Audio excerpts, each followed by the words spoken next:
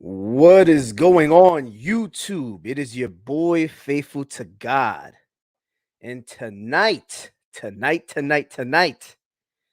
going to be debunking two pseudos. This is Dante and Tazzara Debunked and Exposed Part 3. All right, so I'm joined with the brothers Kevin G and Matthew for Christ. We're going to go ahead and just pretty much just kick things off. The presentation is going to be three-folded. The very first part of the presentation will be Abu, who will be responding to a straw man that was armed against him by one Tazarah.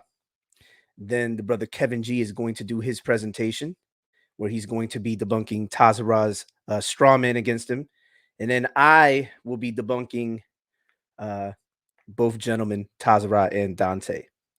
Without further ado, let's go ahead and get right into it. So we already have the presentation. And brother Kevin G, what you think, man? This is real interesting, huh? Real interesting. So, yes, sir. So Tazarah and Dante 3.0. They still alive? presentation by the brother Faithful to God, Kevin G, and Abu. All right, we can go ahead and move on to the brother Matt. James 1:8, a double-minded man is unstable in all his ways. How ironic. This was in their video, but they're the true double-minded men, as you guys are going to see in this presentation. All right, next slide. Now, Lord, have mercy. Get these Christians off me. This was Tazarah during the summer of 2021, August to be specific, when I put out 3 videos completely debunking the assertions that were leveled by Dante, Fortson, and Tazarah regarding Portuguese Jews and various other things that they seem to not understand.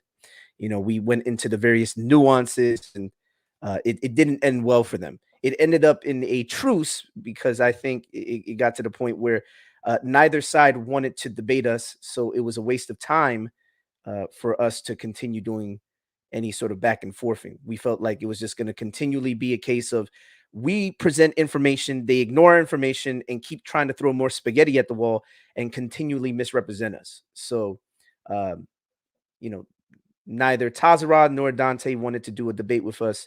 So this was Tazarah in August of this year. All right, next slide. Tazarah's tirade 4 months after his defeat alongside Dante. All right. So as you guys can see on the screen, this was essentially what took place somewhere around November. I want to say like November of this year. Tazarah was basically arming a seemingly a straw man argument. So he asked the question to our friend Abu. In short, I am asking, according to this source, do you believe is the author implying that the, in brackets, black Jews of Portugal had skin tone similar to the people in the photo I've attached to this comment? Now, let me let you guys know the relevant gentleman in the image. So this actually came from one of the presentations that was done a few months back in August. So the relevant gentleman in the presentation is Walt Whitman. Now, Walt Whitman is not a Jew. The reason why Walt Whitman was furnished was to highlight the fact of the dynamic range with the term swarthy. Now, yes, we acknowledge that the term swarthy can be used for black people, the very people that Tazarah would be comfortable calling black. However, the relevant gentleman, Walt Whitman, was also referred to as swarthy, and there were other people that we showed who were called swarthy. For example, Al Capone, the famous Italian gangster, was called swarthy. There were a myriad of other people who were clearly morphologically in Tazarah's worldview not black, and yet they were referred to as swarthy, because we wanted to highlight that while, yes, you can refer to people who are black, i.e., with the classic Bantu African phenotype, you can refer to them as swarthy. But you can also refer to people who are not, who do not have that morphology as swarthy as well. So it seemed like he didn't understand what was going on talking about Tazarah. And he decided to attack a straw man by looking for whatever he could in the presentation. Because trust me, there was nothing in the presentation that he remotely debunked or was able to touch, because everything that was presented was rock solid.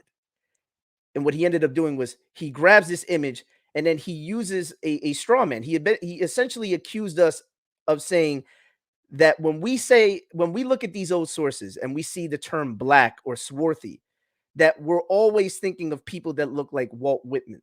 And that's not the case at all. We use the example of Walt Whitman because he was referred to as swarthy. So the fact of the matter is that Tazarah misrepresented us. He attempted to use this as leverage to try to, I don't know, he tried to do something slick with this. So he was asking the question to Abu, and Abu responds, of course not. The text implying the relevant Jews were darker skinned than the various men in your appended collage. Now, this isn't various men. This is all the same person. All of those images were Walt Whitman. So the funny thing is that Tazarah was unaware of that, but even Abu was unaware of that.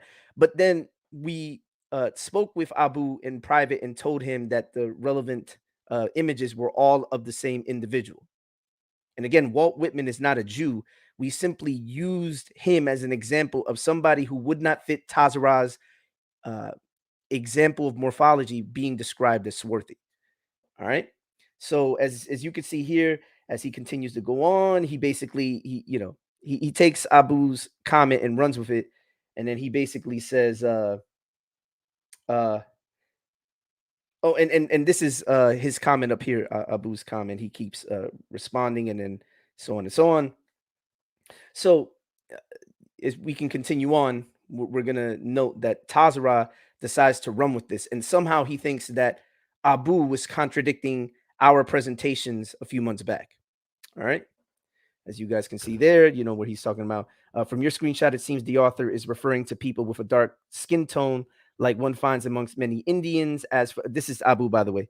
As for the question of your second paragraph, how precisely are you using Caucasian as a morphological reference, lineage reference, something else? So, for example, you know, it's silly to think that what our friend Abu was saying here somehow contradicts what we've said, because we showed dark-skinned Jews and various other dark-skinned people in our presentation to show the dynamic range of terms like swarthy, while also showing people like Walt Whitman who were referred to as swarthy, because that was the ultimate end goal. Can we go to the next slide, please? Here's some more. This is basically Abu just pointing out where he says, again, Tazarah, stating that there are instances where words like black, dark, swarthy can and have been used to refer to persons many 21st century Americans would consider light-skinned does not mean all usages of those words are referring to such. I seriously doubt 93 or Faithful ever claimed otherwise, nor have you shown that they claimed otherwise. But more importantly, you presented my interpretation of specifically the source at the start of the thread as contradicting their use of a picture of Walt Whitman. So I'll explain. So Tazarah used something from the Calcutta Review, where particular Jews were referred to as black. And he takes that as basically any instance of Portuguese must theoretically always be in reference to black Jews. And he thinks that when we say, look, when we look at these old sources, the Portuguese Jews are referred to as sometimes black, sometimes white, sometimes etc. It's not the case that we think that the Portuguese Jews morphologically all resembled Walt Whitman. However, it is the case that you had people with Walt Whitman's, who was not a Jew, by the way, with Walt Whitman's phenotype. You can find that phenotype amongst the very Jews that Tazarah wants to claim as his own people. And at the same time, you can also find people who morphologically fit Tazarah's position of black, of what he assumes the term black entails. So in our presentation, we mentioned black Jews we referred to Black Jews. We showed instances of where literal Jews were Black. For example, the Lanzados and various other groups that were clearly morphologically Black. And yet he seemingly ignored all of that just to arm a straw man argument based on Walt Whitman and not even considering why Walt Whitman was used in the first place. So again, continuing to read this, it says right here, more importantly, you presented my interpretation of specifically the source at the start of the thread as contradicting your use of a picture of Walt Whitman. But you have not shown that they employed that picture in reference to the source of the start of the thread. So I don't see where the contradiction is. If we're no longer discussing the specific charge of contradiction, I think it might be fair for me to stop here. All right, give me a second, just one moment. I'm just because the top portion is cut off on my end, so I'm going to read it over here. Give me a moment. Give me 1 second. So on the left-hand side, we see Tazarah where he says, "Thank you for your honesty. The reason I ask is because when Israelites, Dante, Fortson, Benaiah, Israel, etc., share sources like these amongst ourselves, people like Faithful to God, Vocab, Judah, George, etc., make slanderous attack videos." Slanderous attack videos. Well, spelling wasn't always Tazarah's forte. About us, and claim we are misreading the sources, and that quote unquote Black in this context concerning the Portuguese Jews doesn't mean they were literally Black people with dark skin tones, but that they were actually Caucasian people. Now, again, this right here shows that he's misrepresenting us because we acknowledge that the Lanzados were Black Jews. So to say that we don't actually think that would be a misrepresentation of our actual position. And furthermore, none of us have ever used, I don't think on record, the terminology Caucasian people. That term I don't think has ever been used by me in any of our presentations. So for him to continually leverage that I use the term Caucasian is funny. But interestingly enough, that term Caucasian can get our friend here, Tazarah, into a lot of sticky water if we start going down. For example, well, I'll save that for another time. I'll save the term Caucasian for another time. I'll just say that if one reads the biblical narrative, I wonder where the ark landed. You know, Noah's Ark, according to the biblical narrative, it certainly wasn't in West and Central Africa, and it definitely wasn't in the Levant. So I hope that our friend here would acknowledge that when he misuses that sort of term, you know, when he's using the terminology, he's assuming that Caucasian has a one-to-one correlation with just like white people, whatever the case is. And but again, we've never used the term Caucasian. At least I haven't used the term. Let me be more exact. I haven't used the term. And that quote unquote Black in that context is being used metaphorically, which is again a straw man because we acknowledge that the Lanzados were actually Black people. In fact, we showed a source that showed Jews in Bambara who were Black. So I don't know what this guy is attempting to do here, but this is certainly not a good look. Where we are having our disagreement with Tazarah is in the origin of these Jews. How did these Jews come to be? And but for us to say that we never acknowledge Black Jews would be a straw man, a misrepresentation on Tazarah's end. Surely you can understand how much of an extreme insult to our collective intelligence this type of behavior is. Kind of like it's an extreme, using his language, quote unquote, extreme or extremely insulting behavior from his end, given that he's misrepresented us. The photo collage I posted in my last comment to you actually comes from one of Faithful to God's videos about Dante, in which Faithful is using the same talking points I've just mentioned, which is a complete straw man. But anyways, let's continue on. All right. Now, Tazarah says, Faithful to God in 93 were literally claiming that anytime Black Portuguese Jews were mentioned, it was in reference to dark-skinned Caucasian people who were only called Black because of their dark skin complexions.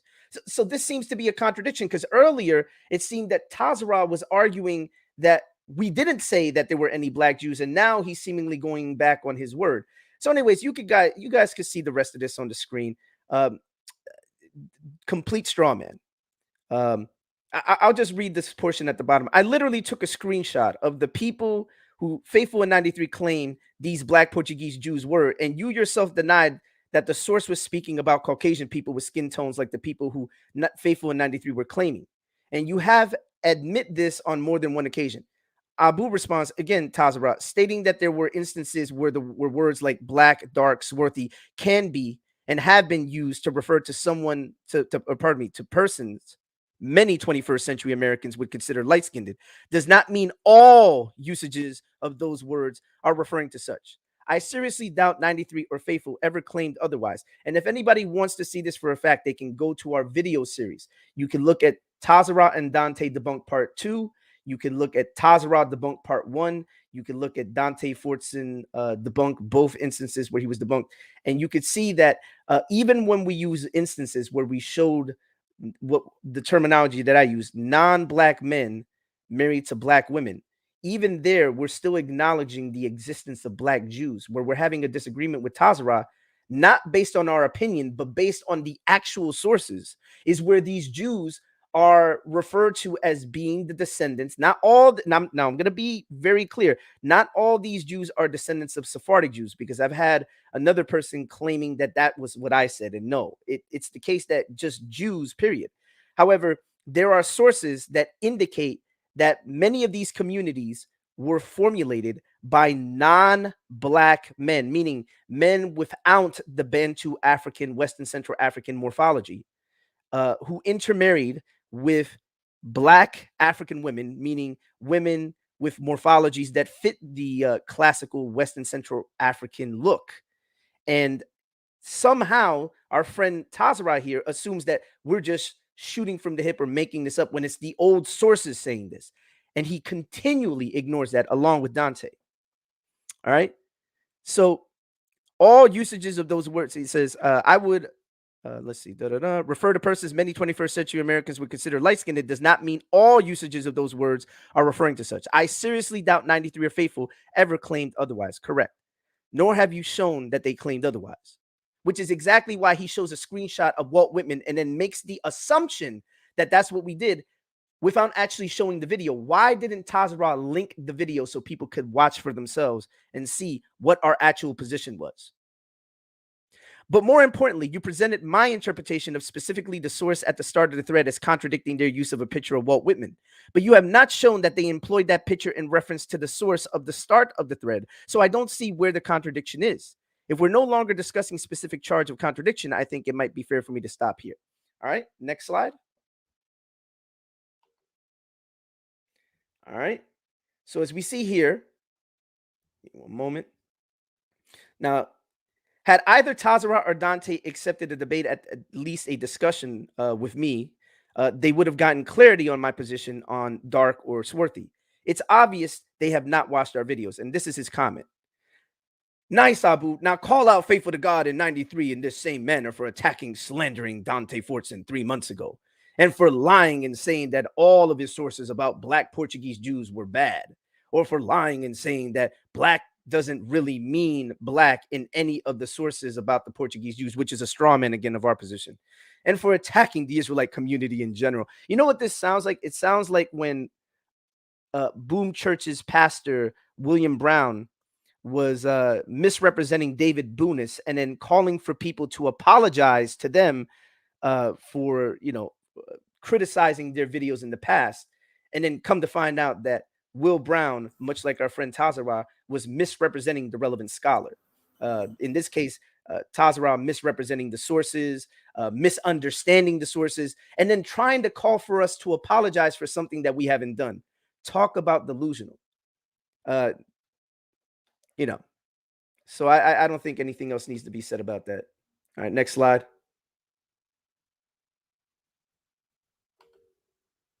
All right. So here's Abu. He says, no, Saya. And this is response on Facebook. No, Saya. I would say Tazarah is misrepresenting me. Here's how this argument between he and I has unfolded. Number one, I took the position that certain sources, for example, the January-June 1846 issue of the Calcutta Review, refer to dark-skinned Jews, i.e. dark-skinned by popular modern American standards. Number two, Tazarah objected that my position contradicts Faithful in 93's point that words like dark, swarthy, etc. have semantic ranges which include but are not limited to persons who would be considered light-skinned or even white, whatever that means, by many modern Americans. Number 3, I noted that my position on the relevant source does not contradict Faithful in 93's position about the semantic range of the relevant words.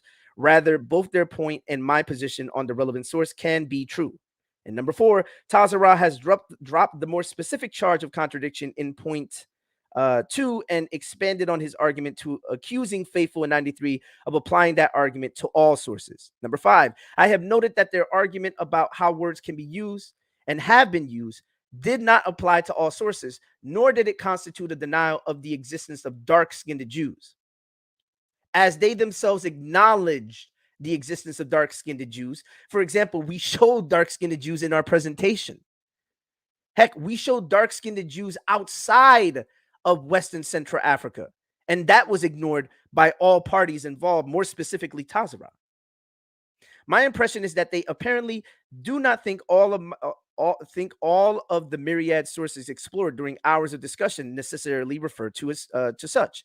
In short, I am bringing in a bit of nuance where Tazarah is oversimplifying. I am noting that a particular argument they employed was not their only argument, nor was it applied to all sources. Tazarah misrepresents that by claiming I deny the existence of the argument altogether. But at this point, if Tazarah wants to engage Faithful in 93, he can do so. He can engage them directly on Clubhouse, YouTube, elsewhere on social media, or he can make his own videos or posts responding to them. All right. All right, next slide. And on the left-hand side, this is our unlearned friend Dante saying, right, Faithful has clearly lied multiple times about the sources and publicly said all his sources are bad in regards to me. What we mean is not that the sources in and of themselves are bad. It's his interpretation of the sources are bad. His methodology has been absolutely abysmal, talking about Dante and Tazarah, both of them. Faithful to God is one of the most uninformed and unintelligent people I've ever encountered. And that's who I'm sorry. I had to laugh at that. I'm sorry. I've ever encountered, and that's who Abu chooses to run with. I don't trust Abu at all and give the side eye to any Israelites dealing with him, unless he's saying something positive about me, and then I'll reshare his videos. Nah. So Tazarah at the bottom. Yeah, man, same here. I've always known Abu was deceptive and had an agenda, but there was never anything solid that I could point to. Now there is. He accidentally debunked Faithful in 93's entire argument, or more like you completely misunderstood that there's nuance involved in this and that Abu was presenting a nuanced argument given that you showed him a particular source. He wasn't using that source as an all-encompassing, every time that you see Portuguese Jews, you got to think of this source over here, which is, I think, what you seemingly attempt to do. And attack videos against you, but instead of admitting they were wrong, he chose to lie for them. That's what happens when you hang with liars. Oh, the irony. You eventually end up having to lie for them. Right. And even after, oh, you mean kind of like cats from your side were trying to cover up for that whole Richard Katz situation? And even after all all this is, well, and even after all this, it's almost a guarantee that Abu will continue to join with Faithful to quote unquote scrutinize Israelites. He just made a video with Faithful the other day about the pews again on Faithful's channel. Then he says, I'm down, but I recently had a new internet, whatever. Excuse, whatever. Whenever you get ready, blah, blah, blah, I'll leave 93 out of it personally because we call the truce. But Faithful to God keeps my name in his mouth on Clubhouse. So it's a green light on him all day, every day. And we're going to come back to this allegation by Dante later to show how Dante is actually, breaking the truce himself. I didn't break any truce. He broke the truce. Without further ado, next slide, my friend. Matthew, there we go. Let's check out Abu's response to all of these shenanigans, if we could, please. He's like, hello. He's like, hey.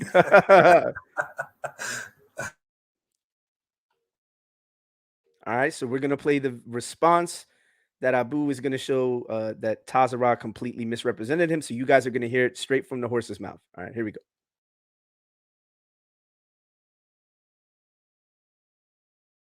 Oh, we don't hear any sound. We hear no sound. Hold on, let me just I'm gonna just stop presenting for a moment. All right, just give me a second here. Let me, as soon as we hear sound. My friend, Matt, you have to unmute your mic, Matt. So when you're playing audio, you have to unmute your mic. So you just go back to the presentation. So I'm looking at it. No one in the audience can see your screen. So just go back into full screen, Matt. And then what you want to do is when you play the audio, you have to have your mic unmuted while the audio is playing so everyone can hear it. You get what I'm saying? All right. All right, perfect. So once you're in the full screen, I will reshare. There we go. And you can start Good now. afternoon, and thanks for having me on. Let me first say Merry Christmas to everyone. I can't stay on long, but I just wanted to give as a brief summary on this faux controversy, as brief a summary as I could give, on this faux controversy, which was recently broadcast on a video on Dante Fortson's channel. For anyone who wants to see the relevant video, it's titled, quote, Abu exposes faithful to God and Kevin G pushing a false narrative about Black Portuguese. And it aired on Dante Fortson's channel back on the 14th of December. The main presenter of the video was not Dante, however. It was this young man who goes by the name Tazarah. And honestly, it really is, as I said, a faux controversy because so much energy was put into it, but there's really not much substance there. But nonetheless, I'll address it, right? Uh, I just want to begin with a point about apparent motivations, however, as they were building towards this, as this was building and they were, talking about this presentation, Tazarah posted a comment on Facebook, which I found interesting and worthy of note and it's the comment you see on your screen. He wrote, quote, I've always known Abu was deceptive and had an agenda, but there was never anything solid that I could point to. Now there is, end quote. So keep that in mind as we go through the actual contours of this controversy. See, this young man had apparently been looking at my various videos and social media posts, etc. And while doing so, he was looking for something to catch me on. And this is what he and others wound up settling on. So, without further ado, let's get into this. At the center of the controversy is my interpretation of a line in a 19th century source, that being the fifth volume of the Calcutta Review, for specifically January to June of 1846. The relevant line comes up in a section titled "The Portuguese in North India," and you can see that appear at the top of the page. The relevant page is page 289, and this is the page where the line at the center of the controversy is found. But I want you to keep that in mind, that the title of the section, as you see at the top of the page, is The Portuguese in North India. Now, when one scrolls to the bottom of the page, one finds the relevant line, which again is at the center of this controversy. And the most salient portion of it reads as follows, quote, the Jews of Portugal and the Jews of Cochin are very black, end quote. Now, back in November, Tazarah asked me to comment on that line, and I shared with him my honest opinion, which I continue to hold to this day. And this is the opinion I stand by. I take that text to mean that the relevant Portuguese Jews had skin tones like Cochin Jews and many other Indians. So Tazarah responded to that by showing me a collection of pictures of Walt Whitman, and he asked me if I think the text is referring to people who had skin tones like him, like Walt Whitman. And I replied, of course not. As the interpretation that I hold to is that the text is referring to people with skin tones resembling many in India, and that it implies skin tones obviously darker than what Walt Whitman possessed, right? So from then onwards, Tazarah has claimed that I have refuted faithful to God. And now the question becomes why or how? Well, those pictures of Walt Whitman appeared in one of Faithful's videos, in a section in which he and his co-host were discussing the semantic ranges of words like dark, black, swarthy, etc. Faithful was correctly noting that sometimes those words have been used in ways that many 21st century American minds might find counterintuitive, right? In short, the words are not always used the same way. That was the simple point that Faithful was making. Nonetheless, Tazarah, either through his own misunderstanding or through a deliberate misrepresentation, has tried to strip Faithful's argument of all of its nuance And he's trying to claim that Faithful was applying that point about the semantic ranges of the relevant words to all sources under discussion. In other words, Tazarah was erecting a straw man in, which depicts Faithful as basically saying all references to dark Portuguese Jews were just referring to people who look like Walt Whitman. And then Tazarah tries to knock that straw man down by noting that I interpreted a particular 19th century source as not referring to such, right? As referring to people darker than Walt Whitman. So that's supposed to be the devastating silver bullet, right? And hilariously, Tazarah's video presentation had him reading my words, of course not, on repeat. Of course not. Of course not. Of course not. Of course not. Of course not. So here are some questions which are central to exploring this faux controversy. First, did my interpretation of the Calcutta Review, which held that the text was not referring to people who look like Walt Whitman, but rather to people with skin tones found amongst the Cochin Jews and other Indians, did that contradict Faithful's positions? 2, did Faithful to God claim all references to dark Portuguese Jews were referring to people who look like Walt Whitman, and that none of the sources were referring to people who were dark-skinned by modern American notions of the term?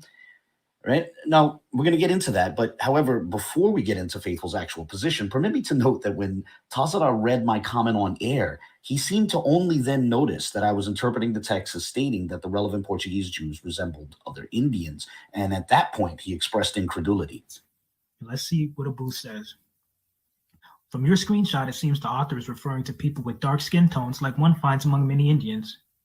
Among many Indians, where are you getting that from? Anybody but black people, huh? Even though it says they were literally black. So with that, permit me to briefly note that the relevant line is comparing the relevant Portuguese Jews to Cochin Jews, which is a population in India.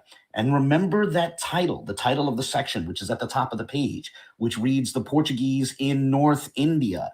This text is referring to Portuguese Jews in 19th century India and was comparing them to Cochin Jews. Again, the Cochin Jews were a Jewish population in India.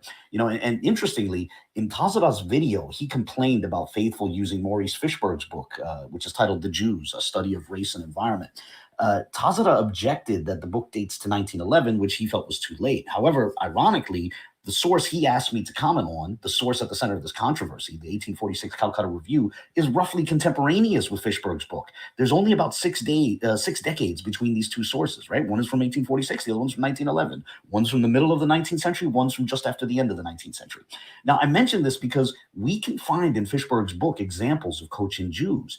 For example, this is from page 135 of Fishberg's book. And I would ask you to focus on the gentleman on the right. Remember, Tazarah is making a big deal out of me interpreting a mid-19th century source as meaning that Portuguese Jews in 19th century India resembled Cochin Jews. Well, here's a work from just after the end of the 19th century showing what Cochin Jews look like.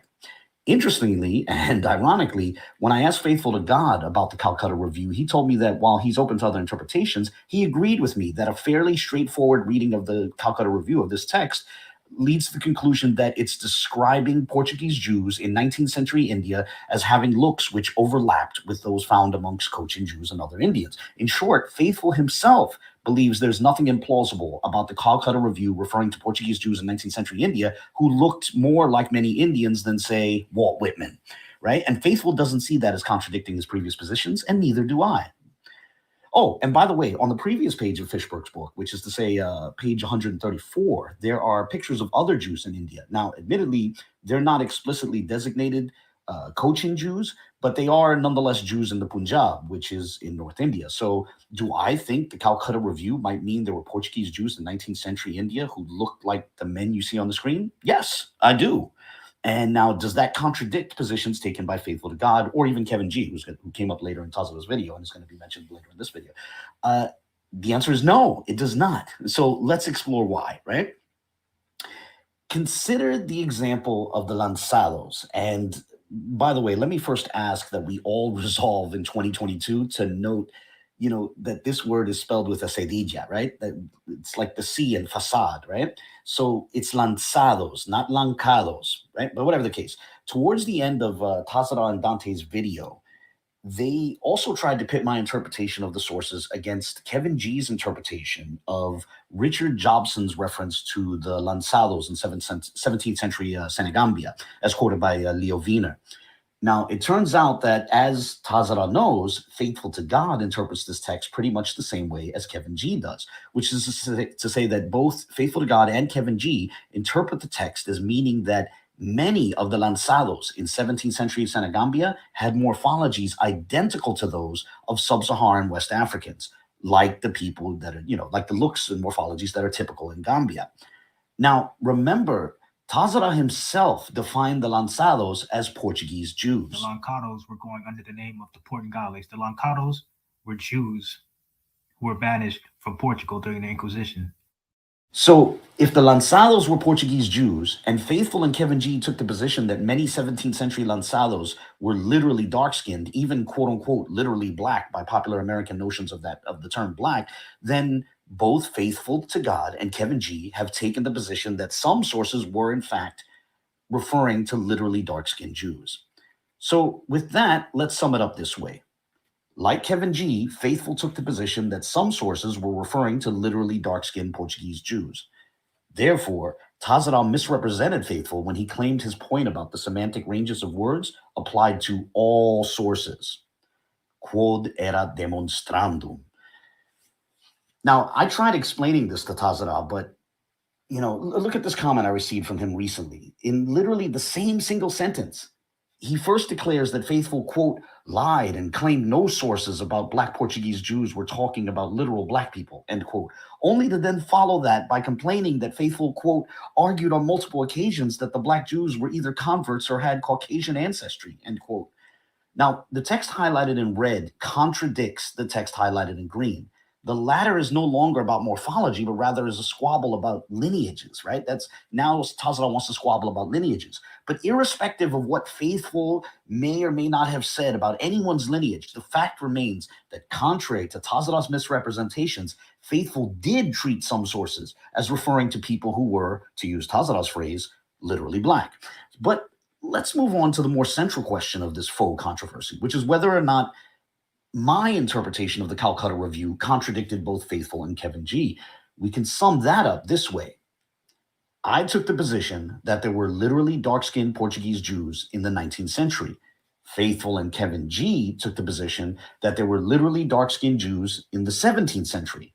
Anyone who honestly looks at these 2 points would have to agree that there is no contradiction between those 2 points. While Tazarah and Dante tried to set my position on the Calcutta Review as somehow refuting everything Faithful said and even refuting what Kevin G said about specifically lanzados in 17th century Senegambia, the reality is that there was no contradiction. So again, quod erat demonstrandum.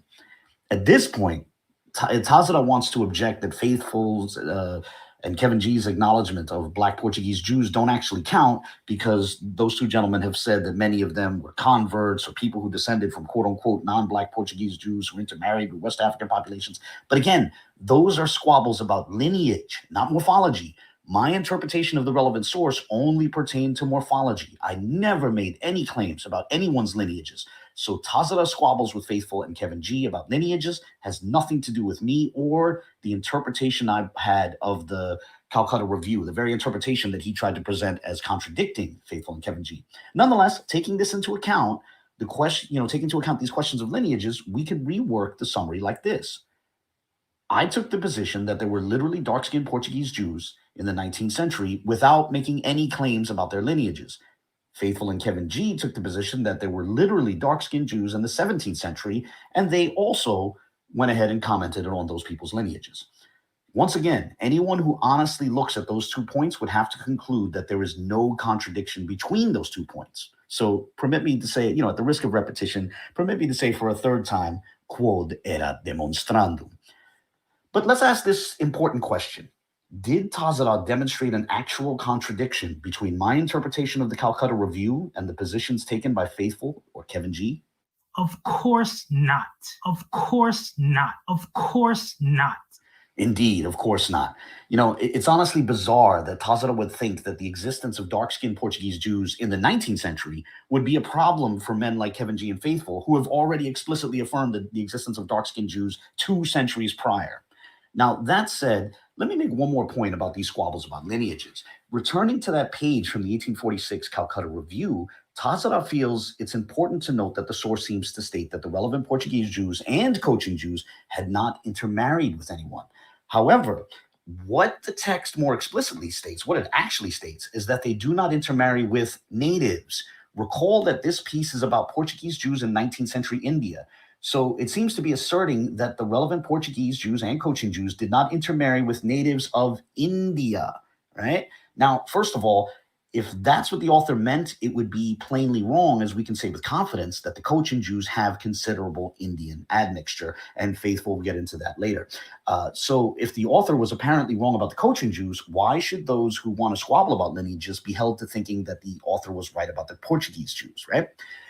So Faithful to God, Kevin G, and anyone else is free to just assume that, yeah, sure, the Portuguese Jews in 19th century India were dark-skinned, and maybe that was because maybe they look like Indians, and maybe that's because they were intermixing with Indians, despite what this author claimed.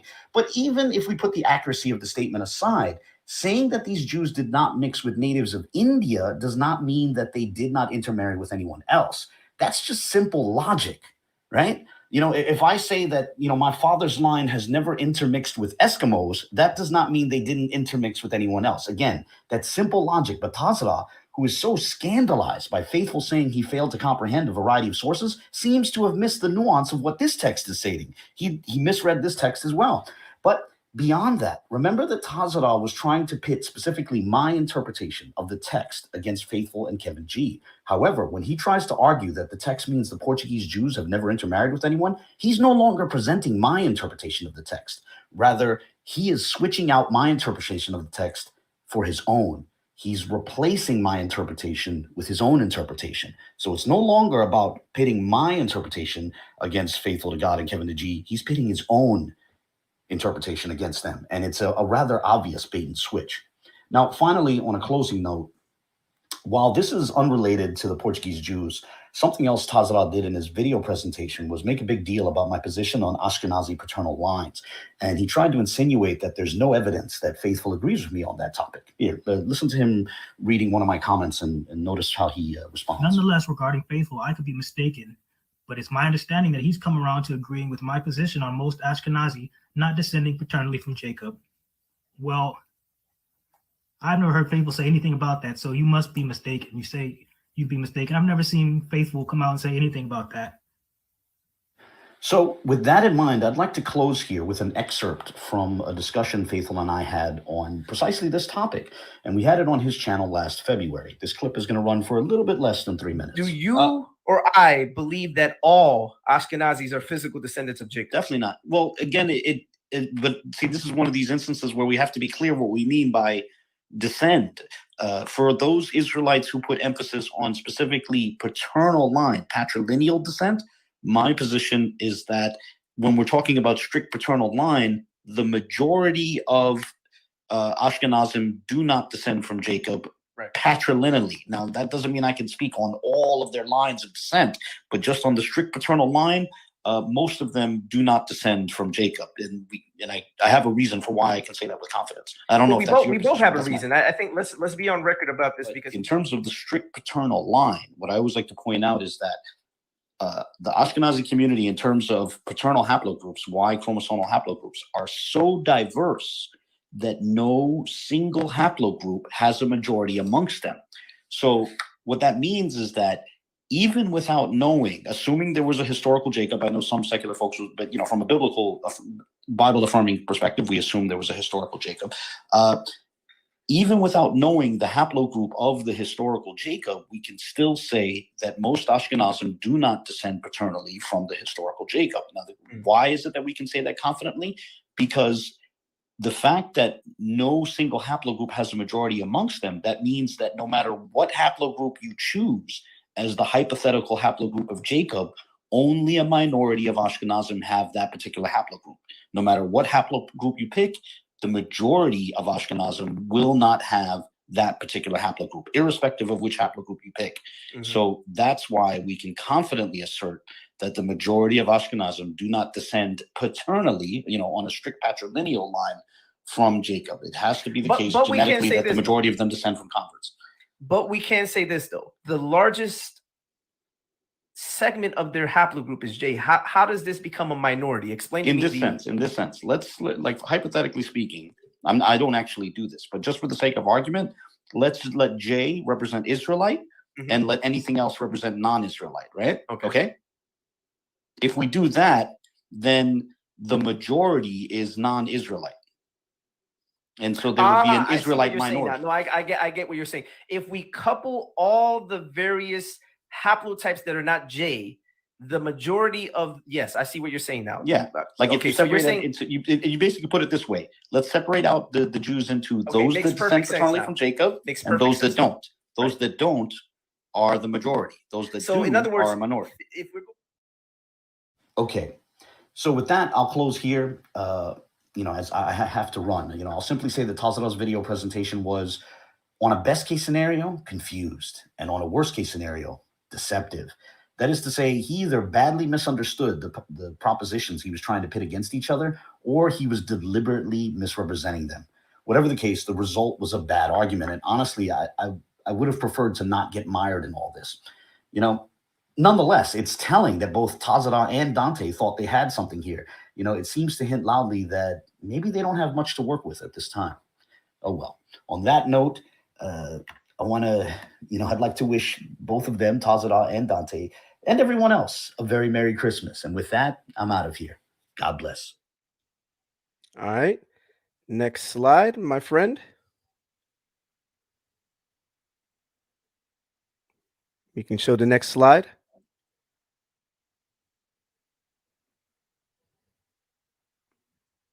Brother Matt, can we show the next slide? Brother Matt, can we show the next slide? All right. Let me just waiting for the brother Matt. Just give him a moment. He's going to the next slide. All right, 1 second.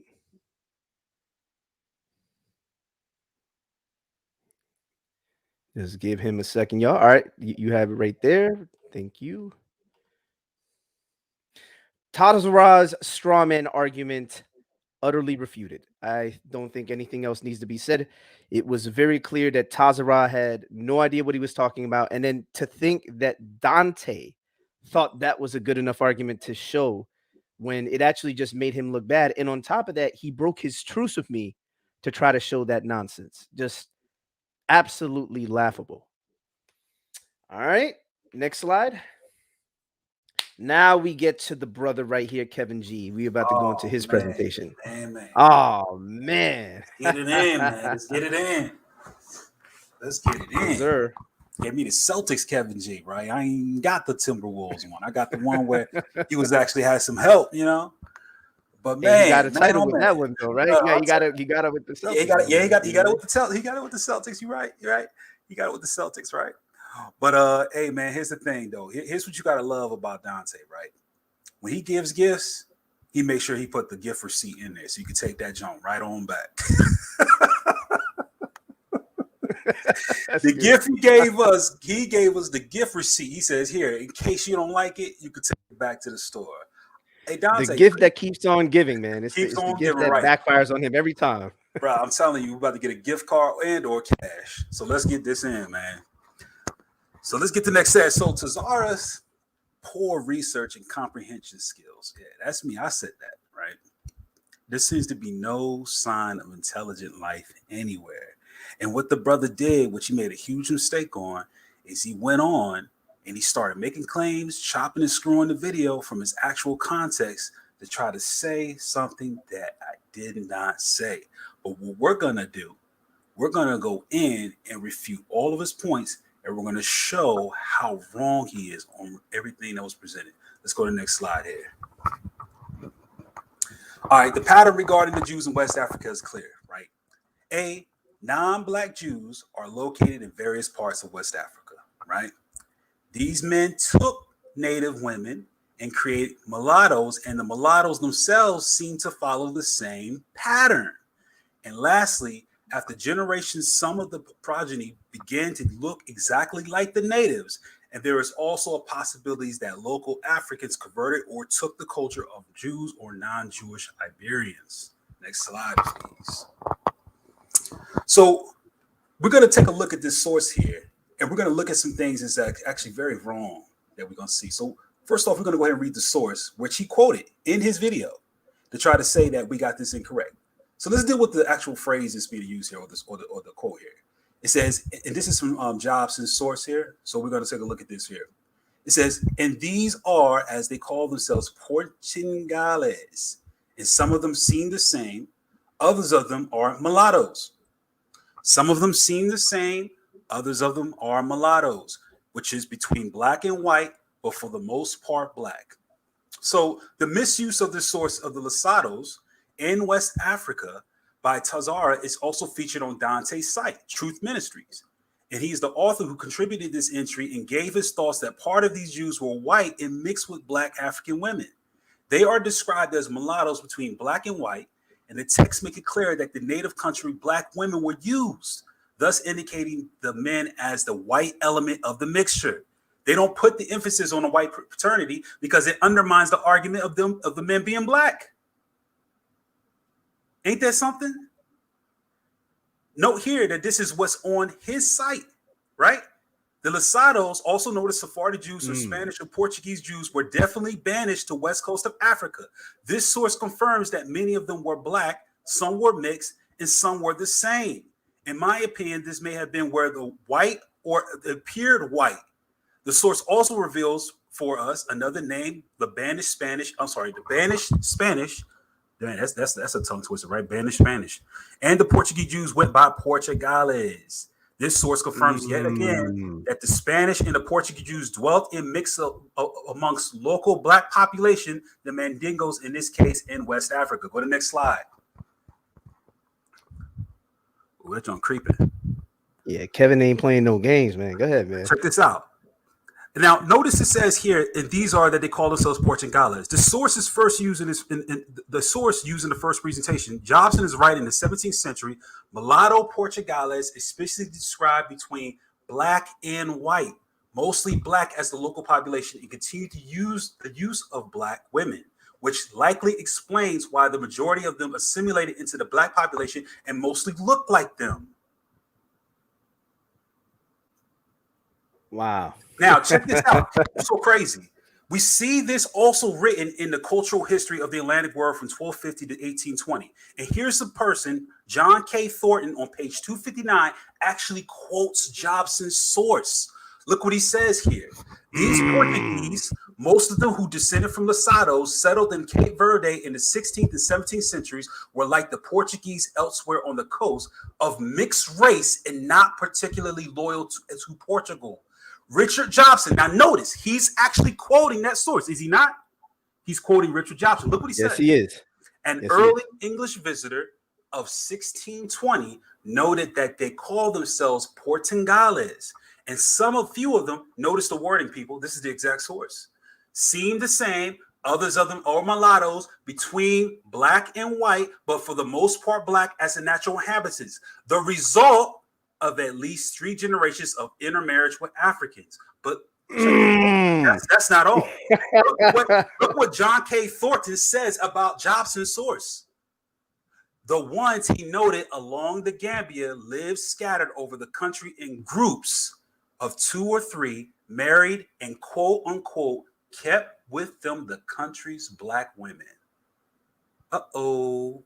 Wow. So we got a problem here. It's already a rap, bro. It's already a rap, but we got listen, you can't spare rap. You can't spare enough rap when you live wrapping Christmas gifts now. You got to have all the rap you get.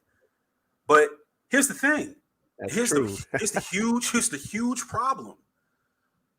Why, if they're mulattoes, the question needs to be asked, what would be the white element? I think a process of elimination is very clear here, right?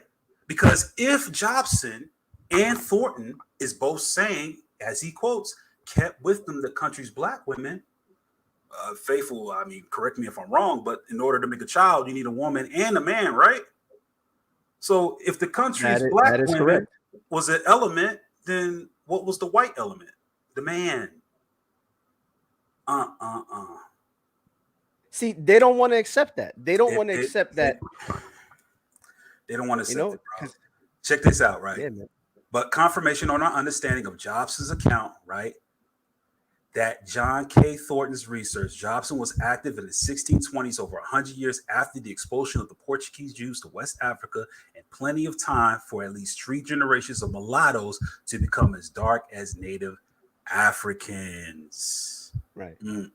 Oh, real quick, just for like the playback later. Try to not be so close to the mic, man, because you know. Oh, okay. Yeah. How's it now? Yeah. How's it now? It's good now. Yeah. All right, cool. Now you good. All right, excellent. All right, let's get it in. Next slide, please. Thank you, sir. Appreciate that, Matt. All right, so check this out now. So we're going to read this from Francis Moore Travels, right, into the inland parts of Africa, and let's see what he says here, right? So the Lesotho descendants, Luso-Africans, became as dark as native Africans, right, and reckoned themselves as if they still were white Portuguese. Let's read this. These different kingdoms upon banks of the Gambia are inhabited. No, wait. You got to read that one more time. Wait, you. You got to read that. Let me hit it again. The Lesotho descendants, Luso-Africans, became as dark as native Africans, reckoned themselves still as if they were white Portuguese. They hate to be called black and want the status of their white progenitors. Notice the Portuguese are said to have conquered this region circa 1420 and settled there. This isn't a population. This isn't a population just arriving there when Jobson wrote about them, right? So at the time he wrote it in 1620, this is already going on in 1420. So let's check this out here and actually read this. It says, these different kingdoms upon the banks of the Gambia are inhabited by several races of people. Mandingos, Jolloffs, the old English and that long S is just killing me, right? The flops in the Portuguese, most numerous are called Mandingos, as is likewise the country where they inhabited. They are generally a black color and well set. When this country was conquered by the Portuguese, which was about the year 1420, some of the nations settled in it, have cohabited with the Mandingos till they are now very near as black as they are.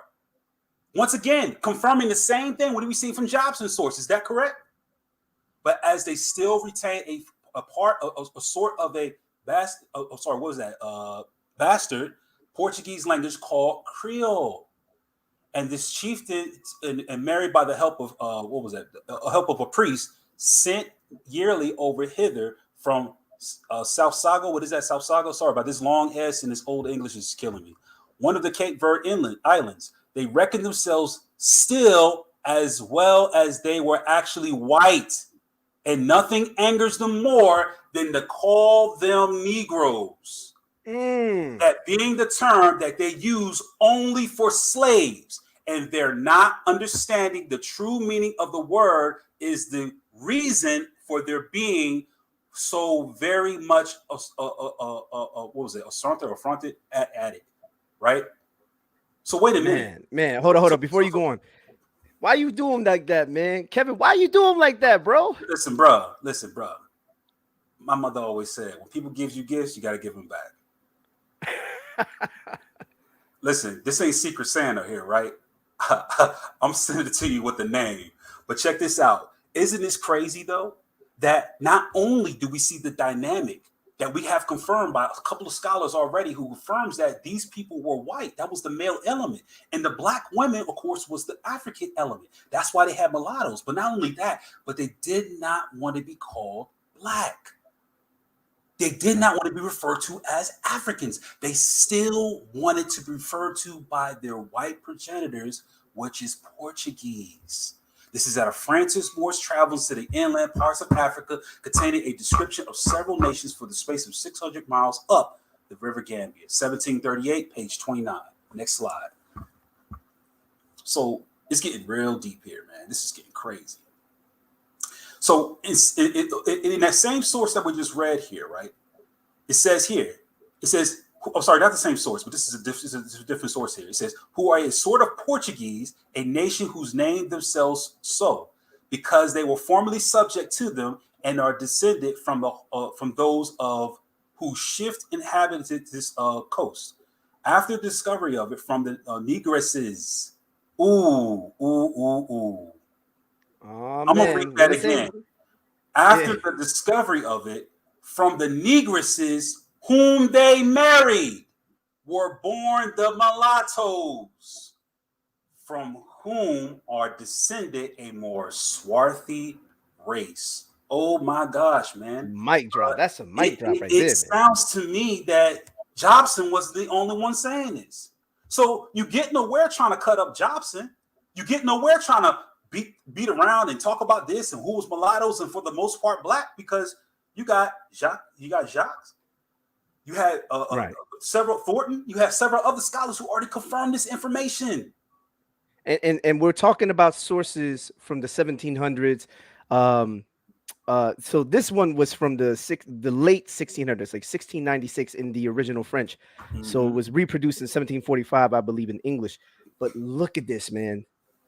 Do you see how damaging this is?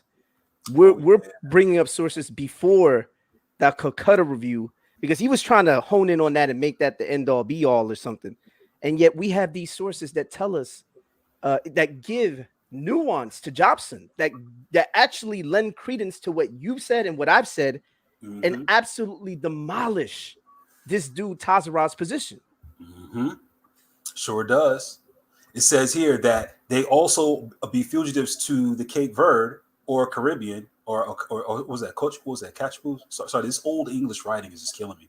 Another colony of this nation on one of the branches of the river Gambia, descendants 3 days' journey, as they have followed the religion of the old masters. They are partly Jews and partly Catholics. Ain't that something, though? That he actually says that as they have followed the religion of their old masters. Notice we seeing the pictures being built up here, folks. We actually seeing what was going on. Now that StreamYard icon is actually blocking the text that I want to. Yeah, I could go ahead and read it, man. I could go ahead and read it. Let me actually. Yeah, it says. Yeah, so it says. Yeah, in Senegal, descendants of Jewish men and African women, mulattoes, now more swarthy, still on the Senegambian coast. They are descendants of those who first inhabited the coast since its discovery. After further mixing with black women, these mulattoes became, quote unquote, a more swarthy race. Again, the voyage of Sierra Lemaire to the Canary Islands, Cape Verde, Senegal, and Gambia. Jacques Joseph Lemaire, 1696 original French, and 1745, page 608. Yeah, man. Let's go to the next slide, man. This is getting terrible, man. This is getting terrible. So here we go. We have another source here from a voyage to River Sierra Leone on the coast of Africa, containing the account of the trade and productions of the country and the civil and religious customs and manners of the peoples, in a series of letters to a friend in England by John Matthews, Lieutenant of the Royal Navy, 1788, pages 13 and 14. Let's go ahead and read what he has here, right? So it says here, down is the highlighted part. The natives are originally Susis, but the principal people call themselves Portuguese, claiming their descent from the colonists of that nation who were formerly settled there, though they did not retain the smallest trace of European extraction. Now, ain't that funny that he said that? Now, understand his description of this, that they did not have retained the smallest trace of European extraction. Why would he assume such a thing unless he was looking at the same theory as everyone else? He goes on to say, but having a white man once in the family is sufficient to give them the appellation. They also appellation. Sorry about that. It's real small. They also profess the Roman Catholic religion and are visited once or twice a year by a priest from the Portuguese settlement of Basu, who baptizes their children and receives their confession of faith according to his dictates. So this is crazy here, right? That they still sit. Yeah, we could just stop right there. That right there. That's great. You know. Yeah. So because on the right hand side it says the Susis, seemingly described as new Christians descending from a white progenitor and professing Catholicism. So this source is the voyage to the river Sierra Leone on the coast of Africa, containing an account of the trade and productions of the country and of the civil and religious customs. Very long title by John Matthew, 1788, pages 13 and 14. But isn't that interesting what it says, man? It's crazy, right? Yeah. Yep. The natives are originally Susis, but the principal people call themselves Portuguese, claiming their descent from the colonists of that nation who were formerly settled here, though they do not retain the smallest trace of European extraction, but having had a white man once in the family is sufficient to give them the appellation. In other words, even if they don't look outwardly white, because their descendancy is coming from non-black people, they can take on said title. Yeah, it's crazy. That is amazing. It is. Let's hit that next slide, man. Let's get it in here, man. All right, so here we're gonna go ahead and start wait for the comment to go down here. But it says several evidences confirm too the presence of Jewish Lesados or of their descendants on the coast of Western Africa. A 17th century text by Francisco de Lemos Cole on the description of the coast of Guinea indicates that quote unquote many Jews born in Portugal lived there, owning very large houses, and went from there to practice their religion because the kings of the country protected them, and in fact because they could not be punished. Colo, how do you pronounce that actually? So I'm not butchering this guy's name. I want to say it's Coelho. I think it's Coelho. Perhaps right. Coelho also reports that the Rafisky, Senegal, many Jews, and some of who came from the north, owned trading houses, and that they were rather disdained by both Africans and residents. They also paid more taxes than other whites. What? Why the distinction? Wow. but they were resigned to do so in order to live according to their laws. They left descendants in the country resulting from relations from negresses who were Jewish like themselves, but thanks to divine mercy, they converted the Catholic Church in my time. Among the travelers who noted a Jewish presence on the coast of Guinea, John Oberle wrote in the book Africa, published in 1679, many Jews were also, so it goes on from there. So it's talking about the Jews here. So Francisco Cole, right, whatever you say his name, describes that the Jews in Africa who pay more taxes than the other whites, which means they also identify what these Jews look like, which also links up with the other sources we previously pulled out in regards to who these men were, what they looked like, and who they took as wives, which is constantly tell us as either black women of the country or negresses. Right. Which you see right here. And by the way, those women were possibly converted over to their religion. Hence why, because a lot of Hebrew Israelites, especially of the Tazarah variety, seem to omit the idea of conversion. They think conversion is some sort of like modern idea when it's actually a biblical idea. You can find that all throughout the Old Testament, and then you can even find it after the fact in the Jewish diaspora, or let me be more exact, the Israelite diaspora.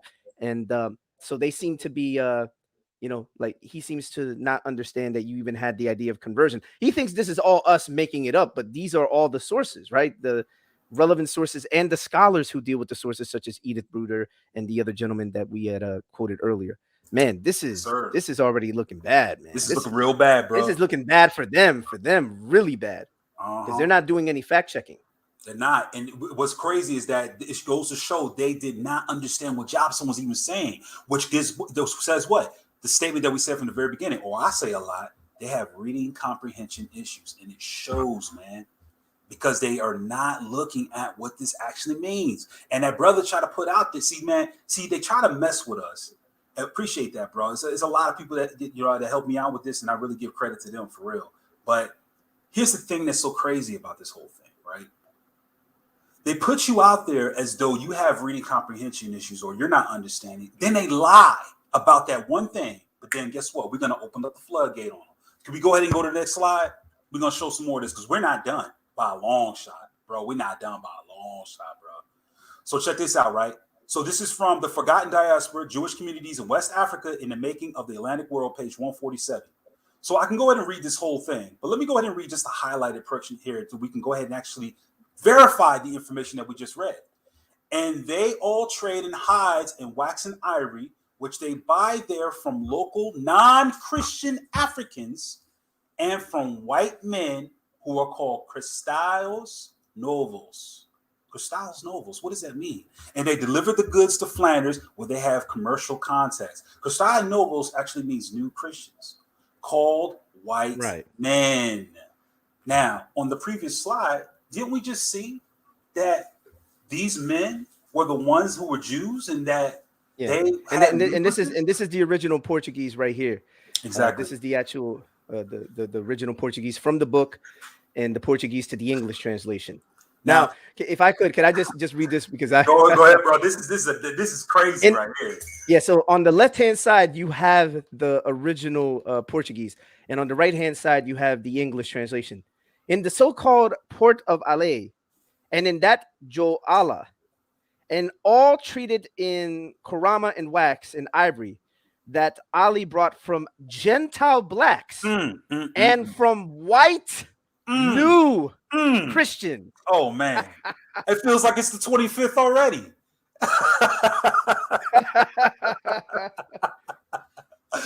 Hey, yo, kids, where the bells at?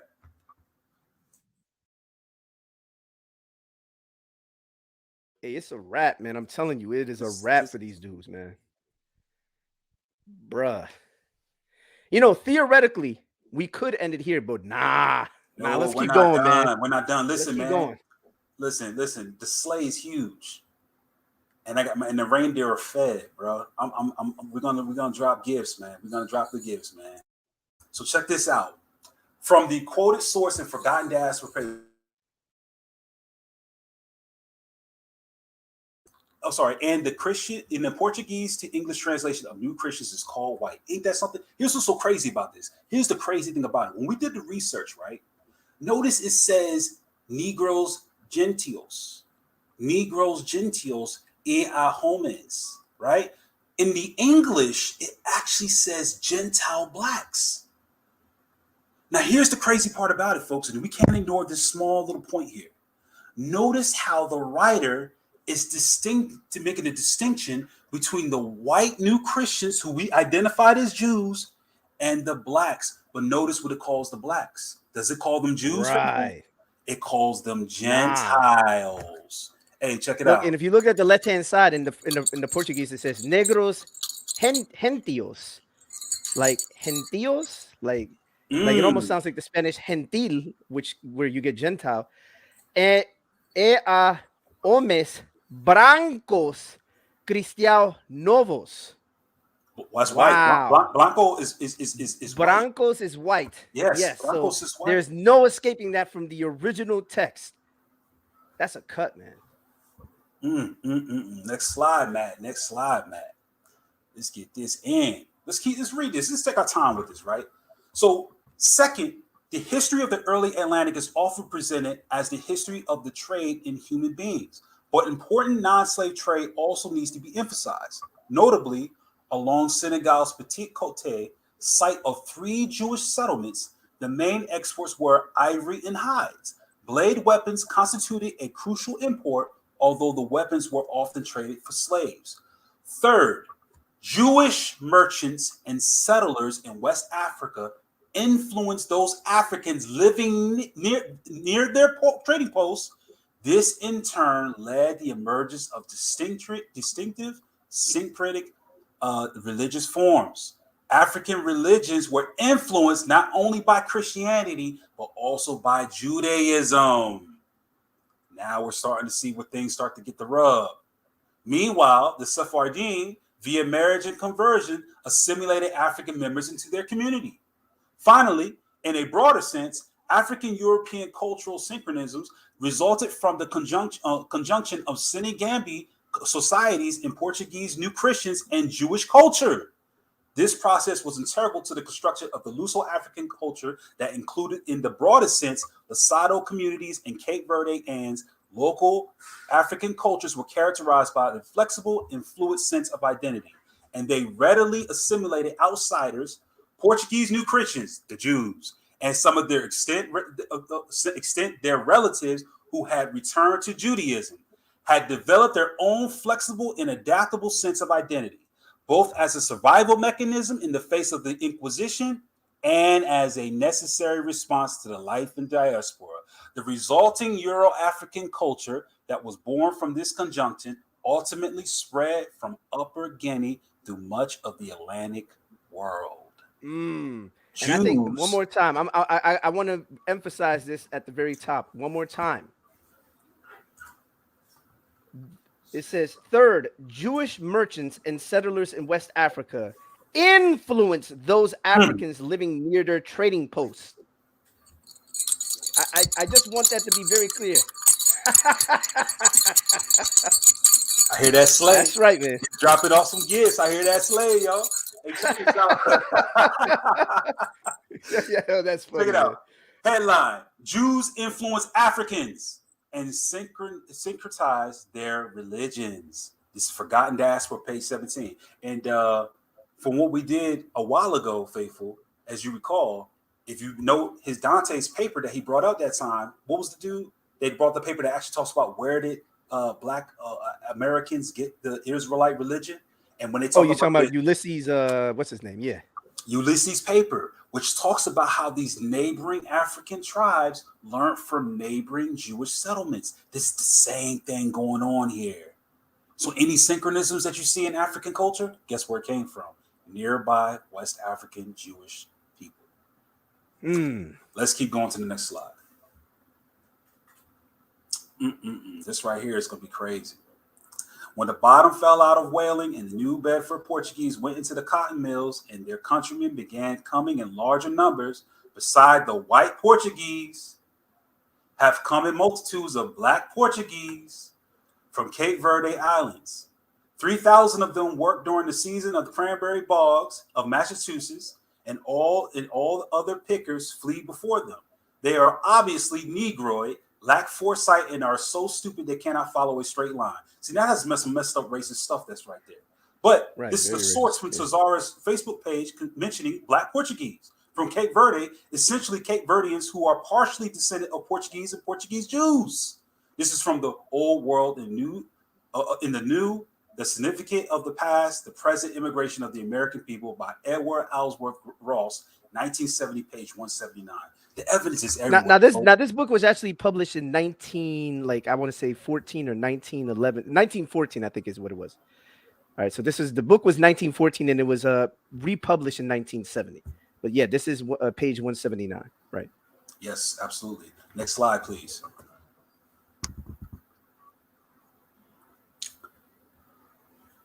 All right. Now this is where we're going to get into some heavy stuff, folks.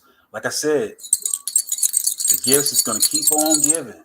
Now, we covered a significant amount of material in regards to the history, right? So let's get into something a little bit more deeper, right? Let's put the nail in the coffin, as they say. So it says the Y chromosome haplogroup composition of the population of Cabo Verde archipelago was profiled by using 32 single nucleotide polymorphisms, as SNPs, for those who don't know, markers, and compared with potential source populations from Iberia, West Africa, and the Middle East. According to the traditional view, the major proportion of the founding population of Cabo Verde of West Africa ancestry, with the addition of a minor fraction of male colonizers from Europe.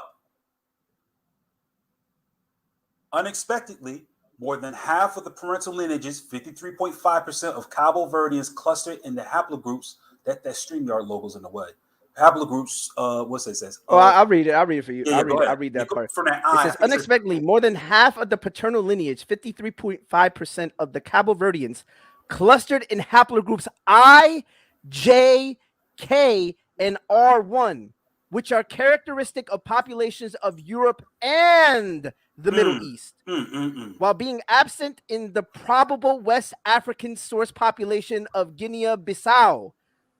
Moreover, a frequency of J lineages in Cabo Verdeans relates them more closely to populations of the Middle East and probably provides the first genetic evidence of the legacy of the Jews. Wow!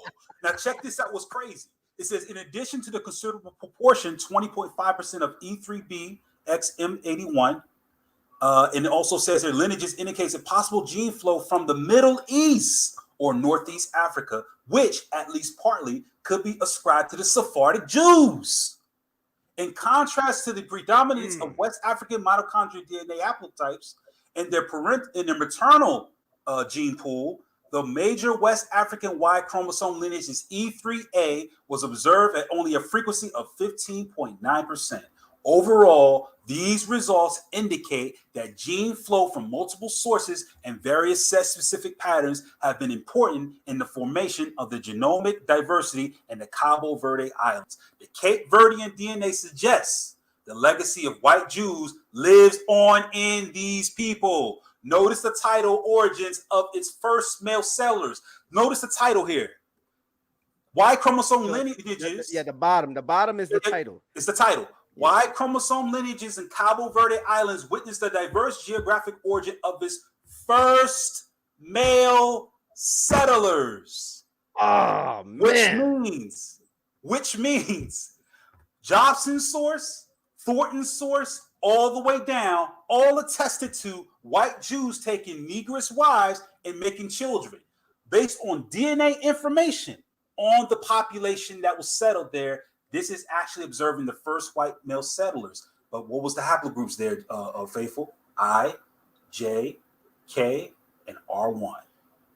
So you want to say that it's right. So you want to say they Jews? We agree, but their haplogroups aren't E1B1A, brother. They the I. Oh, how about this? Go ahead. And how about this?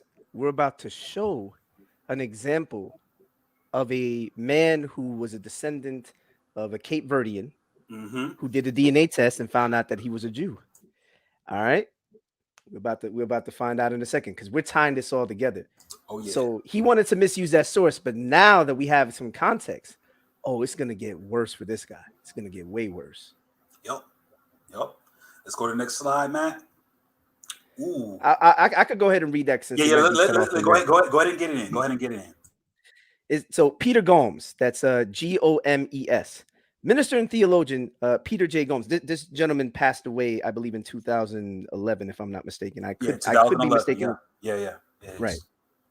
Serves as the Plummer Professor of Christian Moral and Policy Ministry in the Memorial Church in Harvard Divinity School. The recipient of 36 honorary degrees, Gomes won the Phi Beta Kappa Teaching Award from Harvard University in 2001. His books include The Good Book, Reading the Bible and Mind and Heart in 96, The Good Life, Truth, so on. So he's got all his books there. Milestones in Peter Gomes' ancestry. 1782. Samuel Bailey, a prominent Quaker of Surrey County, Virginia, frees his 17 slaves, including Rose Bailey, Peter Gomes' great-great-great-grandmother. Quakers were ardent abolitionists who condemned slavery for its violence and because it denied equal status to all human beings. By 1800, most Quakers had freed their slaves. Around 1890, Manuel Lobo Gomes, grandfather of Peter Gomes, is born in Brava, Cape Verde. Later in his life, his skills as a pilot for New England coaling ships, shipping at Brava, will lead him to immigrate to the U.S. So he's going to go to Massachusetts. He's going to go to that area. Now, watch this. 1923, Peter Lobo Gomes, Peter Gomes' father, leaves Brava, Cape Verde to reunite with his father, who had previously immigrated to Plymouth, Massachusetts. Massachusetts was attractive to Cape Verdeans for its cranberry industry, and Peter Lobo Gomes uses his agricultural skills to cultivate cranberry bogs. Well, not only that, I want to add in before you go into 1942. But what's significant is that remember the source that we read before, that a lot of those Portuguese didn't refer to themselves as black; they wanted to be referred to as Portuguese. That came to Massachusetts to do work. Go ahead. So look what it says right here. It's gonna say in 1942, Peter Gomes is born in Boston, Massachusetts. So remember that source earlier that mentioned those Cape Verdeans, right, and all that stuff. Now watch this. But Peter Gomes' life and ancestry in historical context with the interactive historical timeline, Peter Gomes, a descendant of a Cape Verdean father whose lineage traces back to Sephardic and Ashkenazi communities that Tazarah rejects. I'll read that one more time. Peter Gomes, a descendant of a Cape Verdean father whose lineage traces back to Sephardic and Ashkenazi communities that Tazarah rejects, meaning those people that he doesn't want to accept as Jews for whatever reason. So here's a video of Gomes. Give me 1 second. We'll just wait for that to load. All right. And Matt, if you can go to, I believe, I'm going to give you the timestamp if you just give me a moment. If you don't already have the relevant timestamp, just give me 1 moment. I'm going to give you the exact time code. So you want to go to 24:27, 24 minutes and 27 seconds in. 24 minutes, 27 seconds in. And no. Go back. Go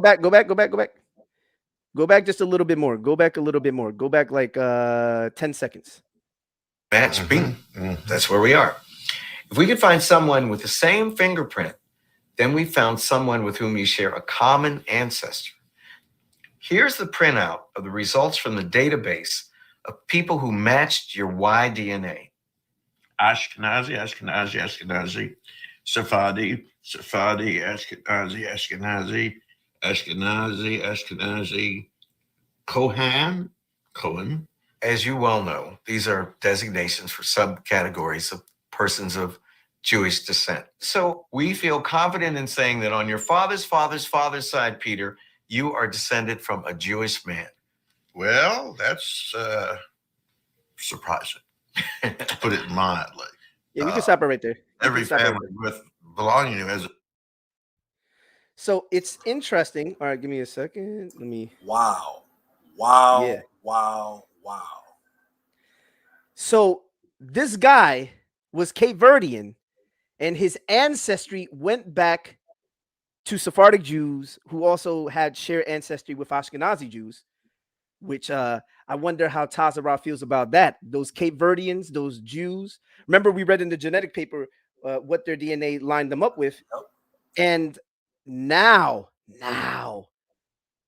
there's no way that these guys can use that old source without having to consider the fact that we have an actual Cape Verdean or a descendant of a Cape Verdean who descended from a converso Jew, and his DNA doesn't line up with the people that Tazarah would like to make arguments for.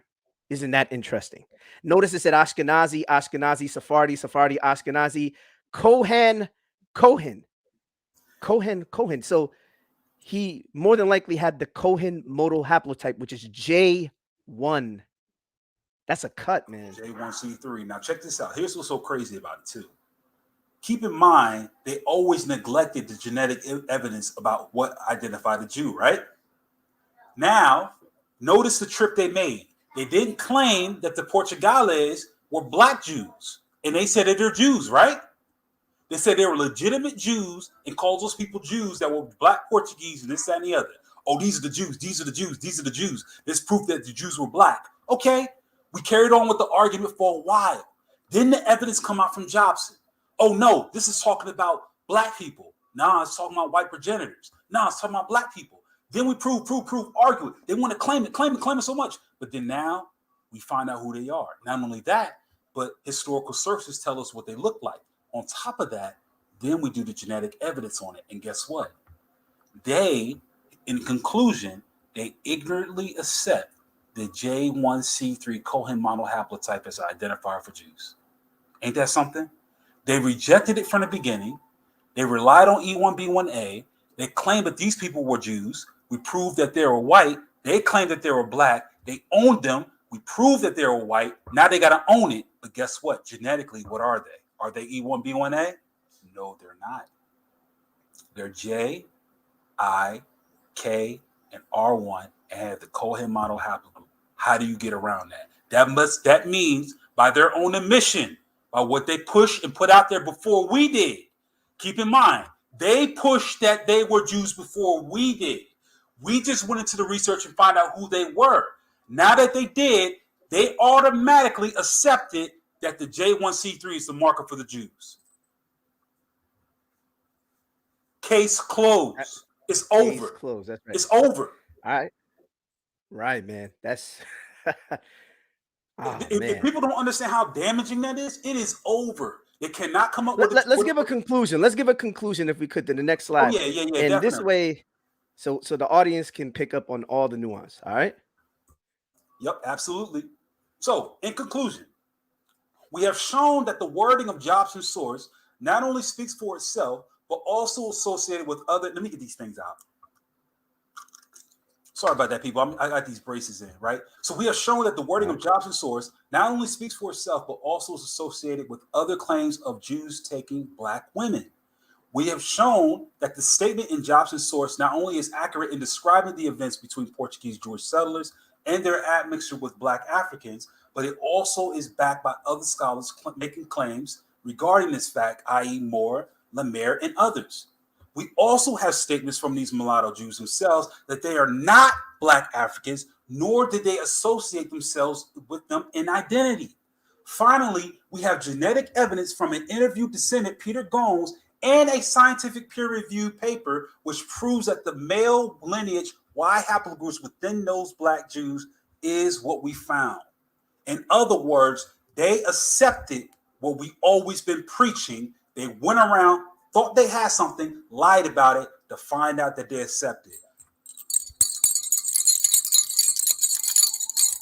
Dante, thank you for the gift, brother. And I appreciate you giving that gift receipt because I was able to take it on back for cash. That's good, man. That's good, man. That was money in the bank. That's right. Uh-huh. All right. Yeah. That's right. He's your boy. Oh, man. You already know, man. Faithful He's your to boy. Dios. Faithful to Dios. Oh, man. That's right. That's right. All right, let's get to it, man. Let's get to it. I want to. Yeah, right. Grab a tissue, Dante.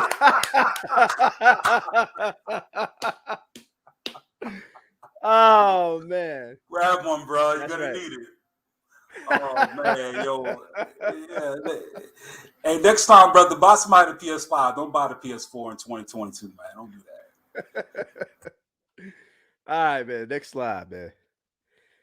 Dante, this is what happens when you let complete amateurs, Sakari sympathizers like Tazarah, hold that thing on them. They cheddar bob themselves. So, for those who don't know, the dude on the right-hand side is our good friend Tazarah, in case you didn't pick up on it. Yeah. All right, next slide. All right, give me 1 second, Matt. Give me 1 second, Matt. All right. Now, this was earlier today. Now, he says, FTF is wrong with this little boy faithful to God. His own buddy, Abdel al-Mahatani, Abu, already debunked his entire argument. Now, let me do it in a crime voice. What's wrong with this little boy faithful to God? His own buddy, Abu, already debunked his entire argument by admitting black Jews of Portugal were literally black. And according to Abu, Faithful was forced to admit the blackness was literal as well. What else is there to debate? Faithless. And you see those crying emojis, man, that's he really crying on the inside. That's how that worked. His worst fears are confirmed. Upon learning, discovering my scheduled response, Tazarah doubles down on his argument that Abu debunked my position. Also notice his question of, quote, what else is there to debate? Implying that he is debating me on this position. But when challenged to a live debate, neither he or Dante took or accepted the challenge. They chose to respond in videos. Perhaps they, especially Tazarah, were so hurt by our exchange in the summer that they were forced to break their own word and reignite this debate. All right. Next slide. All right. If you could not what before you play this, Matt. Oh, hold on a second, Matt. Before you play this, hold on 1 second. Before we play this, I'm going to give people a little bit of an insight into what's going on here. So this was actually on Berean's channel in August of this year, where Dante Fortson attempted to make a peace treaty between himself and myself in '93. Now, I want you guys to pay attention to what the stipulations of that peace treaty were. All right. Because earlier, before you play that, Matt, earlier this gentleman was attempting to say that I broke the truce because I mentioned him on Clubhouse. Now, the fact of the matter is our truce had to do with videos. And you're going to see it in a moment. So if you could go ahead and play the video. All right, definitely play the video. I appreciate it. Same here. I ain't like I said, I'm not saying nothing about 93 either. His name out my mouth from here on out. Now, as far as Faithful, as long as Faithful don't put my name in no videos, he ain't gonna see no videos of me putting his name in nothing.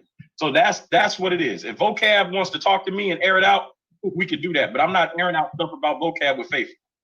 No, okay, and to be honest, I gotta respect that. I don't even let me see. I gotta respect it. Like somebody said, the Vocab want to jump on, the Vocab want to share, whatever. One thing I can say, Vocab is different. Vocab would be like, even when that whole thing went down and it was some back and forth, Vocab wasn't feeling good, but I hit him and he was like, "Yo, as long as it's reasonable, he willing to Jesus like Berean, whatever. As long as it's within reason. Listen, I'll ride with it."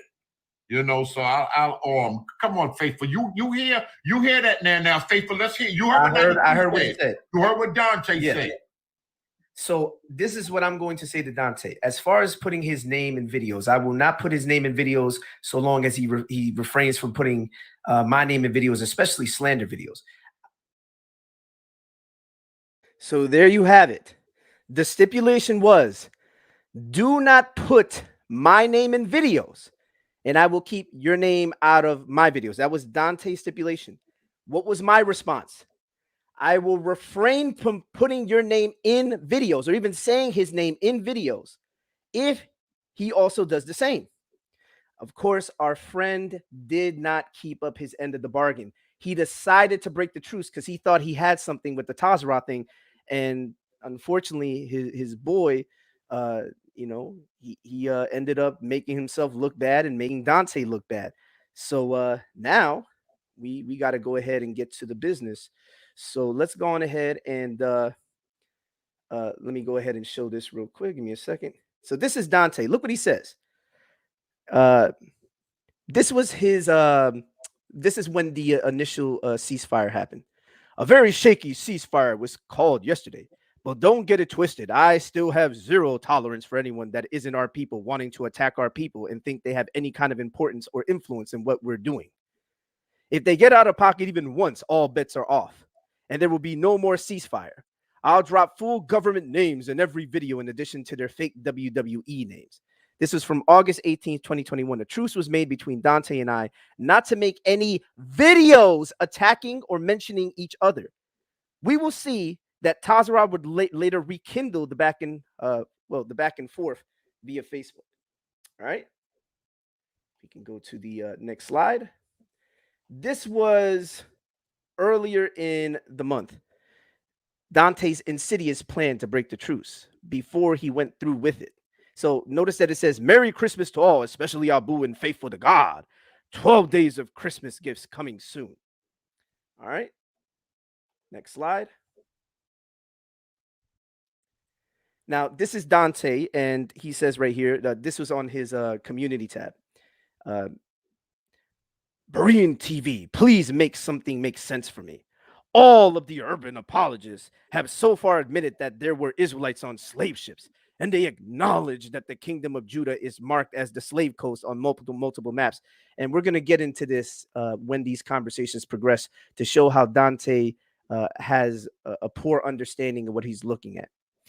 How long do the quote-unquote Christians, I use that term loosely, the irony there, for given that the guy that's saying this, Dante, is I don't know if we could even call him a Christian based on how he behaves, plan to continue deceiving people into believing that Judah and West Africa has nothing to do with the tribe of Judah in the Bible?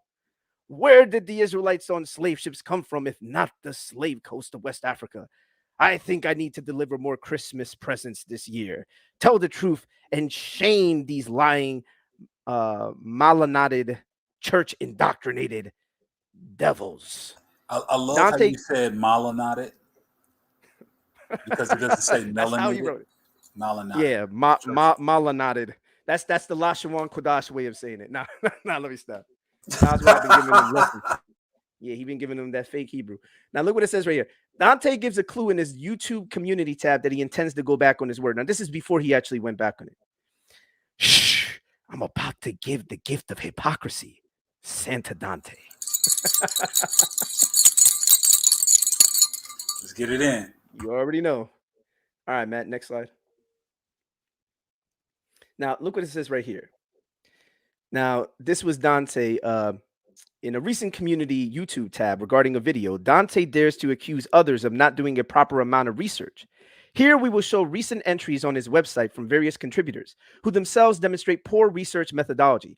Dante, as the individual responsible for the information on his site, is shown to be a poor vetter of who he gets research from. And the relevant comment reads, at Berean TV, I want you to pay very close attention to everything that happens after this video. A lot of people are going to have to admit they didn't do the amount of research they claim to have done. Or they'll have to keep lying to pursue a narrative, even though we just point out all the same old sources that these guys like to go to. Problem is that they seem to have cognitive dissonance, man. I think that there's some issues there with these guys. Anything that fundamentally contradicts their position, they just ignore it and they keep trying to throw more spaghetti at the wall. Told y'all the Most High is going to finesse the black church right out of a full-blown lie. All right. You said that with a quivering lip.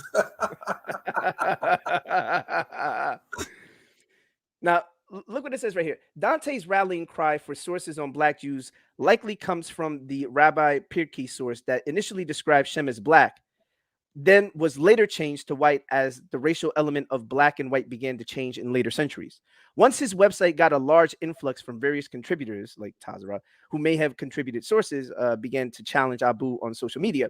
Also notice Dante is asking for sources that deliberately mentions black Jews while criticizing me for supposedly believing only white or swarthy European Jews can be described by terms such as black, dark, tawny, etc. And the relevant comment reads, if you have any sources that reference Europeans conspiring to change, manipulate, or appropriate history, please share with a link to the source or the name of it. I found 2 that will be shared soon. Be very skeptical of anything written after the 16th century that claims the people of the book are not black, even though this guy is silly. We could literally show him examples prior to that time, which we are going to show in this presentation. You're going to see firsthand that we're going to give Dante stuff before that time that's going to fundamentally contradict his presuppositional viewpoint. All right, next slide. Now, this is when he was trying to break the truce because of Alton Johnson. Berean TV, the truce is over because of Alton Johnson's lying mouth. Every time he jumps on your channel, he has my name in his mouth with some BS lie like he's pushing. From now on, any and every false wolf in sheep's clothing shall not pass. No, let me stop. Sheep's clothing, pretending to be a Christian, but intentionally disrespects us by calling us moderates, which is what Faithful to God and others coined so that they wouldn't lump us in with the camps, so that they wouldn't say that we're racist like the camps, but we're too knuckleheaded to realize that. But anyways, disrespects us by calling us moderates and lumping us together is a target. No exceptions, no truce, no chill. If Alton doesn't know what I teach about the 400 years, he should have kept his mouth shut. Any pagan... Brother, I'm picturing you with a robe and a staff in your hand, man. What's up, Gandalf? Yeah, man, I'm picturing, that's how I picture Dante when he writes these. Any pagan posing as a Christian that's wondering why this is happening, blame your fellow brother. Blame your brother in Satan, Alton, for lying, deceiving scumbag that lumps all Israelites together because he hates black people, even though he's black. Elder Mike, your urban church and Berean TV are the only 2 Christians getting a pass. And this is around the time that he had the peace treaty with me and others, like 93. Time is over for the continued disrespect and misrepresentation of Israelites. I don't want to see that any pagan table, nor will I submit to the leaky clan doctrine rampant in the black Christian church. I'm just going to go with this pro-black doctrine. that is like the equivalent of that clan doctrine, except that, you know, we don't lynch people. We just try to persecute them by making up fake censuses and you know, putting what is that what's that thing that they try to do, that thing that they try to put all our names in there and accuse us of being a cult group. Yeah, that nice little petition. Yeah. Time is over for the continued disrespect and misrepresentation. Yeah, okay, I read that. Take it how you want it. Dante alludes to breaking a truce even earlier, possibly with Alton Johnson. All right, next slide. So here we have Tazarah. Now this was, I believe, Orthodox Moor, and he says here, Tazarah ben Judah, what's the beef on the sources? Tazarah says, a few months ago, Faithful to God and a buddy of his who goes by the name 93 started attacking the Israelite community, specifically Dante. Let me actually give some correct insight into what happened. Dante began to attack me in his videos on his channel. He started making videos about me, and I started making responses to his videos. I don't think I had made a video in a minute. And by the way, anytime I've made a video on Dante, it's after he's gone out of his way to actively attack us. Like, people can go back to his videos from 2020 and they can see how many times he said my name or he said people's names. Like man, he went after Nefertiti initially. He went after a whole bunch of people, right? Damon Richardson, Eric Mason, a whole bunch of people, right? They never like Eric Mason never even said this dude's name, as far as I'm concerned, as far as I know. Now, I may be presumptuous, but as far as I understand it, he just doesn't like Eric Mason because Eric Mason doesn't rock with his position, you know, the Hebrew Israelite position, the position that African Americans as a people group are Israelites. And so he began to attack Eric Mason. And then now, you know, this year he began to attack me based off of something that I may have said on Berean TV. So Tazarah says here, a few months ago, Faithful to God and a buddy of his who goes by the name 93 started attacking the Israelite community, specifically Dante, about historical sources dealing with the Black Portuguese Jews. The sources said the Portuguese Jews were Black. Faithful and 93 were arguing that people from the Israelite community are poor researchers and misreading the information, the sources out of context. Yes, we would absolutely say that. Yes.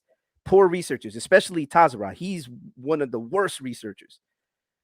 They were arguing that Black didn't really mean Black. No, we were arguing that there was a semantic range within the terms Black, dark, swarthy, tawny, and that you cannot use those, you know, you can't just look at the term and assume, yes, it must be talking about Bantu African looking people, right? Can it be talking about them? Sure. But can you look at every source and come to the conclusion that it is always in reference to Bantu African looking people? And the answer is no. The answer is absolutely no. Right? They were arguing that Black doesn't really mean Black and that the sources were actually talking about Caucasian people with dark complexions, not literal Black people, which is ridiculous, right? So I guess what he's trying to say, like, he contradicts himself. One minute he'll say, like, he doesn't believe there are Black Jews. Then he'll say, well, he believes there are Black Jews, but he just doesn't think that they were originally Black, or you know, because we're showing the old sources that mention these Jews being the descendants of non-Black men married to Black women. That we literally had the brother Kevin G do a whole presentation showing just some of the sources.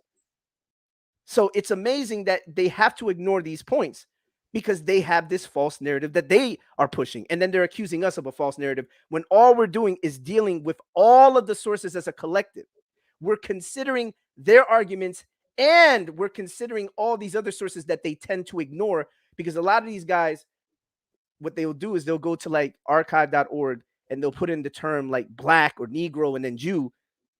And usually whatever comes up, they'll just read it. And they're not even bothering to consider context. They're not bothering to consider that there are other sources that give more nuance to what they're reading from roughly around the same period, or, you know, so they really don't want to deal with any of the information that contradicts their claims. I showed Abu a source the other week, and he agreed that the source was actually talking about people with Black skin complexions, basically confirming that we have not been misreading the sources. Well, except for the fact that whenever we've showed these examples of Jews that were in West Africa that are said to be the descendants of non-black men married to black women. There, he seemingly ignores that and just throws spaghetti at the wall, or creates a faux controversy, a fake controversy, accusing us of something that we haven't done. I brought to Abu's attention that Faithful and 93 were making these claims, but he's trying to cover up for them and trying to avoid this issue. Anybody, if you ever want, just so you can see how dim-witted, pardon me, I was going to say how dim-witted Tazarah is, you can go back to the videos and watch them. I know they're long, they're 4 hours. I plan on putting timestamps at some point so everybody can get a chance to go to the relevant portions where we talk about certain things.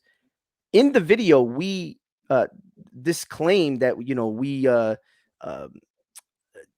that we're somehow that Abu's trying to cover up for us. All of Tazarah's assertions are debunked in the videos. You can see it for yourself that everything that he said about us was a misrepresentation on his end. And the mere fact that he doesn't want to accept what the old sources are saying, he doesn't want to accept what the old writers are saying. He wants to only accept when they say something that favors his position, but not when it's something that goes against his position. Then he'll like gloss over it or dismiss it and just try to focus in on his points. But what he doesn't realize is that we're reconciling all the sources.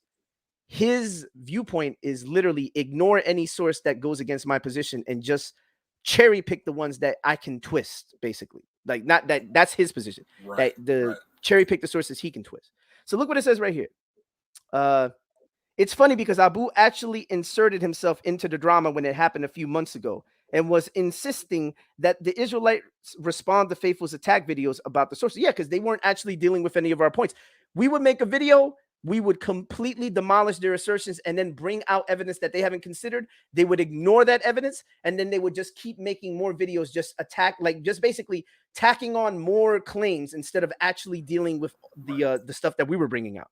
Right. So Dante says here to Moore, Richard Katz has nothing to do with the lies they told on me. We have proof they've been lying, and Abdel Al-Mahatani is complicit in that lies.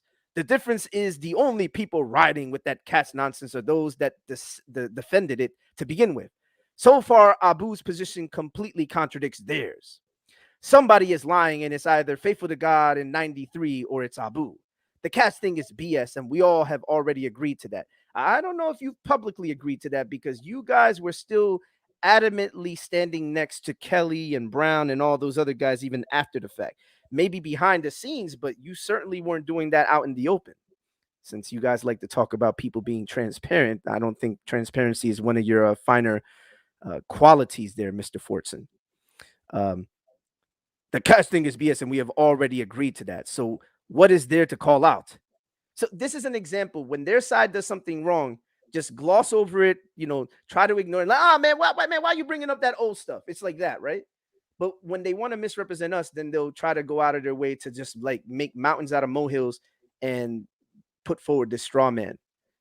Any straw man, whatever straw man that they're trying to foist onto their community that week, they're going to make a huge deal about it. And then they end up looking like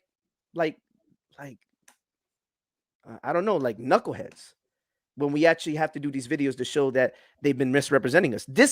Videos like this make them look bad. Like even that Christmas thing made them look bad. It was so bad that I remember, Kevin, I think you'll recall that I was like almost thinking like it's almost not even worthy of a response. But you know what? They're so arrogant. We gotta give them this work, because if we just leave it alone, they're gonna try to act like they took a W. So I'm like, all right, let's go ahead and give them this work, man. So right. Anyway, so I'm not gonna basically this is when Dante was trying to break the truce, and this is like his trying to get Tazarah to join in. If we can go to the next side, please, Matt. Yeah, we don't got to read the rest of that. All right. Tazarah's instigation after being debunked in previous videos. My mouth is full of lies. I must soldier for Dante. Man, I don't know what's wrong with that. I don't know that dude, man. Don't he look like? Remember when you was like when we was kids and we used to put water in our mouth, like something holding in, right? Yeah, like on the right cheek, it looked like the shape of a lie to me. But no, in all slide. seriousness, though, Yeah. this is getting ridiculous, man. I mean, Yeah. my thing is, before you go in even more, man, my thing I just want to say very quick is that he brought my name up and made a video about me. Right. We just had a discussion, you know, so everybody needs to take note of that. Yeah, exactly, man. Exactly, bro. Shout out to the brother Alton. Shout out to you, brother. Check out his YouTube channel. Shout out to that brother Alton, man. Peace and blessings to you, brother. All right. So if I'm gonna go ahead and read this, it says here, give me a second. I'm gonna just all right. So here Tazarah was tagging in, I believe this was in the Rumble Room or something like that. So he tagged in Pacro, Dante, a few other people. I thought the black Portuguese Jews were not literally black. I thought they were actually Caucasian people with dark skin complexions. Oh my goodness. Thought black in that context didn't really mean black. Can someone please tell me if I'm reading the information from this source incorrectly or if I'm taking it out of context? Yeah, your ideas are not necessarily grounded in and so he's going to the Calcutta Review again. The text compares pure Arabs in Africa to Negroes due to their skin color. Portuguese and Cochin Jews are also called black. We are aware of Portuguese Jews being called black, yet never demonstrated in imagery by Tazarah. We at least provided visual evidence to support our claims, which is that Jews come in a variety of colors. So, for example, when we showed the Dura Europos synagogue wall frescoes in our previous presentations, where we showed the darker depictions and the depictions that make Tazarah uncomfortable. There is also a phenomenon of non-black Jews, peoples, being called black as well. One must be careful with the word black instead of always assuming a literal interpretation. All right. If we can go ahead and go to the next slide, please. So here we have Canary's women mentioned in his source, clearly dark-skinned, black, but not belonging to the demographic Hebrews claim, African descent. If the Portuguese Jews mentioned were dark like these women, why hasn't Tazarah showed literal black black Jews in Portugal or its diaspora? All right, next slide.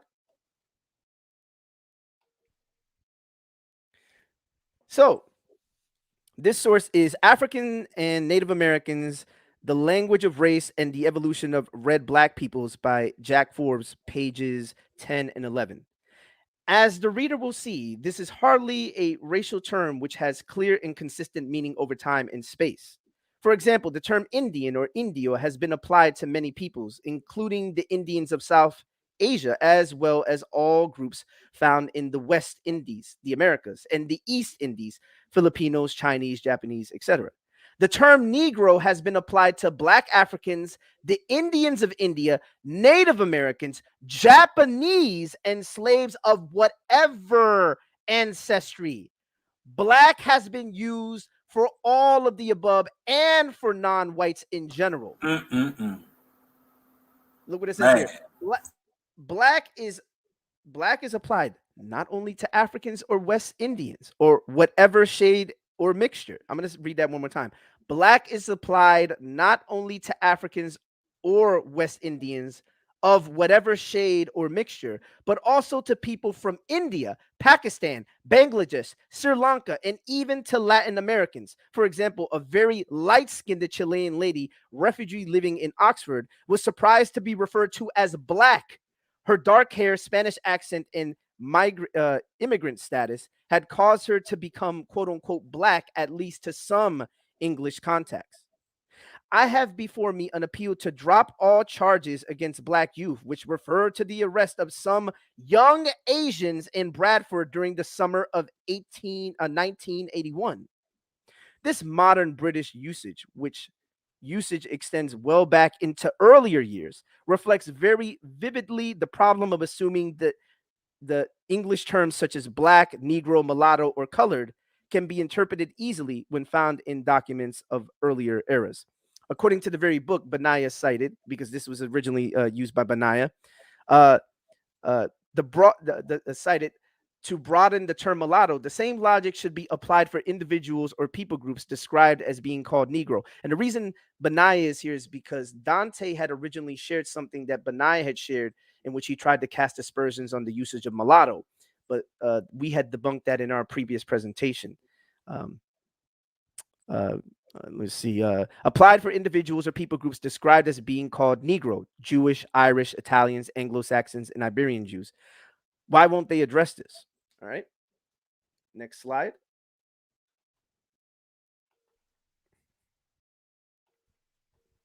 All right. Now, color, dark skin, swarthy, or black Hebrews in history. Having dark or black skin doesn't make you the ancestors of African Americans or the African diaspora. If ancient Hebrews were in fact a people of color, it makes them no more your ancestors than Dravidians, Aboriginal Australians, Arabs, Roma people, Southeast Asians, Indigenous Americans, or Negritos. By tracing lineage through your fathers, the Y-DNA of Hebrews, Sephardic Jews in particular, should be E-M2, E1B1A, or its various subclades, the same as West, South, Central African tribes taken to the America as slaves. If these Jews are dark, it doesn't automatically make them your people. All right? Let's keep going. For the record, we are not denying the existence of actual black Jews, both then and now. We are, however, disagreeing with Tazarah's interpretation of the origin of many of those black Jews. We are also pointing out how the usage of the term quote-unquote black was not uniform in the past, just as it is not uniform today, meaning it has dynamic range. It is not always being used in the same way by the same people. All right? If we can go to the next slide.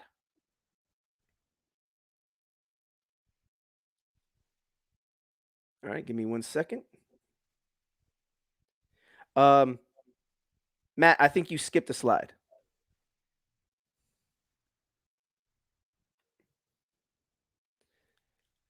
Okay. Even though it's not on your end, I have it over here. It's the Jews Mixed Even in Biblical Times by Maurice Fisberg. So it says, one thing is certain, however, the original stock of the Jews was not made up of a single or homogeneous race as supposed by some. There are many references in the Bible to intermarriages of the ancient Hebrews with other non-Jewish races, such as the Hittites, Amorites, Cushites, Canaanites, etc. That some of these races were not of Semitic stock has been established recently by archaeological research. So I'm just going to skip ahead to the relevant portion down here. The Cushites, according to biblical and other evidence, were Negroes.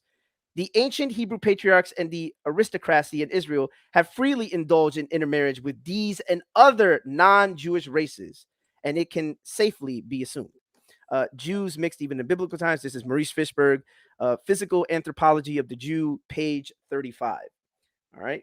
Now we can go to the relevant slide dealing with the Cochins. And as we go to the next slide, this is just some images of Cochins. These people do not fit our friend's stereotypical viewpoint of what Hebrews are supposed to look like, because he assumes that whenever you see Israelites, it's in reference to Bantu African people.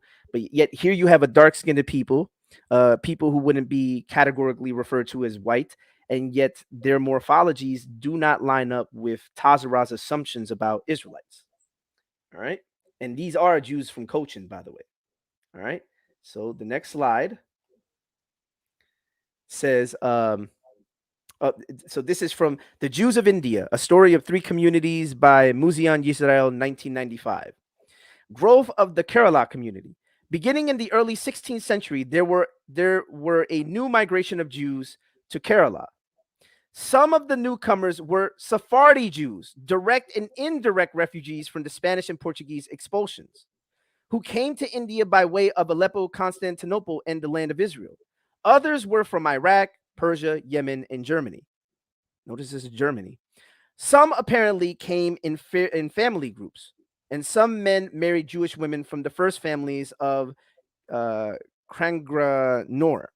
In 1568, the Jewish newcomers, who were subsequently called Paradesi, foreigners in I can't pronounce that, Malayalam, built a synagogue of their own next to the Maharaja palace in Cochin. They adopted the relevant language and identified enthusiastically with Kerala customs and traditions. But at some point, they stopped marrying the Jews who had been there many centuries before them. In written accounts, especially by Western visitors, the Paradesis are often referred to as white Jews, and the more ancient Malabari, communities as black Jews, though there is not always a clear distinction between them in terms of skin color. All right, next page or next source, All right. The second group of Cochin Jews is called the Paradesi. In contrast to the Malabari Jews, the Paradesi Jews are the descendants of Sephardic Jews who came to southwestern coast of India from southern Europe, the Netherlands, and the Middle East in the 16th and 17th centuries. Traditionally, there is no intermarriage between the Malabari and Paradesi Jews, and the two communities remain quite distinct. Unusually, among the Jewish communities worldwide, the Cochin Jews are believed to have had a completely harmonious relationship with their non-Jewish neighbors without any experience of anti-Semitism throughout their long history in India. The only exception to this occurred during the period of Portuguese rule over Kochi and other parts of southern India in the late 15th and 16th centuries, when an office of the Inquisition was established and the local Jews were subjected to persecution, including the burning of Torah scrolls and prayer books. All right. The first local written document making specific reference to the Cochin Jews comes in the form of a series of copperplate tablets, again written in the old Malayalam, dating to the beginning of the 11th century CE. The tablets detail 72 privileges granted by the local king to a merchant called Joseph Rabban, the leader of a Jewish community in that relevant place, formerly called Kangar a town about 45 kilometers south of Kochi. Joseph, who had come to India from the Middle East, was granted the privileges of the local aristocracy, such as the right to use elephants and to display parasols, as well as the authority to charge duties and tolls. These privileges were extended also to Joseph's descendants. Were a great source of pride and prestige to the entire Malabari Jewish community and were later commemorated in numerous songs used by the Jewish women of Kerala. The Cochin Jews, both Malabari and Paradesi, have traditionally spoken Malayalam, which is the language of their non-Jewish neighbors. The Paradesi Jews would have originally spoken Ladino and may have known other languages such as Portuguese, Arabic, Spanish, and Dutch, but all were given up as they adapted to the local culture. Malayalam, yeah, man, I'm telling you, Malayalam is a member of the Dravidian language family, so on and so on. So you can see the rest there. Jewish Malayalam, like other Jewish languages varieties, has some unique elements that set it apart from the relevant language spoken by non-Jews. One of its most distinctive markers is the use of Hebrew vocabulary. So you could read the rest of this. I mean, it's very long, but the point is that the Paradesi Jews are Sephardic. All right, let's go ahead and go to the next slide, if we can, please. Now, interesting thing here. So Abu showed this in his presentation. On the left-hand side, you have Jews that are called black, right? You have a very dark-skinned individual, and you have another guy next to him who seems to be of a not so dark complexion. Yet on the other side, you have a white Jew who looks almost identical to the black Jew. Yep. And yet both of them morphologically wouldn't fit Tazarah's criteria of what a Jew is apparently supposed to look like. So this is The Jews, A Study of Race and Environment by Maurice Fishberg, pages 134 and 135. All right. I just wanted to show that one more time, if it wasn't apparent enough, that when the Jew there on the right, he's called a black Jew, but does he look different than the white Jew? Do you see much of a difference? And by the way, do you notice what he has on the side of his head? You notice that our friend Tazarah likes to make fun of the Jews, the people that are actually Jews, and yet these people had those same traditional rights. Look at his little peyotes on the side of his head. That's the same thing that you'll find amongst the Ashkenazis that he makes fun of. But he won't give the Ashkenazis any sort of a leeway because he's under the assumption that the Jews have to have a particular morphology in order to be Jews, which is ridiculous. All right. So this is from Research and Missionary Labors Among the Jews, Mohammedans, and Other Sects by the Reverend Joseph Wolfe during his travels between the years 1831 and 1834 from Malta to Egypt, Constantinople, etc., with map by Joseph Wolfe, 1835. In the land of the Hindustan, the Malayalam metropolis, Cochin, those who are called white Jews, who came after the destruction of the Second Temple from the Holy Land, and they have only one synagogue. Those are called black Jews who became Jews of their own accord in the land of Malabar at Kangranor, and those who were dispersed in the country of black and half black color. And for this reason, the white Jews do not intermarry with them, and they have neither priests, nor Levites, nor families, nor relation in foreign countries, as they are merely to be found to the Malabar coast. They observe the law as we white Jews do. There is little difference in their prayers and ceremony of marriage, but they differ entirely from the religion of the land. The following are the places where they are still found and where their prince Castile was formerly their governor, and it gives the list. Right-hand side, in the year 1696, it says, this is an account of some Spanish Jews who came to Cochin from Europe. In the year 1696, according to the Christians, in the time the commander Gilmer Vos Berg was governor in the city of Cochin, 4 merchants came from Amsterdam, and these are their names: Moises Pereira de Pavia, Isaac Irgas, Isaac Muchat, and Abraham Bort of the denomination of the Sephardim. And they saw the places wherein the Jews lived, and they rejoiced, and they wished to live with them. And they wrote to Amsterdam about the Jews, about the scarcity of books.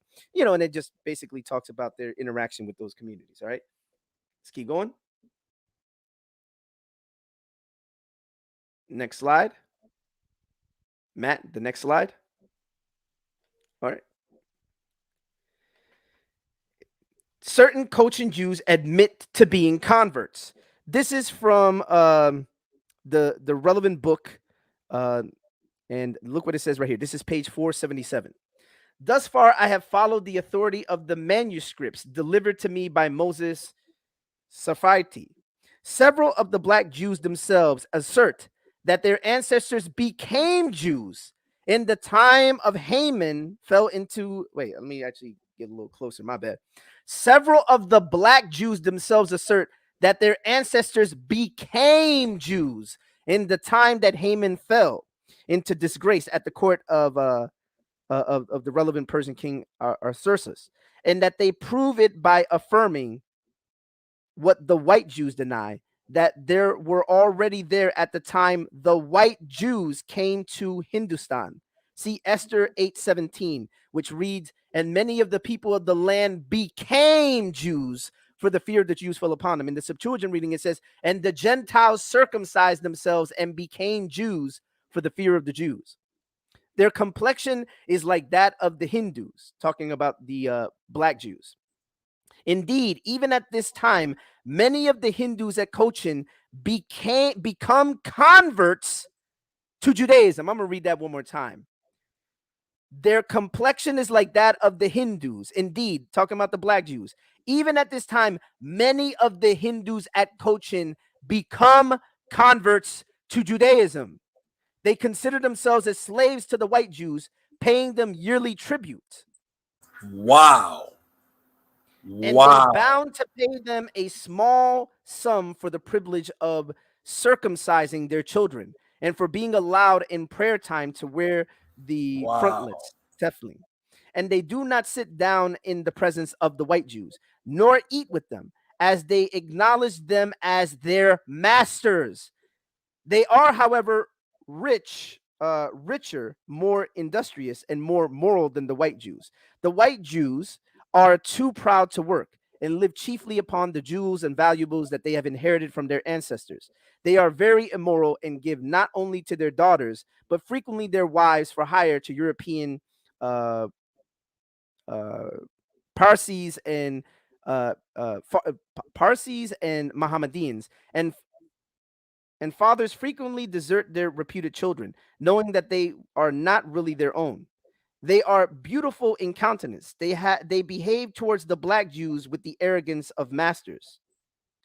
Mr. Ridderdale has 2 daughters of a white Jew in his house who freely consigned them over to him to be baptized. The white Jews have rendered at different times great service to the Dutch, as may be seen by the printed patent of the Dutch government of Columba. It certifies that Mr. I'm just going to say Mr. Rabbi, a member of the Jewish nation, a merchant employed by the trading company by whom so it ends there. And again, this is where certain Cochin Jews admit to being converts. All right. Now, look what it says. Black Jews mix. The source is Universal Geography, or a description of all parts of the world, volume 2 by Conrad Maltbrun. Page 206 from 1827. Now, look what it says right here. To the south of the British Malabar lies the small principality of Cochin, so named from a word signifying moras. It contains a considerable variety of valuable forest trees, which contribute greatly to the beauty of the scenery and the picturesque appearance of the dwellings of the inhabitants. In this province are many Christian villages inhabited chiefly by Christians of St. Thomas, which are generally well built and cleanly. A great number of Jews live about Cochin, whom there are 2 classes distinguished by appellation of white Jews and black Jews. The white Jews are considered as later immigrants than the black, and of purer blood, the black being partially descendants of Hindu proselytes and partially of a mixed breed. Man, this evidence is heavy, man. I'm telling you, bro. Wow, man, there's no coming back from this, man. Bro, I told you, the worst thing that they could have done is try to make these arguments for these old sources when I told them that these old sources are going to show things that you guys are not comfortable with. Now, look at this. It says they have synagogues in the town of Cochin, You know, you guys can see the rest on your screen. Yeah, so let's go ahead and go to the next slide. All right. The population of Hindustan, accounting at the lowest calculation to, it's a very big number, is composed of 2 distinct classes, descendants of the ancient inhabitants and tribes of foreign extraction. The real Indians call the latter Milite, a term equivalent to barbarian among Greeks and Romans. The number of these tribes accounts to 30 if we include among them the nomads who occupied the mountains and the deserts.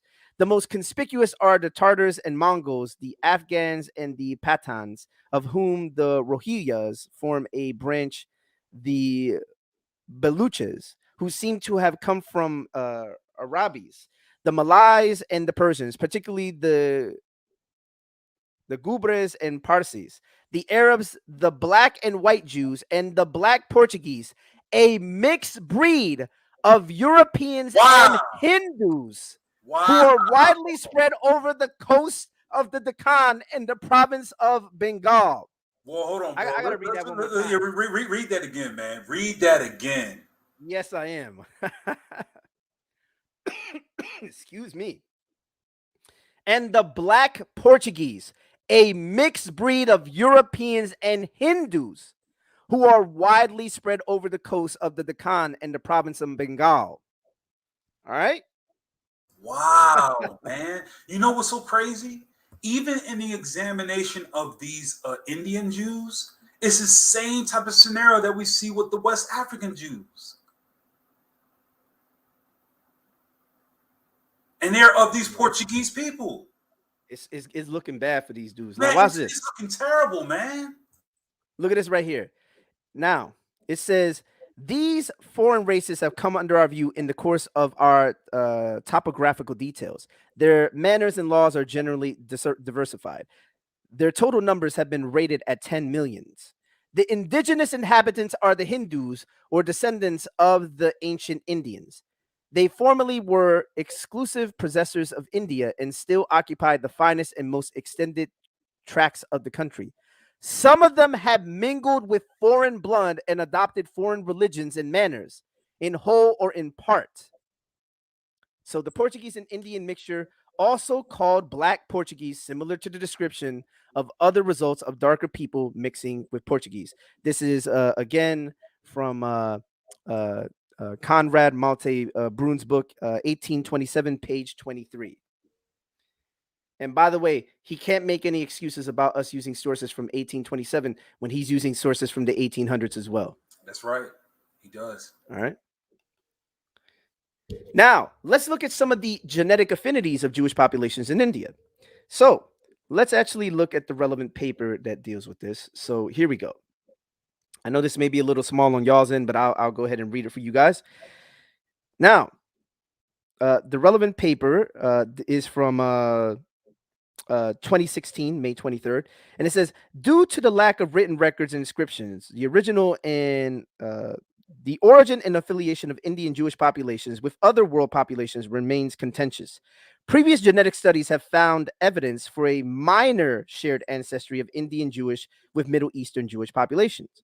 However, these studies relied on limited individuals, haven't explored the detailed temporal and spatial admixture process of Indian Jewish populations with the local Indian populations.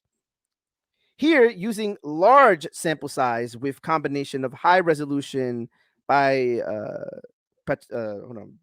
paternal, autosomal, and unipaternal markers, Y chromosome and mitochondrial DNA, we reconstructed genetic history of Indian Jewish by investigating the pattern of genetic diversity. Consistent with the previous observation, we detected minor Middle Eastern specific ancestry component among Indian Jewish communities, but virtually negligible in their local neighboring Indian population. The temporal test of admixture suggested that the first admixture of migrant Jewish population from Middle East to South India, Cochin, occurred during the 5th century. Overall, we conclude that the Jewish migration and admixture in India left a record in their genome, which can link them to Jewish diaspora. But noting that it is a small marker. All right, let's go ahead and continue reading. Now, this is actually showing their Y-DNAs. Notice it says E-M35, which is E1B1B. No E1B1B, E1B1A. This is E1B1B. Now, you notice where they have J, J, R, R, those haplogroups that you find amongst the Jews that this gentleman rejects. And notice how small the frequency are. Look at the frequencies. Look how low these are, though. Look how low these frequencies are. Extremely low. Yeah. All right. But what's so crazy is that it follows the same fashion of the previous DNA evidence that we read. Exactly, man. Yeah, man. Yeah, you guys are definitely right. It is already a wrap for these guys, but we're gonna keep going. Oh man, you guys have no idea. All right. So if we can go to the next slide, please. Now, this is the genetic history of Cochin Jews from India. Again, it says here in the abstract, Cochin Jews form a small and unique community in Malabar and the coast of southwest India. While the arrival time of any punitive Jewish ancestor of the community has been speculated to have taken place as far back as biblical time, King Solomon's era, a Jewish community in the Malabar coast has been documented only since the 9th century CE, that's AD. Here we explored the genetic history of Cochin Jews by collecting and genotyping 21 community members and combining the data with that of 707 individuals from 72 other Indian Jewish and Pakistani populations, together with additional individuals from worldwide populations. We applied comprehensive genome-wide analysis based on principal component analysis, FST admixture, identity by descent sharing, admixture lineage, so on and so on and so on and so on. Let me just get to the relevant part. We find that, as reported by several previous studies, the genetics of Cochin Jews resembles that of local Indian populations. Wow. Wow. We find that, as reported by several previous studies, that the genetics of Cochin Jews resembles that of local Indian populations. However, we also identify considerable Jewish genetic ancestry that is not present in any other Indian or Pakistani populations, with the exception of the Jewish B'nai Yisrael, which we characterized previously. Combined, Cochin Jews have both Jewish and Indian ancestry. Specifically, we detect a significant recent Jewish gene flow. Notice it says a recent Jewish gene flow into this community, 13 to 22 generations, though 470 to 730 years ago, with contributions from Yemenite, Sephardi, and Middle Eastern Jews in accordance with historical records. Genetic analysis also points.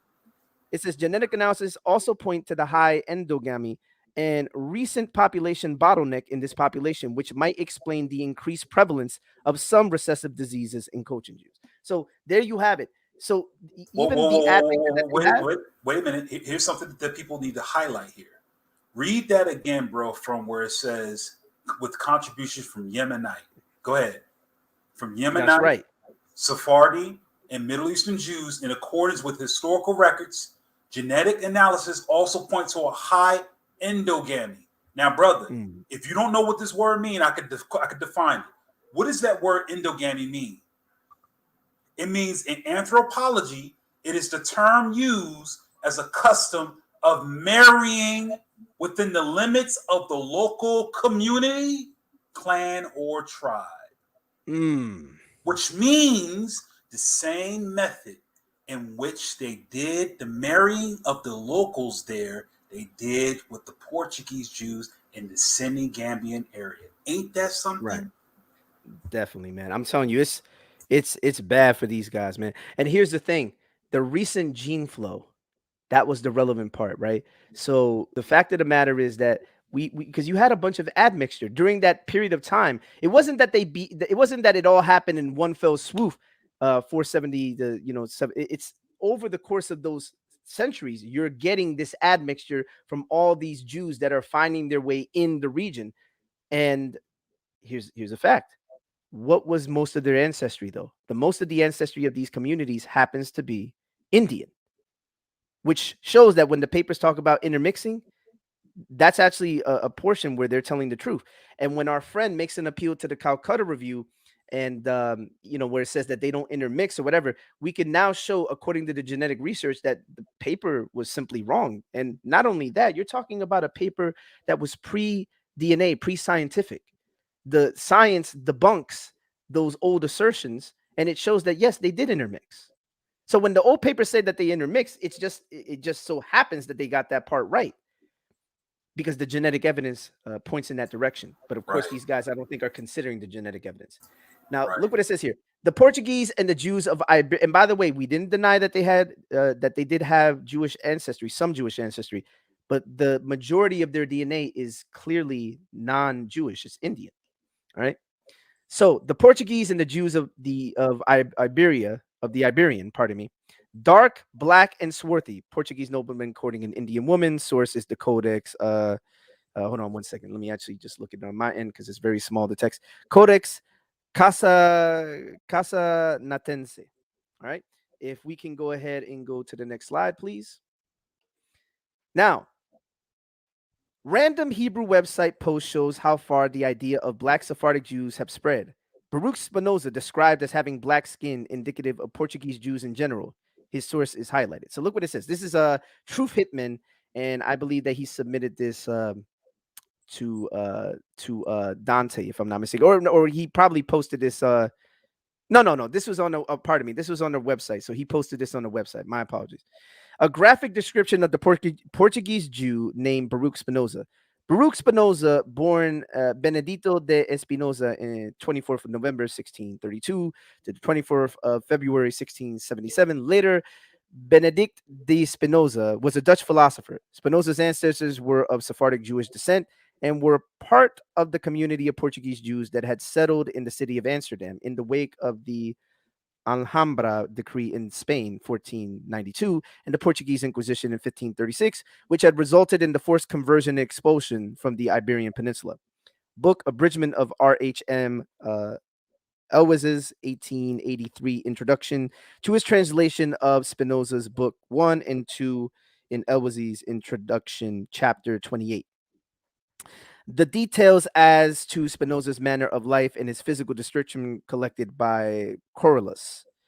Quote, he was of middle size and had good features in his face, the skin somewhat black, black curled hair, long eyebrows, and the same color, so that one might easily know by his look that he was descended from Portuguese Jews. I love the original Spanish Hebrews are black. Shalom. All right, if we could go to the next slide, please.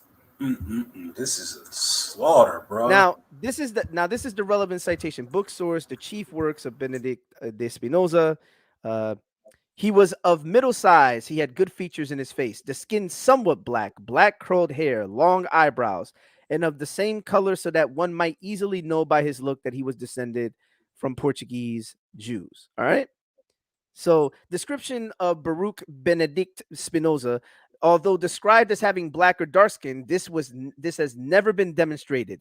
Several images made of him during his lifetime depicts him as a fair-skinned Jew. Besides skin color, notice having dark hair is also mentioned as a calling card for Portuguese Jews. Now, let's actually go to the next slide. An even earlier source, Baruch Spinoza, is described as swarthy and olive complexion. The source is The Worthies of Cumberland, John Dalton by Henry Lonsdale, 1874, page 178. Attention should be drawn to Spinoza, that swarthy olive complexion Jew of penetrating eye and long black hair, who suffered more for his free utterances than Jew ever did at the hands of Jews. Now, how did he describe him? Swarthy olive complexion Jew. Now, let's look at some images of our friend Baruch. Let's look at some images. Now, correct me if I'm wrong, but does that look like a black man to y'all? That clearly does not look the way that Tazarah would assume that Jews are supposed to look. All right? I think that's salient. I think that's relevant. All right. So I see that Kevin G has dropped out. So I'm going to hopefully wait for him to come back. He might have just had a connection issue. Here goes another depiction. Matt, if we can go to the previous slide just for a moment. If we can go to the previous slide, the one that was just looked at. I want to show something. All right, give me a second. Now it says Portrait of Benedictus de Spinoza, 1664.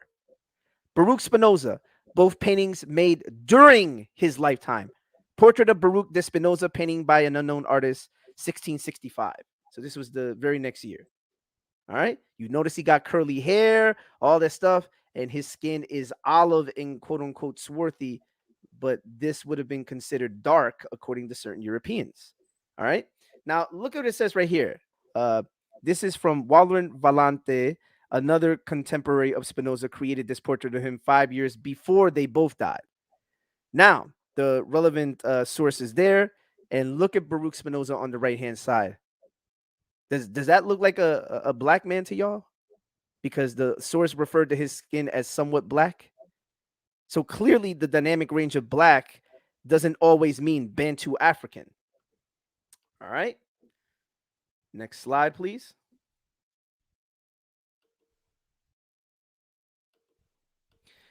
Now, look what it says right here. The Negroid type. Now, this is from Maurice Fishberg's book, page 117. The Jews, a study of race and environment. The Negroid type can be singled out in a large assembly of modern Jews. They are mistaken for mulattoes. This type is found in Jews, not among black people. The Negroid type among Jews is yet to be mentioned. One occasionally meets a Jew whose skin is very dark, the hair black and woolly, the head long with a prominent occiput. The face is prongaceous. The two jaws are projecting in the form of a muzzle. The lips are large, thick, and upturned, and the nose flat, broad, and the wings upturned, so that the nostrils can be seen in profile. This Negroid type can be singled out in any large assembly of Jews. I'm going to read that again. This Negro type can be singled out in any large assembly of Jews. They are often mistaken for mulattoes, and the author knows of one who had considerable difficulty to get along in one of the southern states of America. As with all the other types of Jews, some biblical scholars are inclined to attribute the origin of Negroid Jews to intermarriage with Cushites of biblical times. It is indeed remarkable that this type is met with among Jews who have not come into contact with Negroes for centuries, as for instance the Jews of Eastern Europe. Among the Jews in North Africa, Egypt, etc., there are many who look like mulattoes, see figure 106. But here, the native population, like the Berbers, Arabs, etc., have considerable Negroid infusion, and the Jews have probably derived it from the same source, meaning their intermarriages with Cushites. Among the European Jews, no such explanation is tenable unless it is attributed to immigration from Southern Europe and North Africa. In fact, many Jews driven from Spain and Portugal and scattered among the European Jews may have had some Negroid elements which they obtained by intermarriage with the Moors, who are known to have had considerable infusion of Negroid blood. Let's look at an example of one of these quote-unquote Negroid types. Now, I want you guys to take a good long look at this. It says Galatian Jews, Negroid type.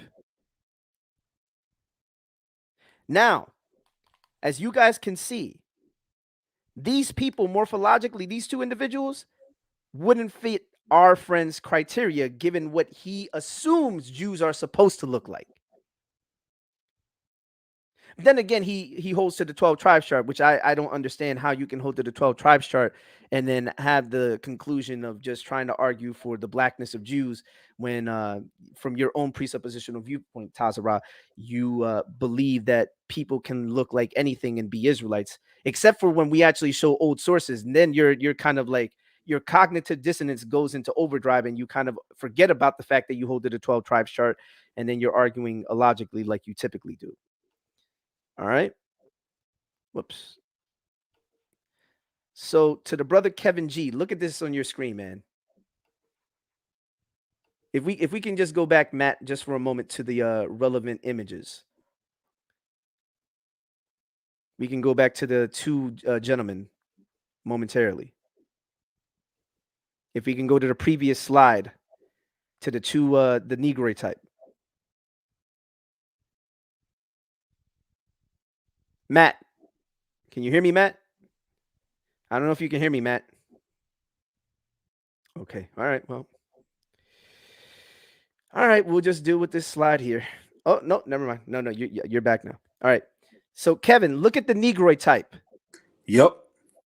Now, if we could go back to the previous source just momentarily, Matt, can we go back to the previous source? The one before that where it was giving the description in Fishberg's book. Now, look what it says here. This Negroid type can be singled out in any large assembly of Jews. They are often mistaken for mulattoes, and the author knows of one who had considerable difficulty to get along in one of the southern states of America. As with all the other types of Jews, some biblical scholars are inclined to attribute the origin of the Negroid Jews to intermarriage with Cushites of biblical times. And then at the bottom it says, in fact, many Jews driven from Spain and Portugal and scattered among European Jews may have had some Negroid elements, which they obtained by intermarriage with Moors, who are known to have had a considerable infusion of Negro blood. Now, if we could just show the image of this Negroid type.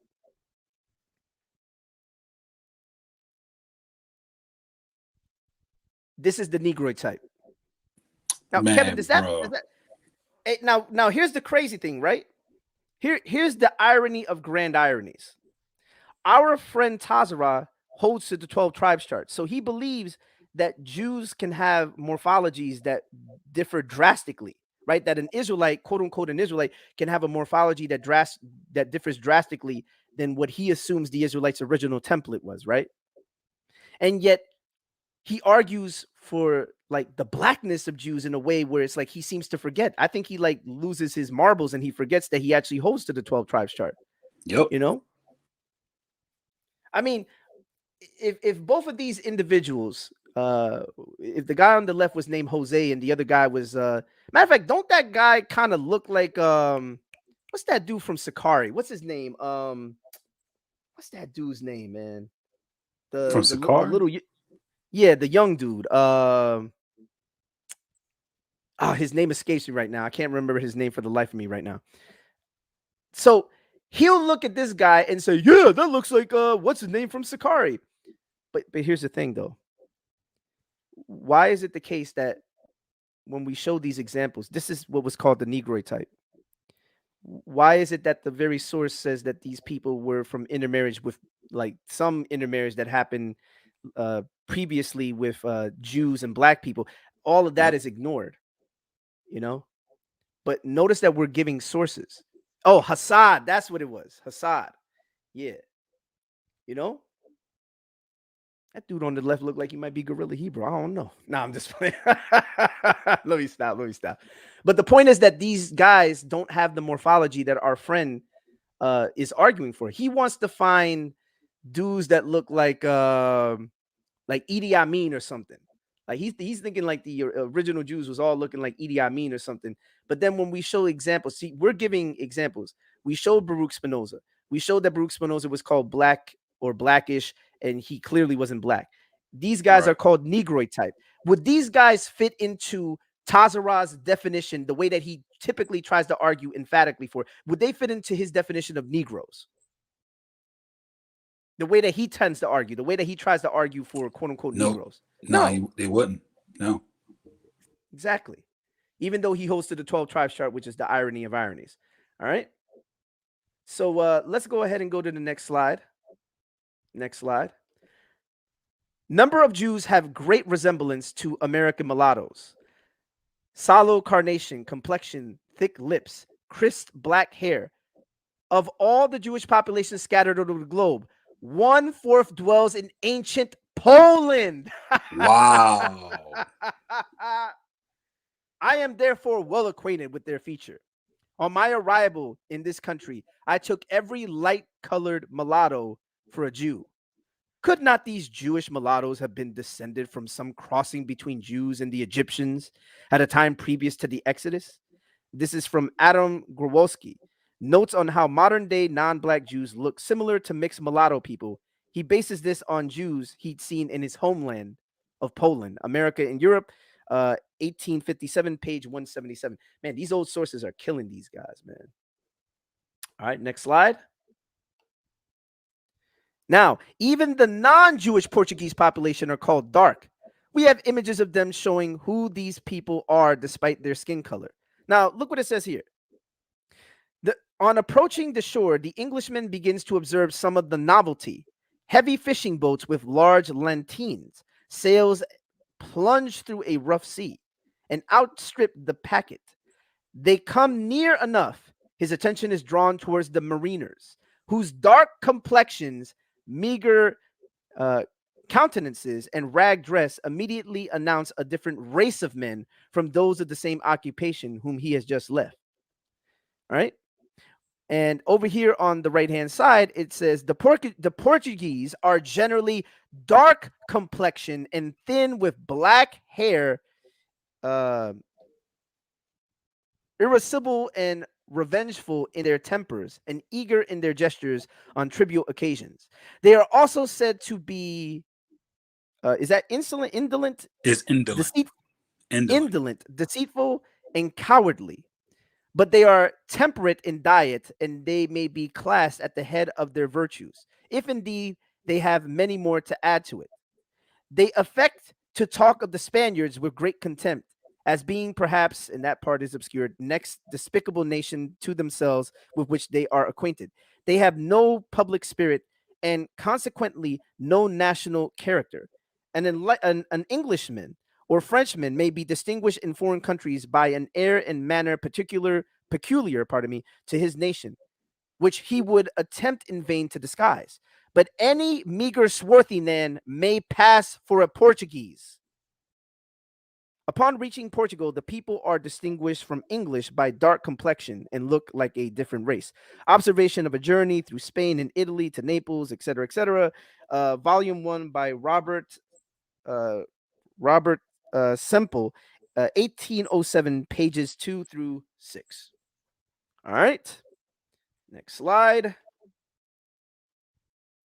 Now, both Spanish and Portuguese non-Jews called dark and swarthy. Look what it says here. The Spaniards are generally tall, of a swarthy complexion. Now, if you look on the right-hand side, it says over here, the Portuguese are friendly and generous to strangers. In personal appearance and demeanor, they much resemble the Spaniards, being generally of a dark complexion and of grave deportments. All right? There you have examples where, and by the way, this is from the Geography of the Productive System for Schools, Academies, and Families by Roswell Chamberlain Smith, 1855, pages 241 and 243. All right. Now, here we have an example of the Laplanders. Geography of the Productive Systems for Schools, Academies, the same book, page 228. The Laplanders are of lowly stature, dark complexion, ignorant, and superstitious. Now, notice how they're describing these people as dark, but not morphologically looking like Bantu Africans. Because I guess in the world that this guy lives in, anytime he sees dark or whatever it is, he just assumes Bantu or something. Now, if he's saying that I'm strawmanning him, it's based on the way that he argues against us. Oh, right. They're saying that dark and swarthy is never used for black people. No, we never said that. What we're saying is that the dynamic range of dark, swarthy, black, Negro is used in ways that is not always consistent and does not always mean Bantu African. As we're showing, we're highlighting that dark can mean a people that does not morphologically fit Tazarah's definition of black. All right. Next slide. Now, look what it says here. Notice this old source includes Portuguese Jews among the groups who contributed to the white population in Angola. This is from A Historical Geography of British Colonies by Sir Charles Priestwood Lucas, 1894, pages 48 and 49. Now, look what it says right here. Being continually conquered by them, and in the same chapter referring to a silver mine in the interior of Angola, he writes that the Portuguese there and those of Mozambique and Sofala wished to join from the one side and the other to conquer it and reach this mine to work it. These passages imply by the beginning of the 17th century, the Portuguese in West Africa, as in Brazil, had obtained some measure of territorial dominion, and Angola was up to a point colonized on much the same lines as Brazil. Like the South American country, it is made a receptacle for convicts, including Jews who had fallen under the ban of the spiritual tribunals. And these forced settlers, together with Jesuits and traders, gave to Luanda a considerable white population. Wow. I'm going to say that. A considerable white population. Oh man, this is looking real bad, man. This is looking bad. This is a wrap, but now we're not gonna stop, bro. We're not gonna stop. I don't think people understand that. Yeah, you're right, man. You're absolutely right that this is brutal. You're 1,000,000% right. But we're not gonna stop, man. All right. Next slide. All right, here we go. Yeah, I see it. Portuguese Jews called swarthy and mentioned amongst Armenian and Arabians as taking the indigenous tint, indicating that both the Jews and the indigenous Portuguese are both swarthy. But upon investigating their images and depictions, they are not African or the ancestors of Black Americans. So this is from Notes and Queries, a medium of intercommunication for library men, artists, so on and so on. Volume 19, 1859, page 153. And it says, nay, even the Jew of England, says the Encyclopedia Britannica, is white, while the Portuguese Jew is swarthy, the Armenian olive, and the Arabian copper-colored, each taking the indigenous tint. Meaning that wherever they went, they started taking on the appearance of the people, More than likely because they intermarried with the people there. So it seems that a lot of these guys ignore this idea of intermarriage. They just want these Jews to just be black and, call it a day. But I'm sorry, but the fact of the matter is that we have to read these sources and consider context, consider that these Jews were scattered into various places, and they're going to start looking like the people around them if they intermarry, which they did. All right. Next slide.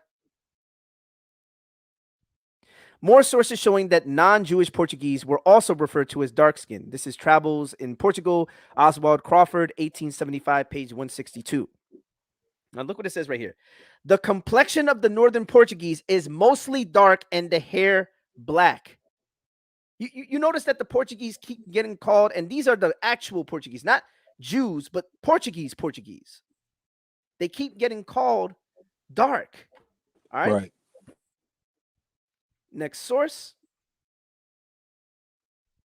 Look what it says right here. According to the source, let me actually read it first. But to return, one remarkable proof of the superior beauty both of the ancient Greeks and modern Levantines, or people of the Levant, is there not being such a thing as a flat nose, which is one of the greatest deformities of the human figure amongst them. Now, keep in mind, this is a racist source, keeping in mind that it was made by people of that time, and we're not advocating or trying to justify the sort of language, but this is how they spoke. All right.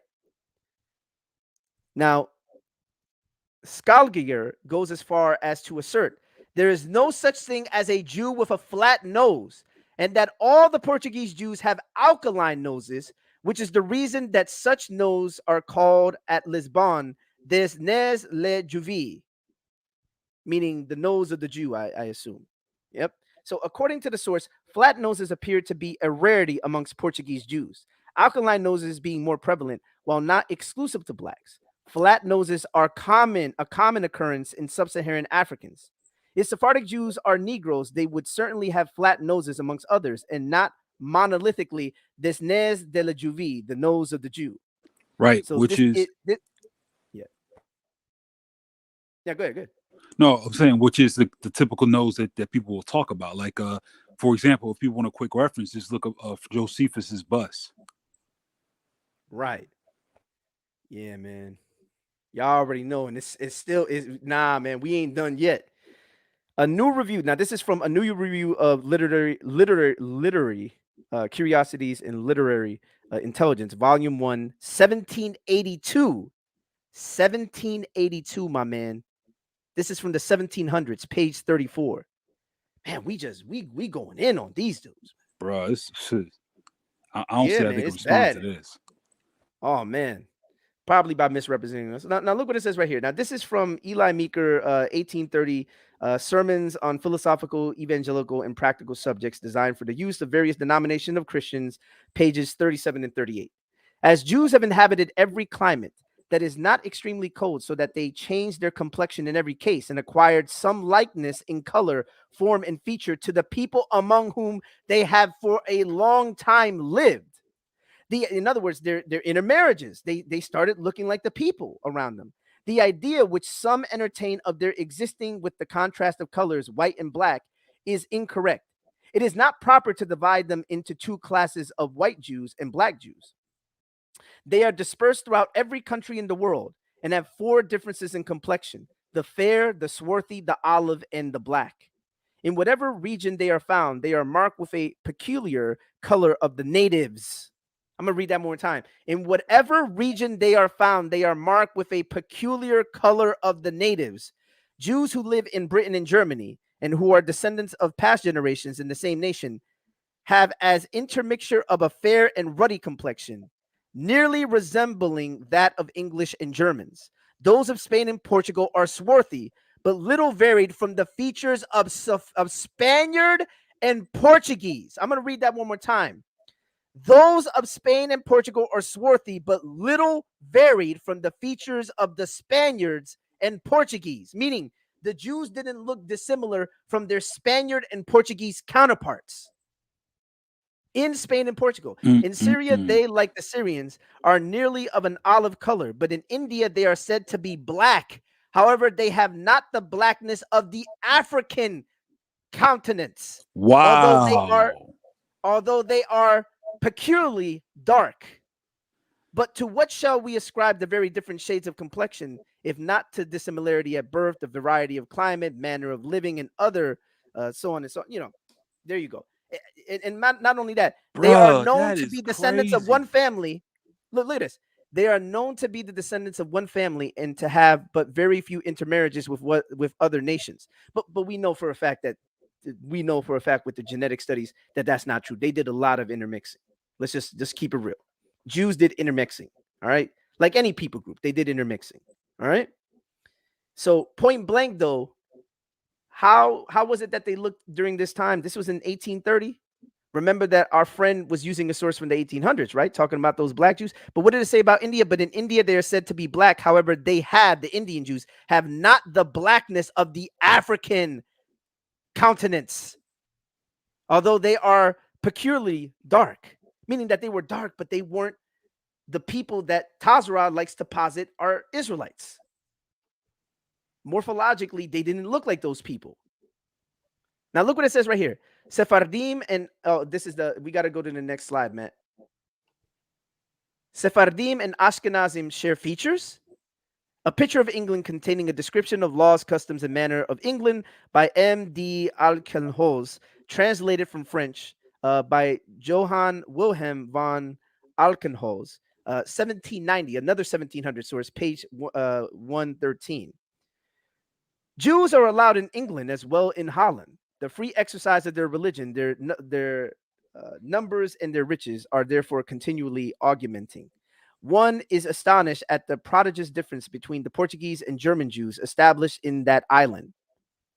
Dress, language, manner, cleanliness are all in favor of the former, who indeed can fierce be distinguished from Christians. This extends even to their prejudices and their public worship. The features peculiar to the whole race are the only particularity that they have in common.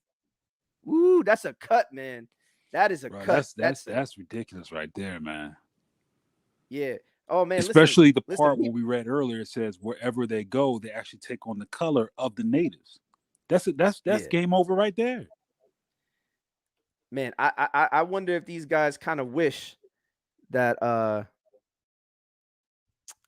man, I wonder if at this point they kind of regret trying to come at us, man. But hey, I'm gonna be honest. Oh, but I'm not done yet. I'm not done yet, man. I know, bro, but I'm telling you, if I was in their shoes, I wouldn't want to be in that position, because not only did we go into their sources, we going beyond that into every book we can find.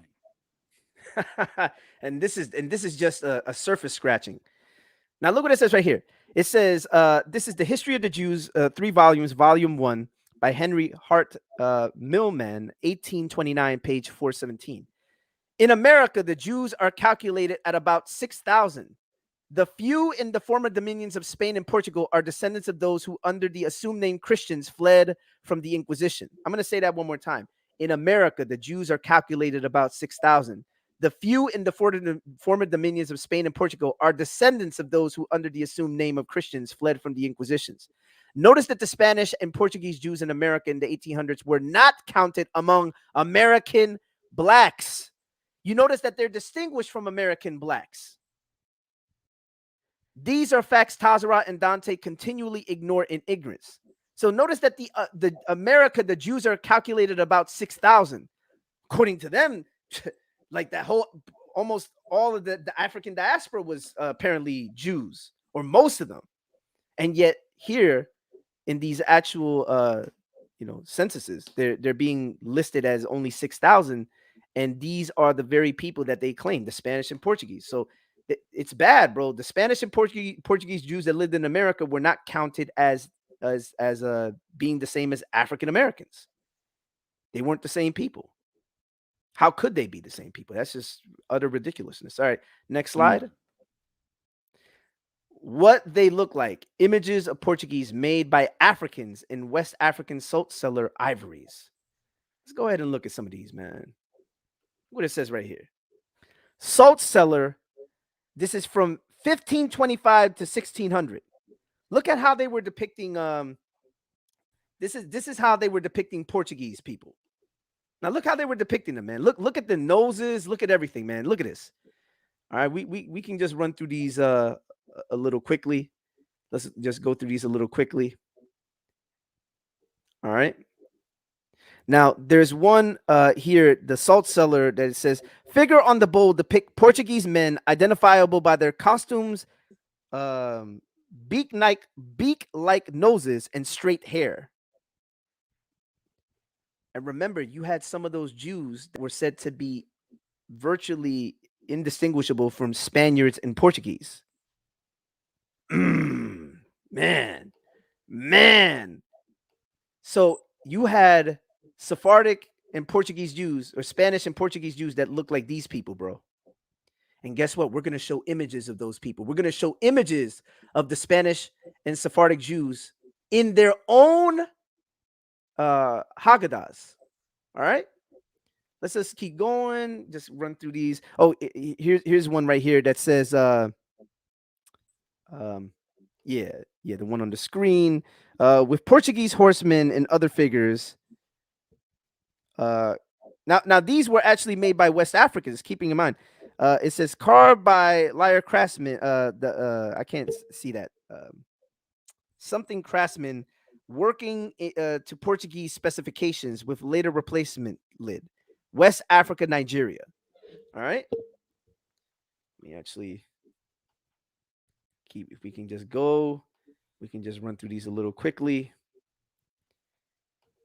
All right. And then we can get to the relevant slides that says images of Sephardic Jews in Iberia. All right. All right. Actually, real quick, if we could just go back to that one image with the person on the horse. Remarkable and rare example of the pieces that arrived in Lisbon in the 15th and 16th century, originating from the west coast of Africa.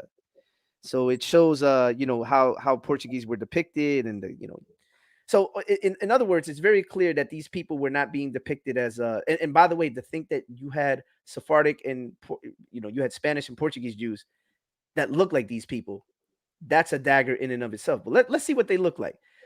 Images of Sephardic Jews in Iberia and Amsterdam, 14th, 17th centuries, made by themselves. These are the images that the Jews made of themselves. Let's see if they resemble morphologically those people on those things. These are Sephardic Jews. Now, look what it says. This is from Netherlands and Amsterdam. Remember, now look what it says. Community type, Sephardi. Right underneath that where it says community type. What year is this? 1681. Now, we can go to the next slide. This text was prepared by William Gross. The beginning of the Jewish community in Amsterdam is rooted in the Spanish and Portuguese Inquisition at the end of the 16th century. During this period, many of the large number of Jews whose ancestors had been forcibly converted almost 100 years earlier and labeled new Christians were being hounded and accused of heresies. Some of these chose to leave and found friendly refuge in the Protestant city of Amsterdam.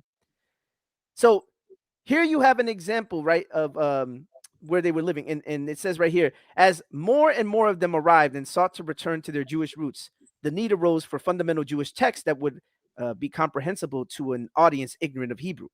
One of the rarest books from Amsterdam is this Spanish Bible commentary with the original portrait of the author Isaac Abalb bound in.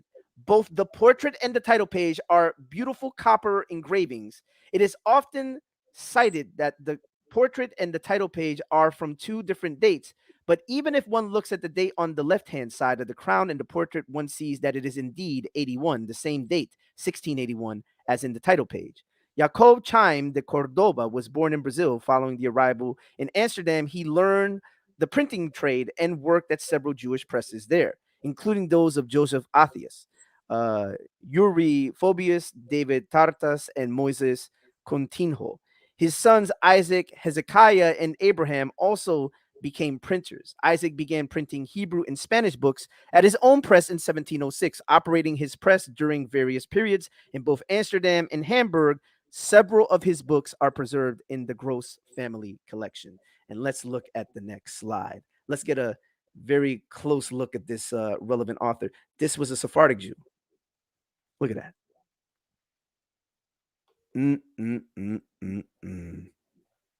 Man, tell me that doesn't look like those engravings of those Portuguese that were made by West Africans, Kevin.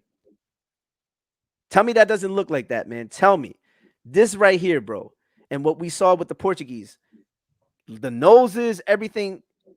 So notice that we're backing up ourselves with these sources. So the next slide. This is Conciliador de Manasseh ben Yosef ben Yisrael, 1650. Now, this is Manasseh ben Israel who's being depicted on the cover. Let's look at the next slide, and y'all gonna have a good laugh. Sephardic Kurt Russell.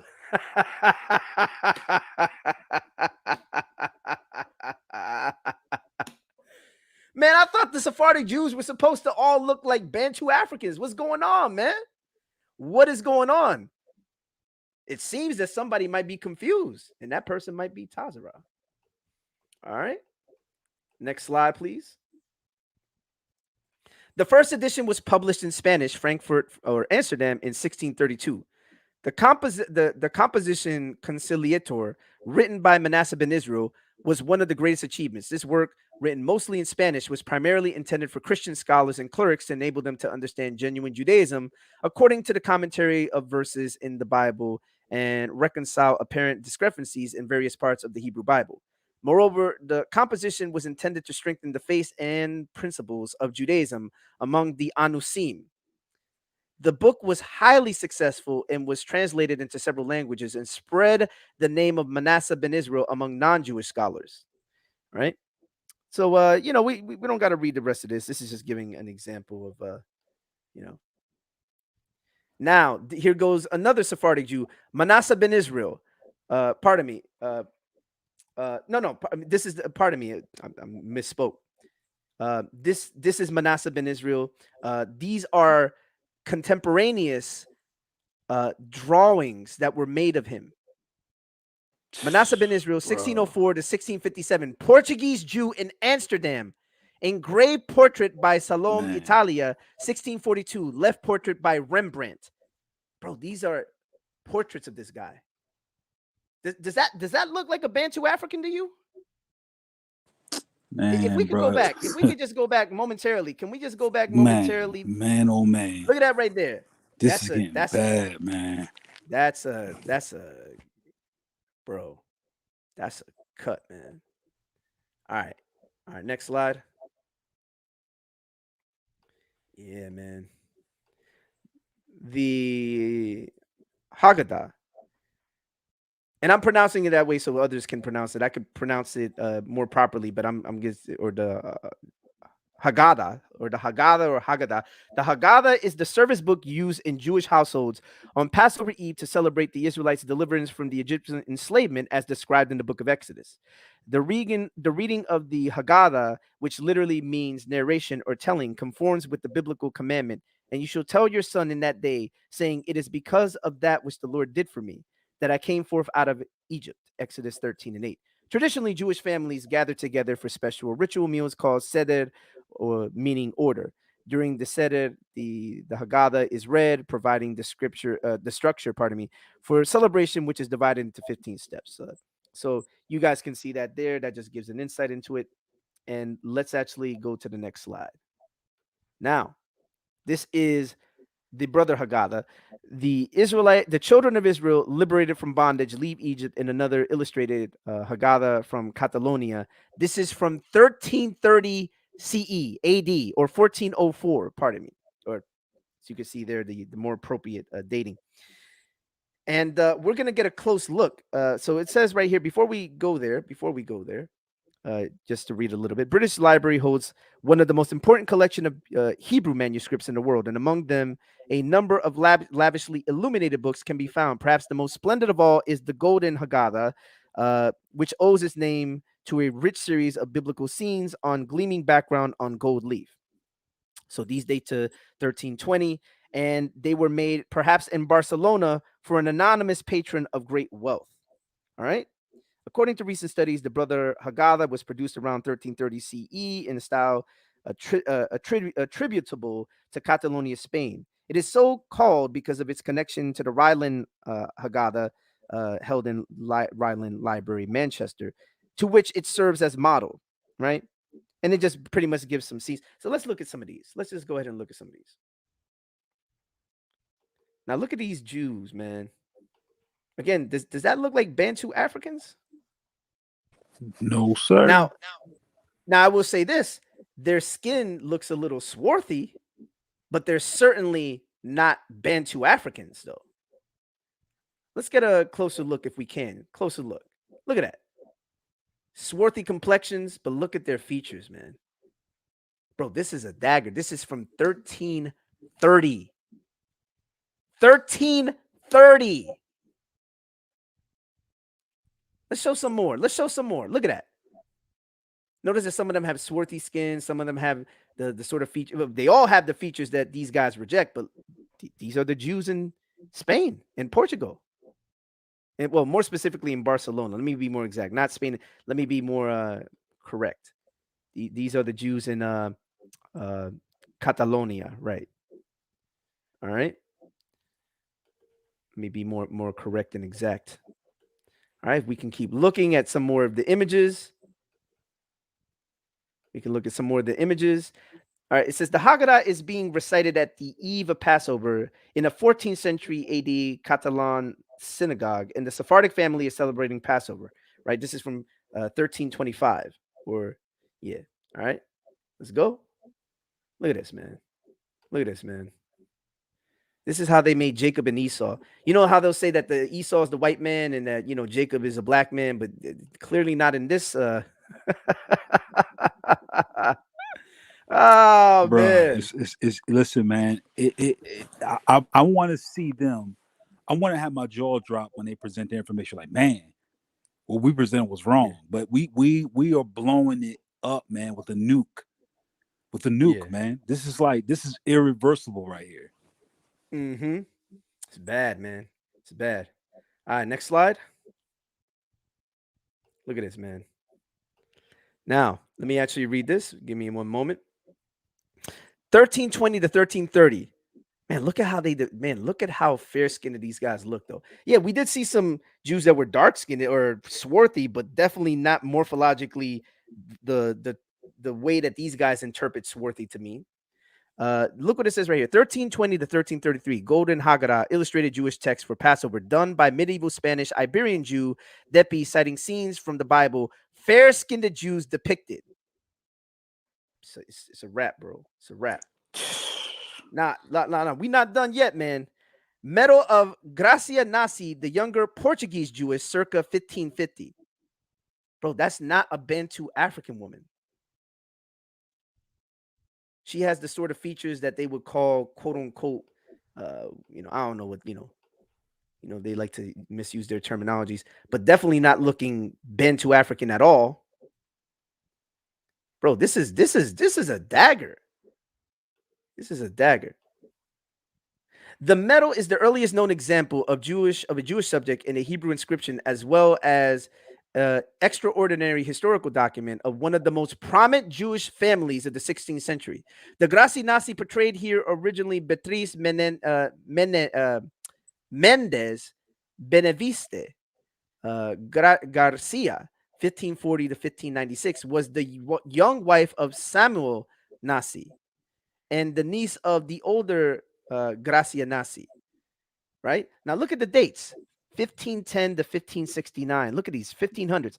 A woman of extraordinary wealth and a key figure in dramatic events of international importance. In the early 16th century, the family resided in Portugal, one of many new Christian families. I'm just gonna skip ahead. Samuel Nasi married the younger. Just read about that. Yeah. Samuel Nasi married the younger Gracia Beatriz, daughter of Brianda in Ferreira in 1557. Now I'm gonna just quote the highlighted parts to save us some time. The uniface medal was created by Pastorino de Pastorini in 1557 to 58. At left is the sitter's name in Hebrew characters, and the right is a Latin inscription. Anno atas, and it gives the year. So we can move on. And again, just showing some more,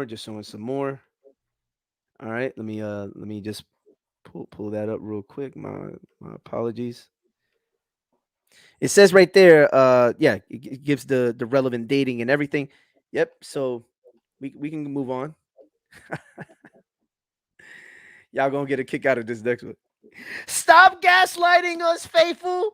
You only believe Jews can be white. Now, watch this. You know what's the irony? Old girl here. You know, she claims to be a Sephardic Jew, right? Oh, She, really? AOC does? Yeah, that's why we use her. Wow. All right, yeah, that was the irony of that image. Yeah. Why would we have shown images of dark, swarthy-skinned Jews if we only believed the Jews were white? Jews have come in a variety of shades. Image of a swarthy child, right? So if we could we show some? There you go. Here's a swarthy Jew. Spanish swarthy Jew. All right, let's show some. Let's show some more. Let's show some more swarthy Jews. Let's show some more. Let's just run through these. There you have some more. Look at these swarthy Jews. Look, you have Jews that have a darker skin complexion. We showed these people, and we're not saying all the Jews that are swarthy necessarily have to look exactly like this, because obviously, if we mention the Cochin Jews and if we mention the Lanzados, we know that you had Jews that had morphologies that would fit the. Well, let me say in the case of the Lanzados, they had morphologies that would more readily fit the identification that this gentleman has for the term black, meaning that they had appearances that resembled the local population, right? Yet we also know that you had Jews that had swarthy skin that had these, look what it says, dark Sephardic Jews as dark as Cochins with straight hair. I mean, it's great, which ironically enough, them Cochins also has straight hair, but all right. Look at that. Look at that. Right? But they don't want this swarthy. They want these guys to look like Bantu Africans. That's what they want. They don't want these guys to look like this. They want these guys to look like Bantu Africans. That's what they want. Yeah, it's not going to work, bro. Nowhere near it. Yeah. I mean, look. These people have a darker complexion, but it just doesn't fit with their, prototypical views of what they think people with dark skin are supposed to look like. So here's the relevant. Look at the dates, man. Y'all see the dates? Man, this is so bad for these guys. This is from the 1300s, man. This is the 1300s. This is what Jews, man, it's bad, bro. Look at that. Barcelona 1348, man. It's a wrap. It's a wrap. It's a wrap, man. All right. That's over with. Keep going. Yeah, keep going. I just want everyone to get it. Notice that we show images and they don't show images, but our images corroborate what we've been saying the whole time, and theirs do not. Now, again, we're not denying the existence of dark-skinned or black Jews or anything like that, but what we are showing is that these Jews, many of them morphologically, do not fit their criteria of what a Jew is supposed to look like. And that's why these guys constantly fall on their sword, because they have no idea what they're talking about when they make these sort of arguments, man.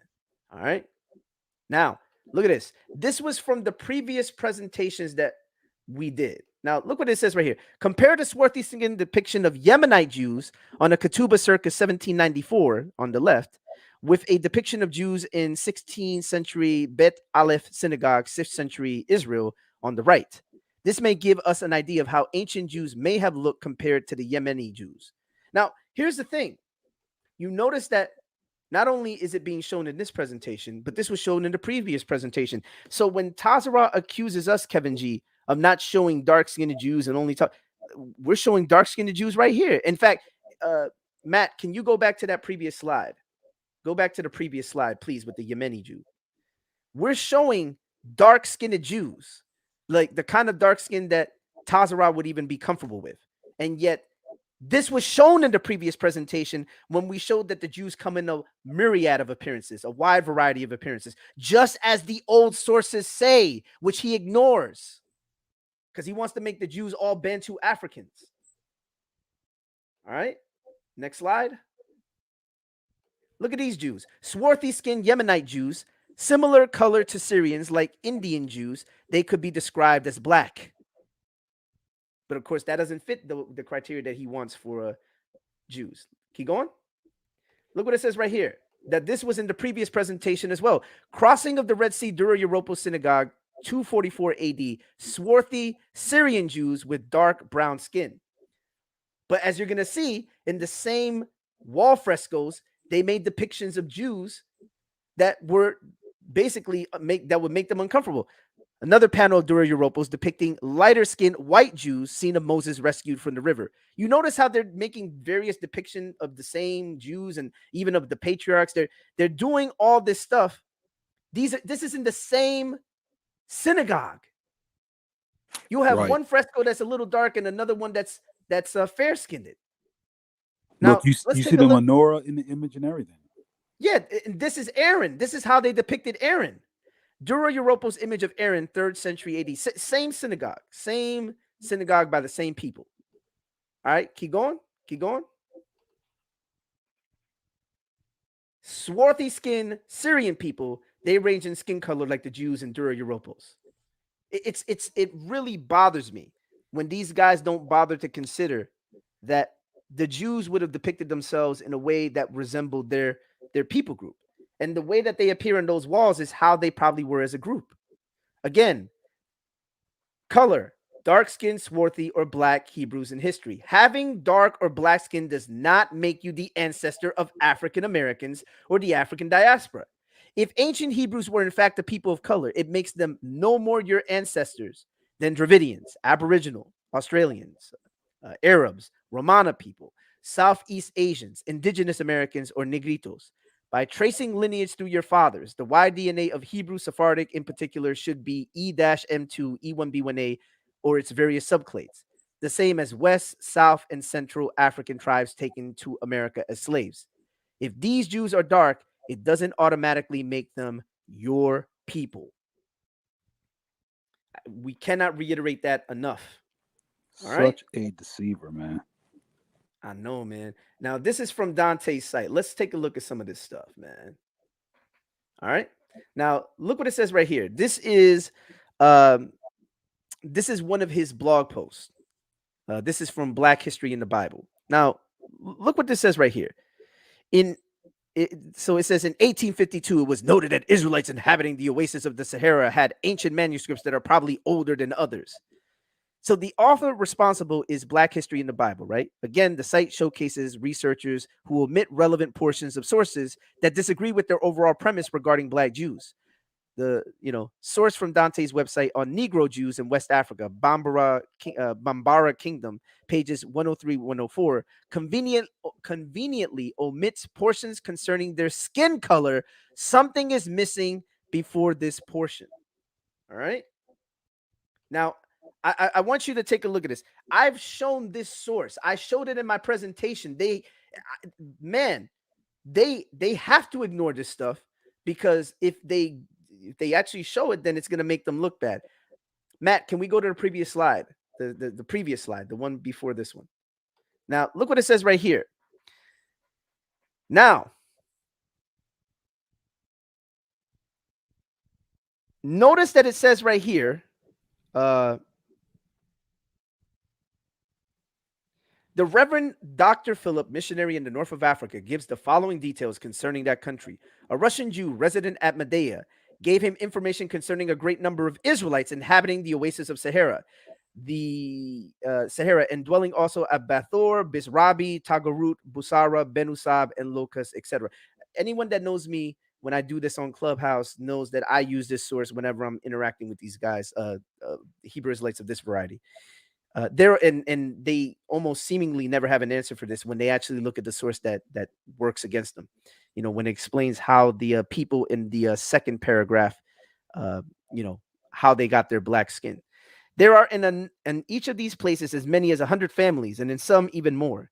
In one place, he found 600 families with numerous synagogues and about 100 copies of the law written upon parchment, some of which were more ancient than he had ever seen. So when looking at this, notice that there was a Russian Jew resident at Medea who gave him information.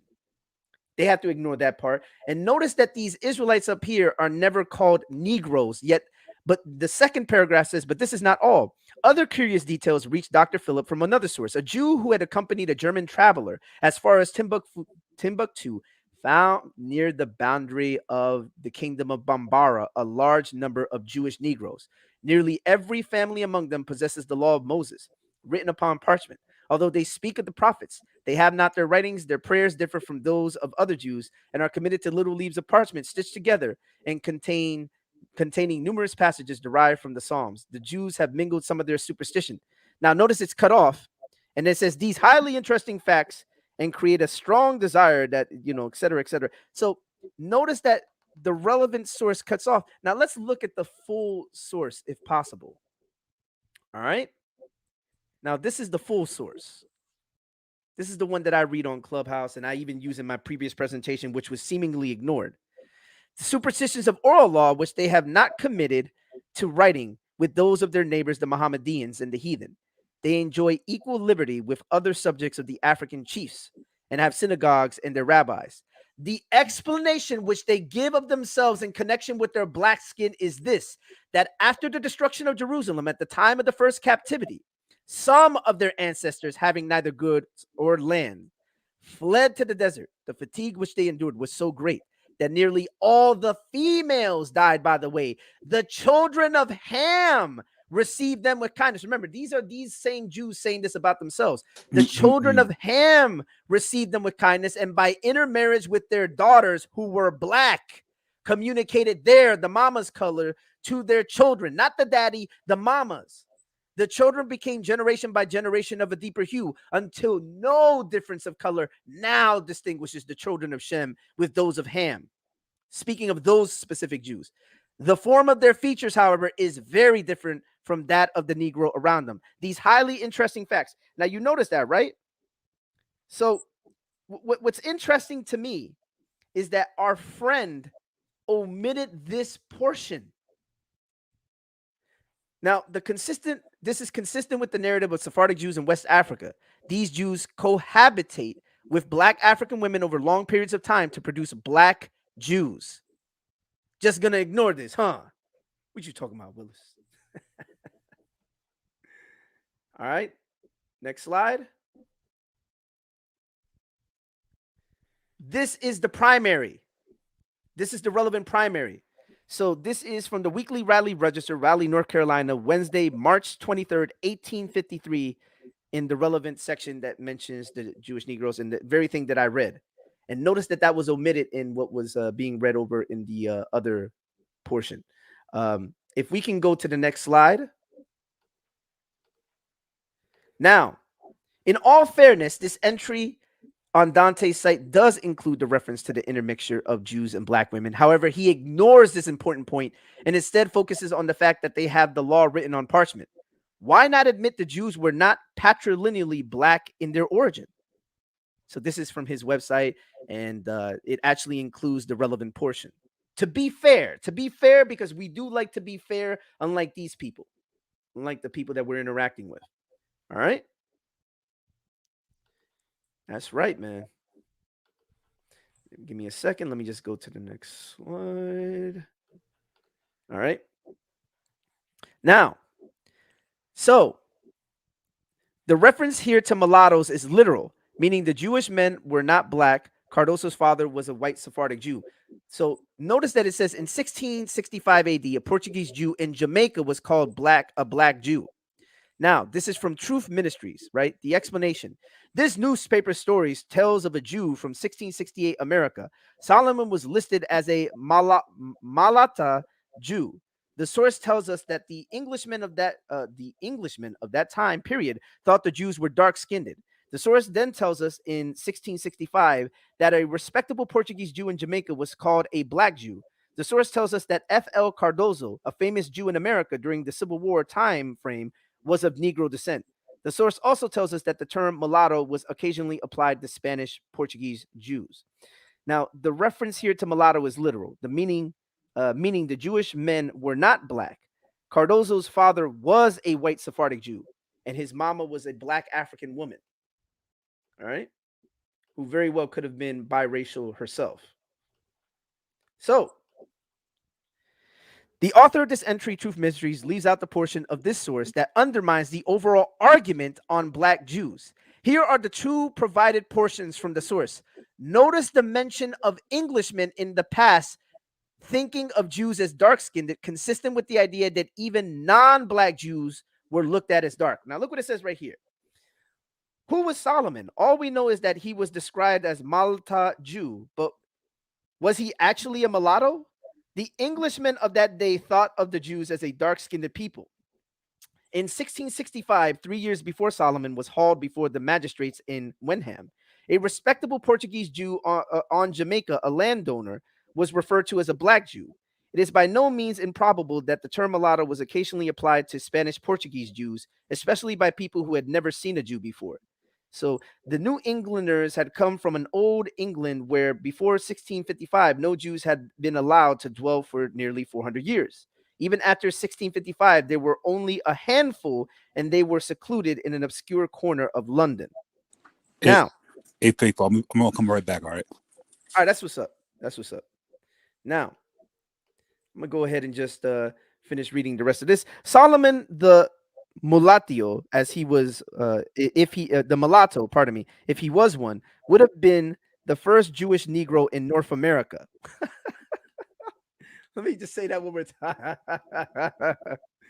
The right-hand side, Solomon the mulatto, if he was one, would have been the first. Yo, Matt, if we could go to the previous slide. Notice on the right-hand side, it says, Solomon the mulatto, if he was one, would have been the first Jewish Negro in North America. Oh, man. Anyways, during the days before the Civil War, most of the Jews of the North were anti-slavery. Those in the South were pro-slavery. Practically none of the Northern Jews were out and about abolitionists. Rabbi David Einhorn, on those prayer books, Reform Judaism's Union Prayer Book is based, was a not able exception. He was almost mobbed in Baltimore for attacking the South's peculiar institution. There are three well-known Cardozos in American history: Benjamin Nathan Cardozo, the Supreme Court Justice; Jacob Newton Cardozo, the distinguished South Carolina economist; and the latter's reputed son, F.L. Cardozo, Secretary of State and Treasurer in the Reconstruction of South Carolina. Cardozo was of Negro descent, right? Now, let's actually go to the relevant source here. It says, primary source provided. The sections here in red were left out by the contributor. Why? The Jewish man was not in Jamaica, but on Jamaica, likely Jamaica Plains. It says, Wenham, a respectable Portuguese Jew of Jamaica landowner, was referred to as a black Jew. It is by no means improbable that the term mulatto was occasionally applied to Spanish Portuguese Jews, especially by people who had never seen a Jew before, right? And it goes on to quote but then we get to the relevant portion, pardon me. As late as 1733, a verse in an English drama ran as follows: "Farewell, good Mr. Jew. Now I hate your fancy face. I have no more to do with any of your race. Tawny people were dark-skinned. Benjamin Franklin believed that most of the world was tawny, and he included in the category not only Africans, Asians, and American Indians, but also Italians, French, Russians, Swedes, and all the Germans except the Saxons. The Saxons and the English," he wrote in 1751, "are the principal body of white people on the face of the earth," which we know, if we're just being honest here, is just flatly incorrect.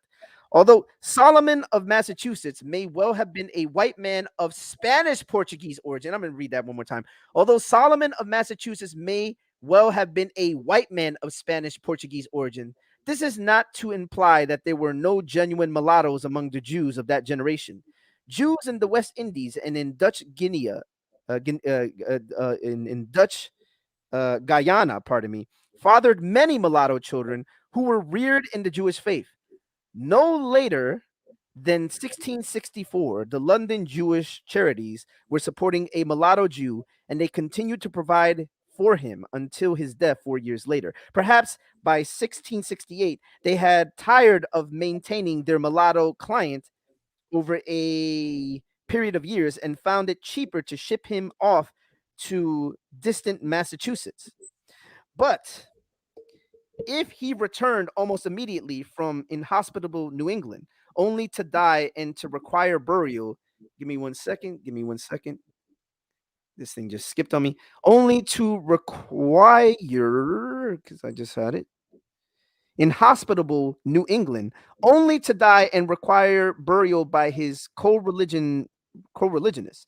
This is by no means improbable for the rabbis of London Jewish community.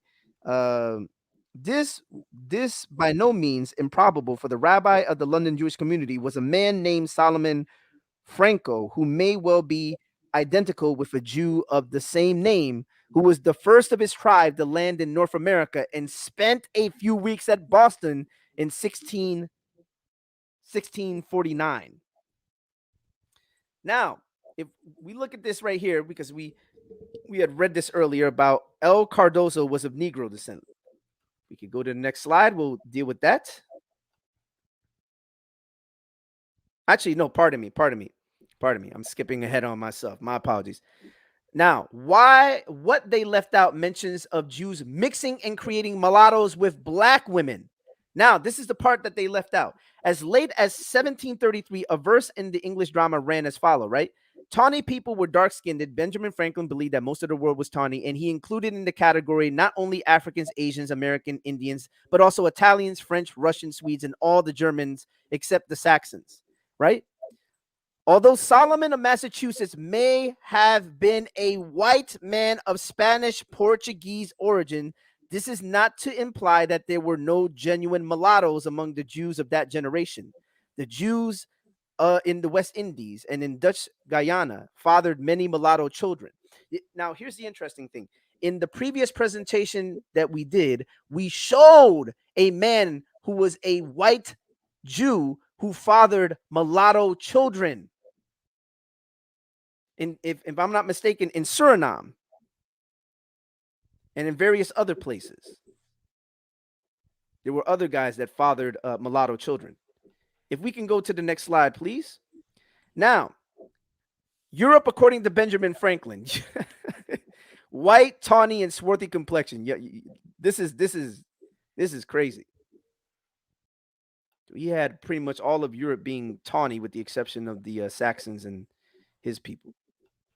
All right. Primary on Franklin's comments of most of the world being tawny. So this is from Observation Concerning the Increase of Mankind, Peopling of Countries, Benjamin Franklin, 1918. Which leads me to add one remark, that the number of purely white people in the world are proportionally very small.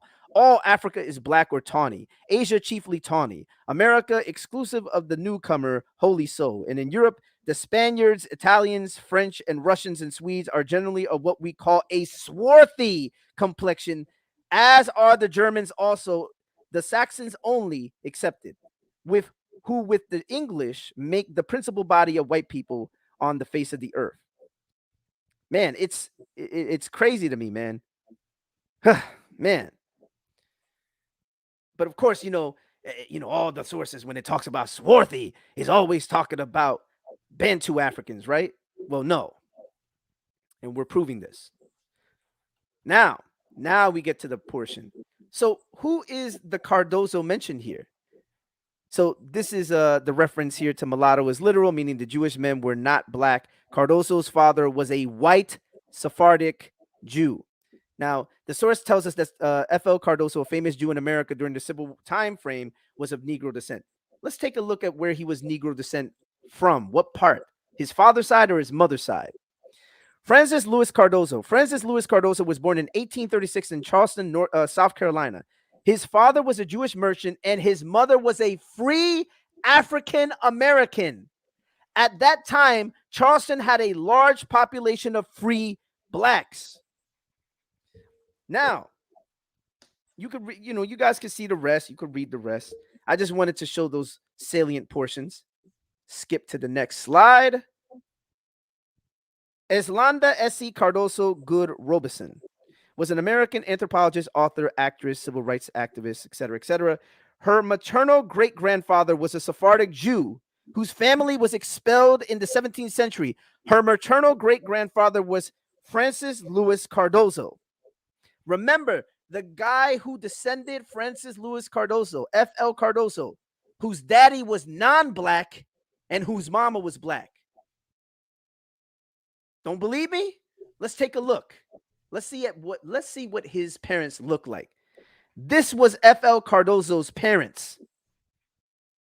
Isaac Nunez Cardozo, March 2nd, 1793. And we're going to get a close-up in a moment. And then Lydia Cardozo Weston. This is before 1815. Now, look at this. It says, Francis's parents, his white Sephardic father, Isaac, and his free African-American mother, Lydia. The source is Jenny.com. Let's get a closer look, if we could, please. Take a look at that. Take a look at that. My, oh, my. My, oh, my. Wow. It's a wrap. It's a wrap for you dudes. And this is what you guys don't do. You don't vet your sources. You don't fact check anything. You just assume your position and then try to find anything to cherry pick to try to misuse. Now, Jacob Nunez Cardozo, Isaac's brother Jacob, an unmixed Sephardic Jew born in Savannah, Georgia, near the pews in First African Baptist Church. All right, let's go ahead and take a look. We can in the, oh no, pardon me. Yeah, my bad. Yeah. Now, this is Benjamin Nathan Cardozo. Now,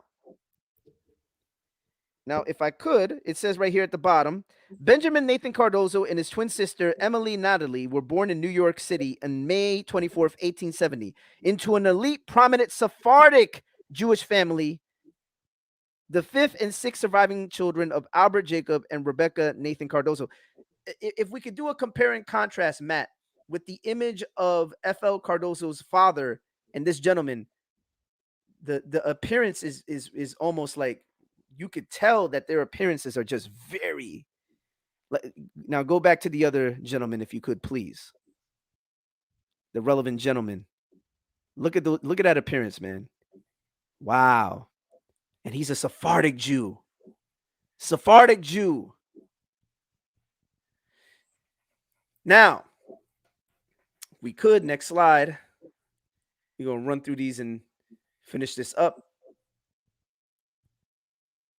Look what it says right here. Now, it was known that Jews were physically black. Portuguese Jew. It was known that Jews were physically black. Portuguese Jews were black.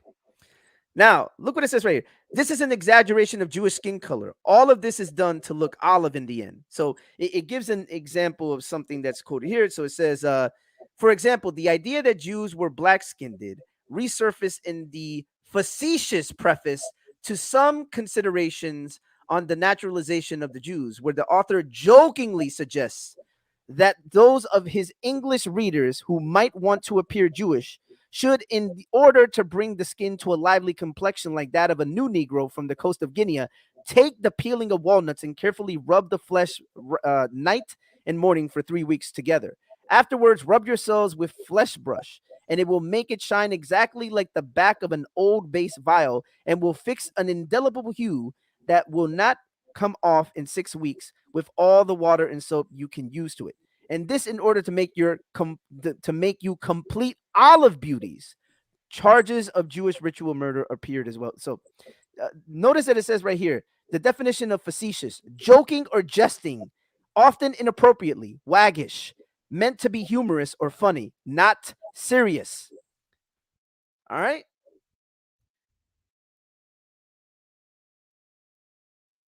We could, next slide. Now, Some Considerations of the Naturalization of the Jews by G.E. Gent, 1753, page 3. Roman noses, alkaline, and rosy cheeks were Jewish attributes in the past. Now look what it says. Now as I doubt not, but we shall soon have a good number of new fellow subjects. Suppose we toss up whether we shall be all Jews or all Gentiles. For what signifies having so many opinions? And I am sure if the Jews have no more religion than that they gave their votes for the bill, it is not a cherry stone matter which which side it falls on. But if it falls to our turn to be Jews, I'll have a priestess to circumcise me, because they have the lighter hand. Then certainly, as they are a welcome, the people of the people are welcome people, the town will bring up some new fashions in honor of the Jews. Stay will search for presidents. In King William's time were Roman noses. In Queen Anne's time were rosy faces. But for coming in of the Jews, we must have something new. The men to wear artificial beards of several sorts, like the old women, etc., etc. So there you go. I mean, this is looking worse and worse for these guys, man. Yeah, man. Yeah. Now, so as you can see right here, rosy cheeks and Roman alkaline noses were physical characteristics of the Jews during the time of King William and Queen Anne. Both of these traits are inclusive of fair-skinned populations and rare in sub-Saharan Africans. And again, we're not saying this to exclude the existence of black Jews, but we've already explained the black Jews and explained how the Jews, whenever they went into different places, would take on the appearance of the locals. And we've also shown dark-skinned Jews, lest they try to say that we're saying that all the Jews look like the relevant images that you're seeing on your screen. But we wanted to be right and exact in showing that these guys are not honest in their presentations and are dishonest in how they're even going about trying to cherry pick information to promote these aberrant, weird, ahistorical, pseudo-historical beliefs. You give me a second, where it says black walnut stains from skin and clothes. What walnut husk does to the skin. This is what the text says one would need to look to be a Jew. This seems to be an insult, calling their normally olive complexion black, dirty, or evil. Point blank. All right. And let's look at what olive people look like. Take a look at some olive folks.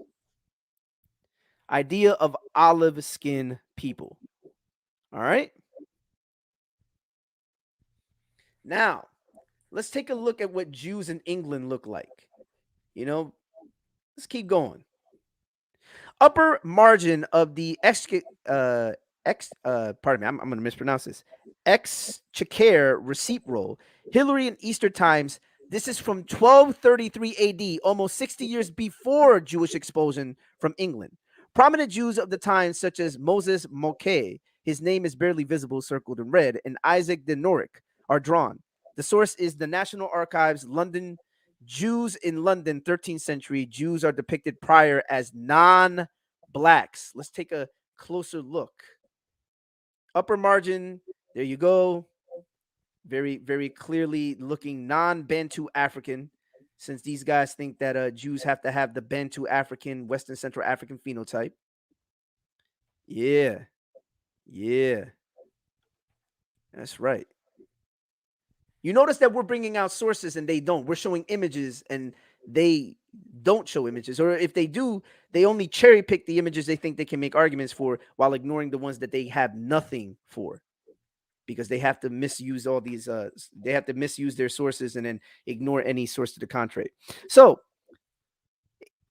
look what it says right here. Now, this is Rodrigo Lopez, a Jew in England during the 16th century, allegedly conspired to poison Queen Elizabeth.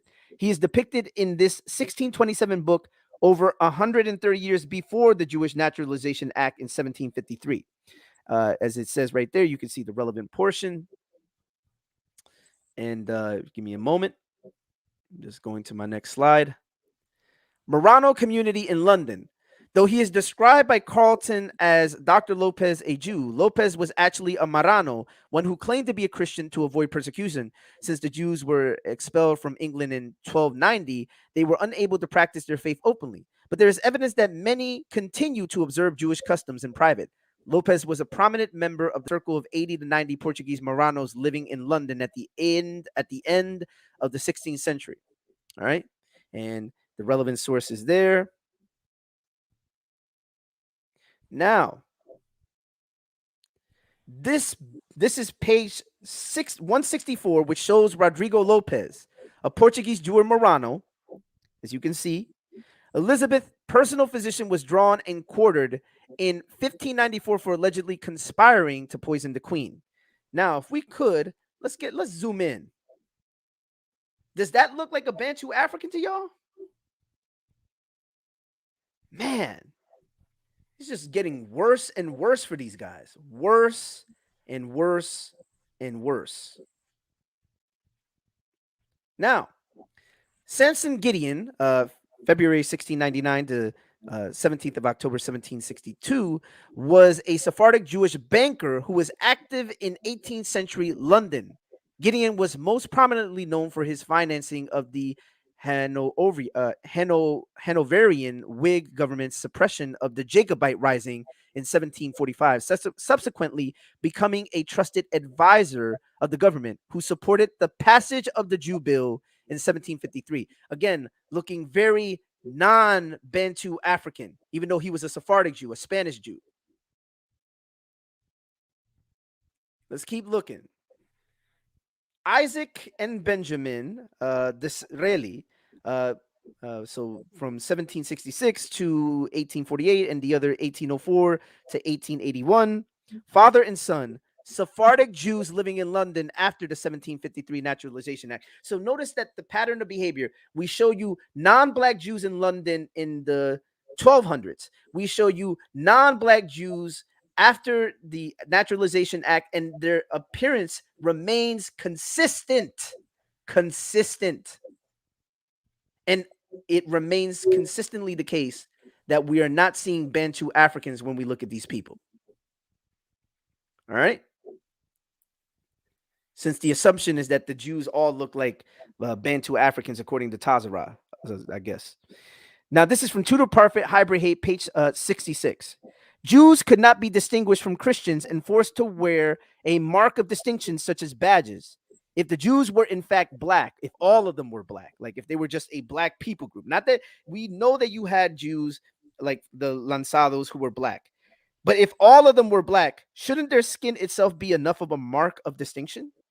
Now, look what it says right here. A part of their supposed difference was the conviction that they were of a dark color, perhaps black, perhaps brown, and had Negroid traits. These suspicions coexisted with diametrically opposed fears that the color and look of Jews were indistinguishable from the color and look of Christians. Thus, the Fourth Lateran Council of 1215 complained that the Jews cannot be distinguished by any difference and called for some way of identifying them. In 1218, the Jewish badge was introduced in England. Subsequently, signifiers such as the Jewish hat and badges of different colors, sizes, and shapes were introduced all over Europe. Kaplan, 2013. All right. We can. Let's check out the next slide. Man, and y'all thought, and this is surface scratching. It gets way, way worse than this. Jews forced to wear badges due to being indistinguishable from Christians. If Jews were Black, there would, as a people group, there would be no need for them to be distinguished. Jews, a study of race environment, Maurice Fishberg, page 92. The Jewish face is characteristic, and that a Jew can be singled out from among 1,000 Christians is a recent opinion. I'm going to say that one more again. The Jewish face is characteristic, and that a Jew can be singled out from among 1,000 Christians is a recent opinion. In medieval ages, the tormentors of the Jews did not place much confidence in the so-called Jewish type as a safe distinguishing mark. It seems they knew that the appearances are often deceptive, that one who has a hook nose, black eyes, and hair, thick lips, etc., may be a Christian, Mohammedan, or a heathen as well as a Jew, and that one devoid of these traits is not necessarily a Gentile. They were, however, determined to know a Jew when they met one, and to avoid mistakes, many enactments were promulgated, compelling Jews to wear badges in order that they may be easily distinguished from non-Jews. In 1640, the Jews in Islam were ordered by the part of Omar to wear a yellow seam in their garment. In 1005, the Jews of Egypt were ordered to wear badges on their coats, and in 1301, they were forced to wear yellow turbans. In France, Spain, Italy, England, and Germany, similar laws prevailed. And Pope Innocent III, in the preamble to the law enforcing the badge, complains that Jews were being mistaken for Christians. Boom. Mic drop. Let's show an example of this. Let's show Jews with these badges in Portugal. Man, oh man, oh man. It just gets worse and worse and worse. This is from hold on one second. This is the King's Fountain depicting Jews recognized by the mandated yellow badges of identification, apprehending an African described as sheepish and drunk, 16th century Flemish anonymous painter or painting from an anonymous painter. All right. Let's keep going. Wida and the tribe of Judah, 115 towns in Judah refuted. So this was originally posited by Tazarah in one of his presentations. Even though he hasn't actually addressed all of our objections, we've virtually addressed pretty much all of his. And so notice where it says Wida, Judah, right?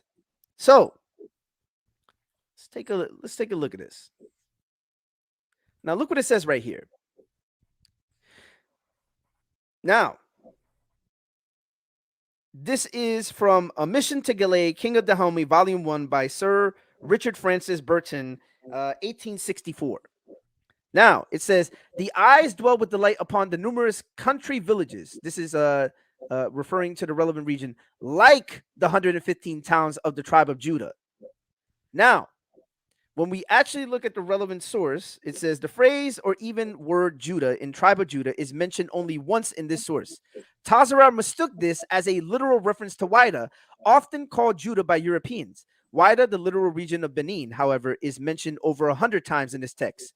The source says, like the 115 towns, it's making a comparison of the villages of Wida with the conquered towns of ancient Judah, not saying that Judah is Wida here.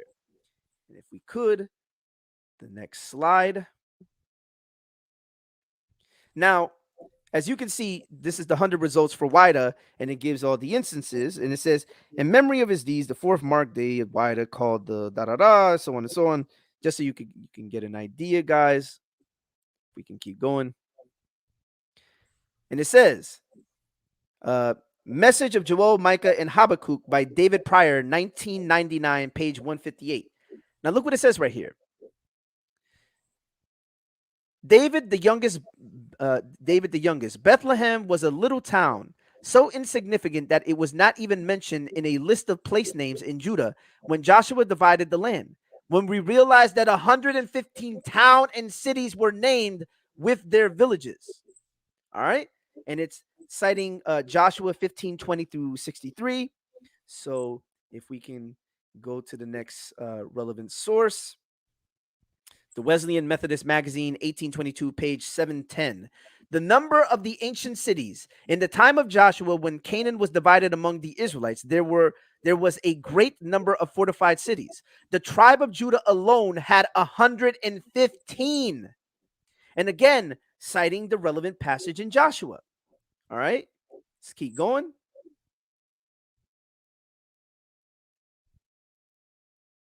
Now, footnote number 10 references Maccabea, I can't even hardly, Makeda, which is listed as a region conquered by Joshua in Joshua 15:41. Now, look at this. This is Book of Joshua by Gene M. Tucker, page 60 to 61. Now, when we look at the relevant footnote, look what it says. Makeda here has not been identified. A place of this name is mentioned among the 115 cities of Judah. Again, this is what was being referenced in that source, and somehow our friend Tazarah mistook that as some sort of like admission that the people of Wida was Judah. Like, how foolish. How foolish of him. And this is Joshua 15:20 through 63 in the KJV, which includes Makeda. Now, notice in the relevant verse, Makeda there is highlighted, and there you have it. All right. And now, Burton could not have been referencing or even subscribing to a Wida being Judah, since he considers these Africans as Hamites. Now, this is A Mission, the same book by Richard Francis Burton, 1864, pages 268 and 180. Now, look what it says. At the Dahomean court, curious to say, in Africa, women take precedence of men. Yet while truly Hamitic contradictionness, the warriors say, we are no longer female, but males, and the soldiers disgrace himself. The soldier disgracing himself is called an insult a woman. And if you look on this side, it says right here, on the Gold Coast and about the Gaboon River and the South Coast, even a peasant will have his chair, table, cot, and perhaps boxes for goods. Here he never dreams of such ownership. The cause is, of course, the ruler who is spiritual advises, who by spiritual advice acts upon the principle. The iron-handed tyranny is necessary to curb his unruly subjects and to spare him the painful necessity of inflicting upon them death, or the middle passage, the Hamitic form of transportation. My goodness. Yeah, man. Yeah, you already know. Now, we can keep going. True Life of Captain Sir Richard F. Burton, pages 281 to 282. Now, this horrid character, now I'm going to read a little bit further. It says, a charm to bring rain, and the scenes at the homie are familiar to everybody. This horrid characteristic is partly the result of their religion, the lowest form of fetishism, and partly the huge destructiveness in the Hamite skull. Man, it is getting bad for these dudes. I tell you what, man, it's getting really bad. Next slide, please. Now, we may continue to debunk more of their faulty arguments regarding Wida if these conversations progress. I hesitantly say this because they have refused to interact directly with most of our arguments while deceitfully tossing out more arguments for us to address. This has been a diversionary tactic on their end since the beginning to avoid addressing any points that contradict their flawed conclusions of certain isolated sources. So in other words, I am almost convinced that they are not going to address any of our objections, and they're merely going to either gloss over them and just keep tossing out more arguments for us to address when we've already pretty much addressed them. And the fact of the matter is that they are ignoring all the evidence to the contrary that shows that their presuppositions are not grounded in reality. So it's just the fact of the matter that we need to consider that these guys are probably just going to continue to ignore us like they typically do, and misrepresent us, because that's all they're good. They're good for misrepresenting and ignoring any evidence to the contrary.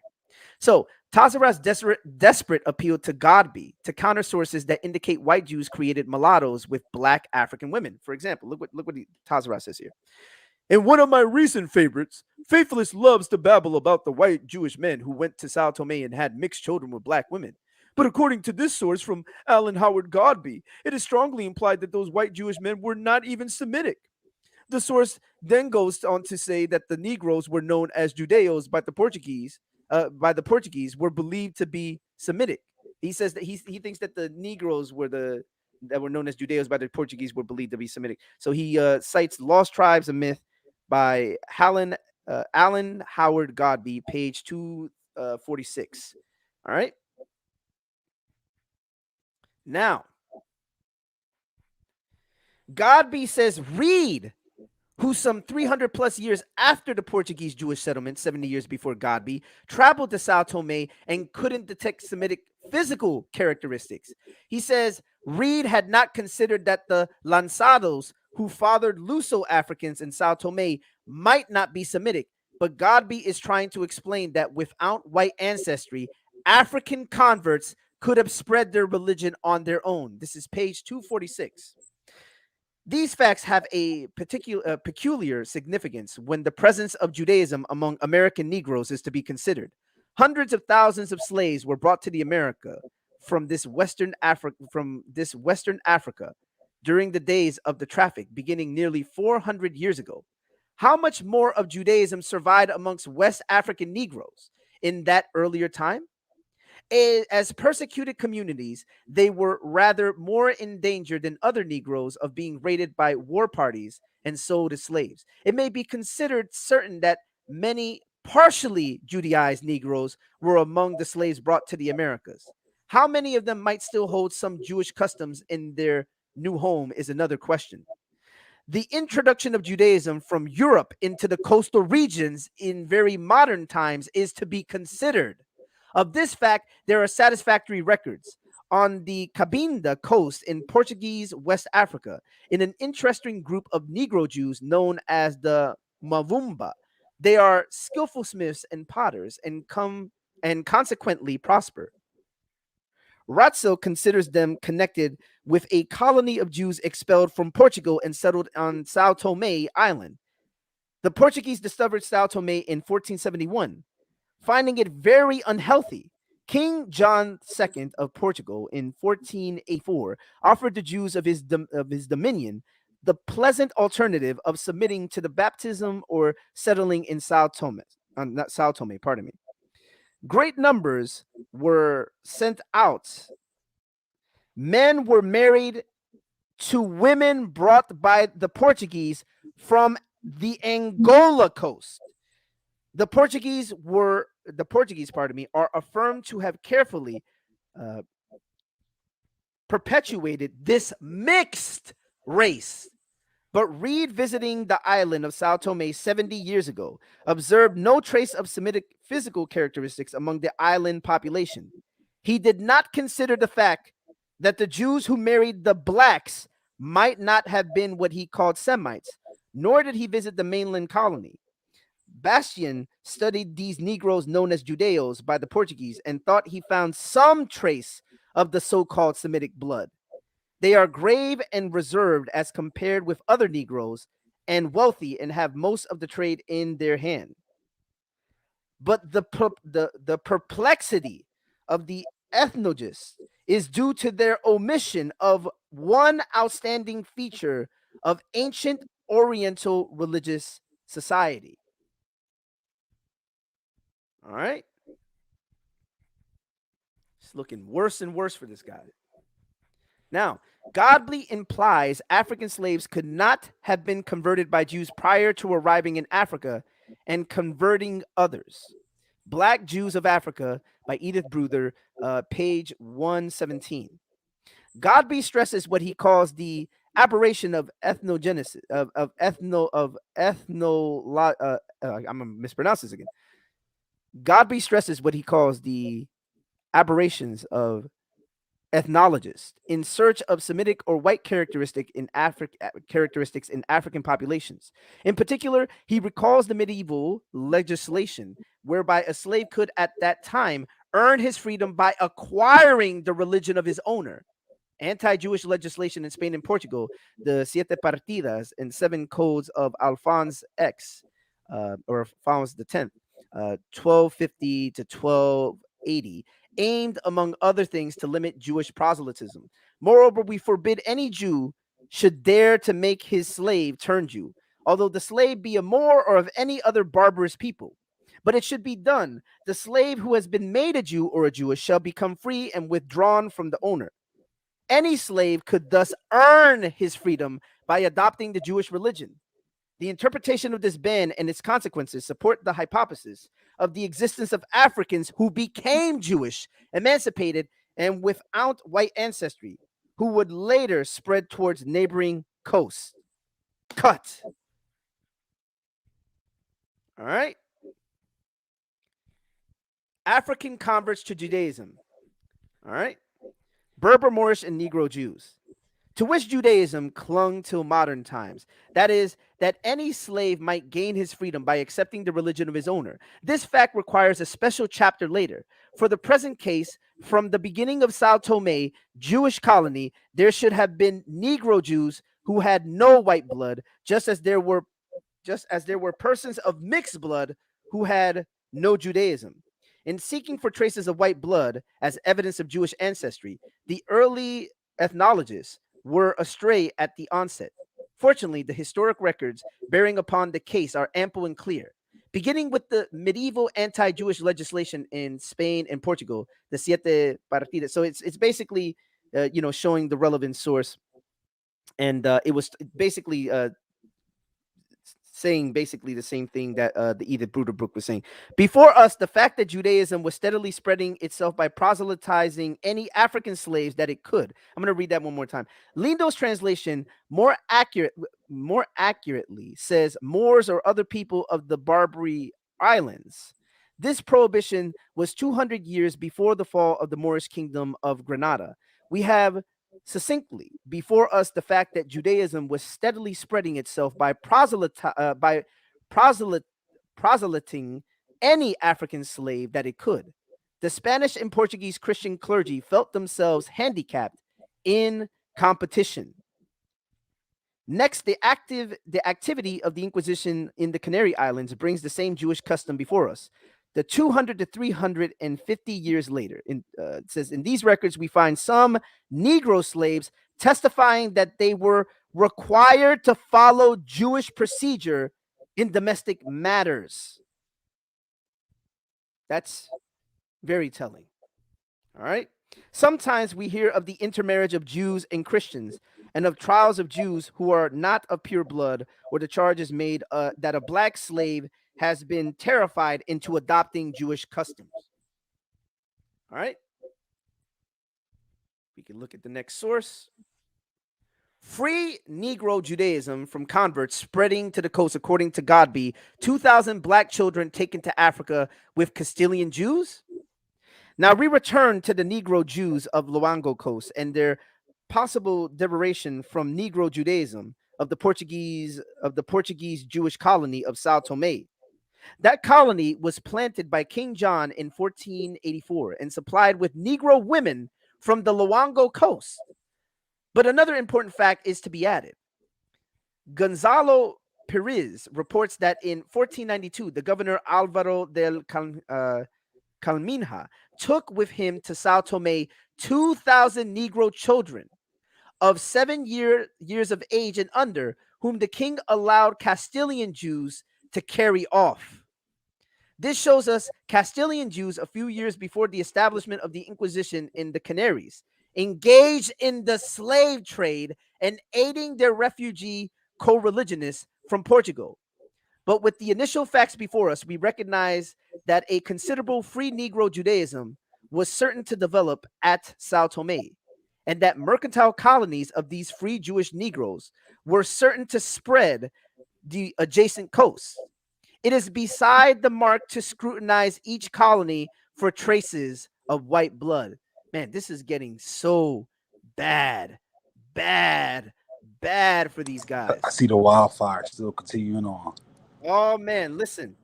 But we coming to an end, man. We coming to an end. We got a couple more. All right. Now, African and Native Americans, the language of race and evolution of red black peoples by Jacob Forbes, page 182. Now, look what it says right here. Many Portuguese, Castilian, French, and Genoese merchants were living on Sao Tome with white wives and had children as white as Europeans. But some, when their wives died, lived with a Negre woman, an accepted practice, since the Negri inhabitants were both intelligent and rich. Moreover, their Negri daughters were raised with European customs and clothing. Those who were born of the union of such Negri women and European were called Mulati in the plural and were Bernatini in color. Man, just getting Man, worse bro, and that's worse. crazy. They were called what now? Mulati? They were called Mulati. Wow. How you holding up, Dante, Tazarah? How y'all holding up, man? Well, that uppercut, man, Tyson had a hard one, bro. But you know what? I think we hit him harder than that. Oh man. Here come my favorite slide. Here come my favorite slide. Y'all killing me, man. Yeah, that's Tazarah right there, man. That's Tazarah and Dante. That's both of them. Man. All right, let's get a summary if we could. Summary. Dante broke the truce he made with me in August by introducing a caveat after the fact that he never introduced in our initial agreement. He also attempted to invalidate our truce prior to this current incident. I'm going to read that one more time. Summary. Dante broke the truce he made with me in August by introducing a caveat after the fact that he never included in our initial agreement. He also attempted to invalidate our truce prior to this current incident, meaning what he did where he ended up breaking the truce. Tazarah set up a clumsy straw man regarding Abu's comment and my position, which was shown to not be a contradiction. Said argument by Tazarah is either at best uncareful thinking on his end or willful deception at worst.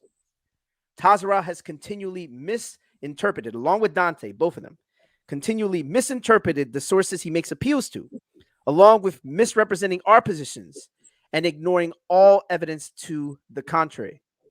Cognitive dissonance. And I think the next slide says it all. To be continued. That's right. All right, give me 1 second.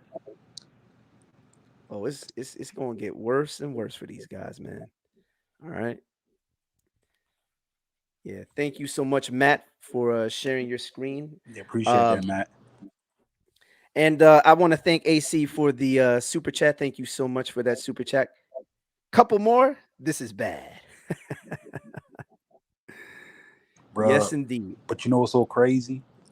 It's to be continued. There's more stuff that needs to be discussed, especially with some stuff we've been studying recently. Bruh, it is devastating. Oh, it's you bad, think man. you think this was something. Yeah. Now here's the deal. Let them try. Now they still haven't refuted your videos before, right? Your 1 and 2, right? Yeah. They haven't never gone. No, all three. Yeah, the they haven't done anything, man. They've ignored virtually anything that we presented. And to be honest, man, at this point, I just think that they're not going to address our claims directly. And if they do, by some miracle, I want to say this right now. Instead of us going back and forth, this is directed not only to Dante, but also to Tazarah. Mainly to Tazarah because he seems to be the one that's getting a little brave. Like he getting a little too big for his britches. Oh, yeah. Tazarah, let's set up a debate where I can completely debunk you and you will have no other choice but to have to address all the evidence that I provided. Because I have no problem reconciling your evidence, but I have all this evidence over here that you don't want to deal with. So let's man up. Let's go ahead and do this. We can do it on Berean's channel. We can set it up and I can give you this work. So let me know if you accept that debate call out. I would love to teach you a lesson in humility because you're a little too arrogant for your own good.